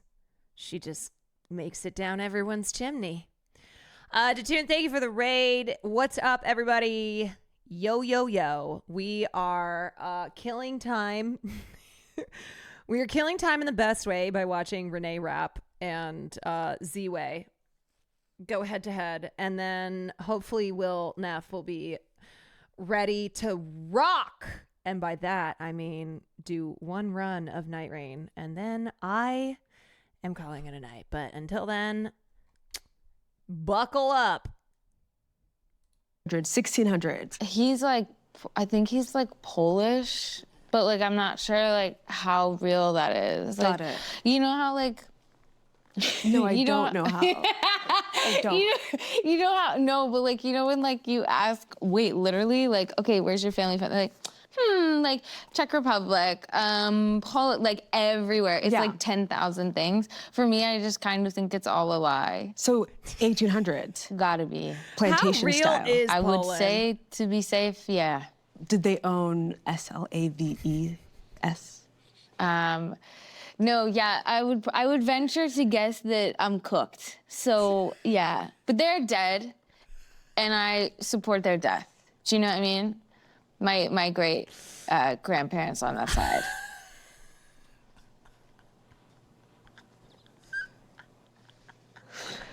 Let's move on. Sure. Okay, that's so real. That is so real. You know what? They probably did, but now they're dead, and I support that, okay? I don't even know my family history. Like, I'm as white as it gets. I have no idea if my family owned slaves. Well, depending on where your family resided, you know, could So be. you identify as a lesbian. Now tell me about the last man you dated and what he did to turn you gay. The last man I dated, well, he just didn't have a job. And that was super, I was like, whoa, do you guys just all do this? Like, you just like want to like mooch off women and then you kind of hate when they're more successful than you are. So then you're like, wait, you're such a bitch. And I'm like, or you're just like broke. Yeah, he also just really little ankles. So I was like, I'm out. Weak ankles and a thin wallet. Yes, exactly. Like a baby deer coming out the womb. They're like, Bambi. Yes, exactly, but not as cute. That puts you on the other side. Lesbian. Coming up. Okay, so you once gushed that Megan Thee Stallion actually has the best ass you've ever seen in your life. How else do you objectify your black coworkers? Like it's usually on like a body sort of standpoint. So I'm usually going for tits and ass mostly. And you're a tits or you're an ass person? I'm loving both. Okay. Bisexual. Okay. That's what that means? Neo. Yeah. Would you say that bi people exist? Or are they just afraid of going full homo? No, they're definitely around. I was there at one point as well. Could you tell bisexuals that they matter? Hey, where are you? No, please to camera. Bisexual visibility. I was looking for mine. You matter, shorty. Oh my God, what are you doing with your hair? The bisexual thing, like they love this, they love the other thing, which I feel super wrong doing because I think it's weird. No, please, show me. It's a strap. You guys love all that, which I think is cool. It's like sexually, you know, fun. Everybody's fun. I love that you just did LGBT gang signs. Which do you give less of a fuck about, women's rights or gay rights? Gay rights, definitely. But you didn't even hesitate. Not at all. The more gay you are, the more homophobic you become. What does that mean? I've just seen too much. I'm like, you know what? We gotta pack it up. What makes you homophobic? I don't think I've ever really seen a Z-Way. If this is your introduction to Z-Way and or Renee Rapp, you couldn't ask for a better introduction. People like me. Oh. White gays. We gotta go. We're ruining it for everybody. And I know that we are. And I'm sorry to even be here. But for f***'s sake, we're ruining everything. We're ruining everything. Well, how would you define a white gay? Insufferable. Insufferable. Yeah. Loud, proud. Mm-hmm. Entitled. How would you define a white gay? Austin Cho. Yes. Got it. Yes. Myself. Yeah. Do you say your audience is mostly white gays or? Yeah, it's a ferocious bunch. Really? We also have like a really strong band of like black and brown girls and gays who are like willing to be like, shut the f up. And I love watching them beef on Twitter because they will cook the white girls and it's so funny. Speaking of an intersectional fan base, what's your favorite gay slur? I mean, fag is just a classic. Okay. Fag goes so hard. You can also say that one too. Oh, really? Yeah, totally. 1, 2, 3. Fag. Wow. Yeah. And you say it with a hard G, I notice. Yes. I like to put a little on the end, you know? So precocious. And in your song, wouldn't you? You say, I would never cheat again. Again, yeah. Is it okay for a straight woman to cheat if it's with another woman? Totally. Really? Yeah, that's discovering yourself. That's not cheating. What constitutes cheating? How the other person takes it. Have you ever cheated? Yeah. Yeah. Yes, it was up. It was up. But yeah, it was up. Tell me. I was in a miserable relationship, which does not excuse cheating. I'm not saying that. It doesn't excuse cheating. Okay. But I got super drunk with one of my friends, and I then woke up the next morning and was like, all right, think it's time to pack this one up because it shouldn't be happening in that way. Because I wasn't with a boy kissing another girl. Because that I never thought was cheating. Because I would always, when I had the boyfriend with the little ankles, yes, I was like, I'm a lesbian, but I don't want to break up because you're my boy. You're my best friend. And he was like, that's super weird to hear and kind of manipulative. I was like, can it? So then I was like, I'm going to start seeing girls. He was like, okay, whatever. And in hindsight, I'm like, messy, but okay. So that I didn't constitute as cheating. But again, he was broke. Your logic is sort of hard to follow. I get it. This is lesbian logic. I get it. It's, yeah, you know, yeah. Coming up, what's your horoscope? Where is he now? I'm a Capricorn. Okay, hard work. Hi, I'm Renee Rapp's ex with the skinny ankles and the title of broke boy, and I'm here to tell my truth. Worker. Yeah. What's your other two? My moon is in Pisces. Oh, Will's calling. Oh my God, this is so good though. This is so good. Oh, did I miss the call? William? Yeah, he's got to finish his Neff News and he's ready. Wait, okay, then I'm gonna. He started a group and then he left. started the group call and then left. No, he's still here. He's just deaf and muted. He's just deaf and muted. Okay, when he's ready, then I shall return. Yes. And you in Pisces moon? Pisces sun. Oh wait, yes, actually I do know But a this. Capricorn moon. Really? Yes. Okay, love. What's your rising? Poor Scorpio. Jay, I know. what's your Poor rising? sweet Gemini. Jay. Okay. Yeah. I get it. I really get it. I really get it. Yeah, because you say the things I wouldn't, but maybe I think. Totally. Yeah. Totally. So you were born in the year 2000. Yes. Name a song that you consider an oldie. Like No Air. You know, like that's like when I was like, oh, like to me that's like an oldie classic. No Air with Jordan Sparks and the second one I don't. Oh my God, not them bleeping out Chris Brown's name. Oh my fucking God. No. Who's that? Oh. Kristoff from Frozen. He does that with Jordan Sparks. Elsa, live action. Totally. Would you? No. Thank you. But I have felt so crazy lately because every time celebrities talk about Chris Brown, it's in a way that's like not acknowledging him being a monster and instead being like being celebratory towards Chris Brown, being that's my boy Chris Brown. And it has made us feel so gaslit and insane because he is a gigantic piece of shit.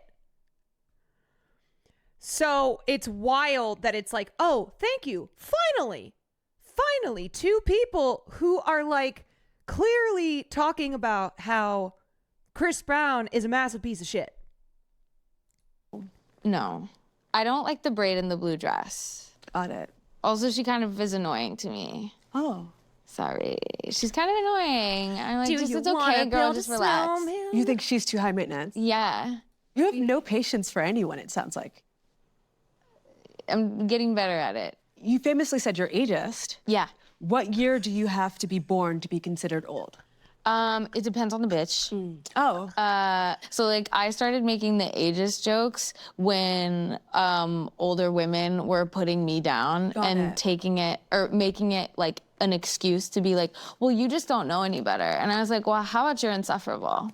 Was that like an industry thing where people were like, oh, this young starlet, da da da da? Yeah, and I was like, who? Probably like Ellen. No, I've never met her.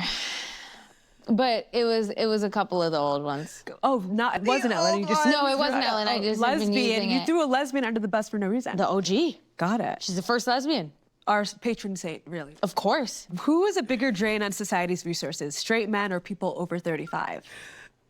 People over 35, I would say, because the like think about like the beauty industry and like pharma, right? They're always pushing like, okay, like age backwards, get rid of a fine line, do like a little tuck, do a little da da da da. And I'm not saying I'm like against it, like whatever floats your boat, but like that's probably I feel like a larger waste of resources than like 35-year-old men who like barely shower. Your fixation with age is so weird to me. Totally. Because you're eventually going to be 60. Of hopefully. course. I hope I make it. And will you love yourself then?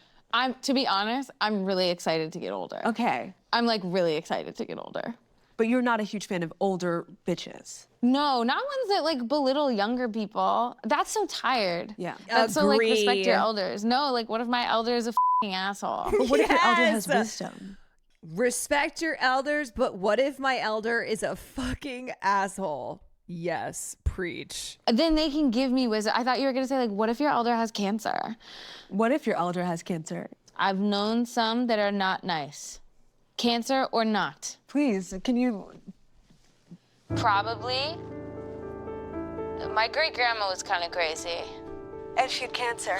Actually, I don't know if she had cancer. Also, you guys, if you are taking this seriously, you're misreading. You're misreading the room. Boys, hello. Hi there, Caroline. Hi. Whoa. Okay. Caroline, Yeah. can I tell you something? Yes. You, more than any other streamer I've ever known, will do this thing where you on mute halfway through talking to your chat. So it'll sound something like this. It'll literally sound something like this. And that whale was dead when I got there. How we doing, guys? Every time. Where I'm like, what did you say? Oh my God, it's like the opposite it's of the millennial beautiful. pause, but not in a cool way.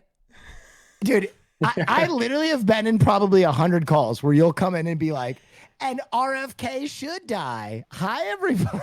I mean, that she What? sounds Literally the greatest intro sounds of all pretty time, though. based is all I'm gonna say. I don't know who she Yeah, is, but that's crazy. yeah. So wow. you didn't even tell me what game we're Best playing. reading. Are we playing Night Rain? Yeah, there's a new upgraded boss. Oh. All right, I gotta grab water. I'm booting the game. I'll be back in 30 seconds. Okay, I'm gonna pee. I haven't also peed have in to feed my 5 cat. I'll be hours. back in 30 seconds. Okay, gamers, here we go. I'm sorry. We will return to this. Do not fear. We will return to the Renee Rapp interview. If it's the last thing that I do. All right. Tonight's stream, the theme has been we watch half of something and then we come back to it. So this guarantees that I will stream again, that this is not my last stream. But now, gamers, it's time to rise up. And I haven't peed in a very long time. So I am going to pee and then we're going to get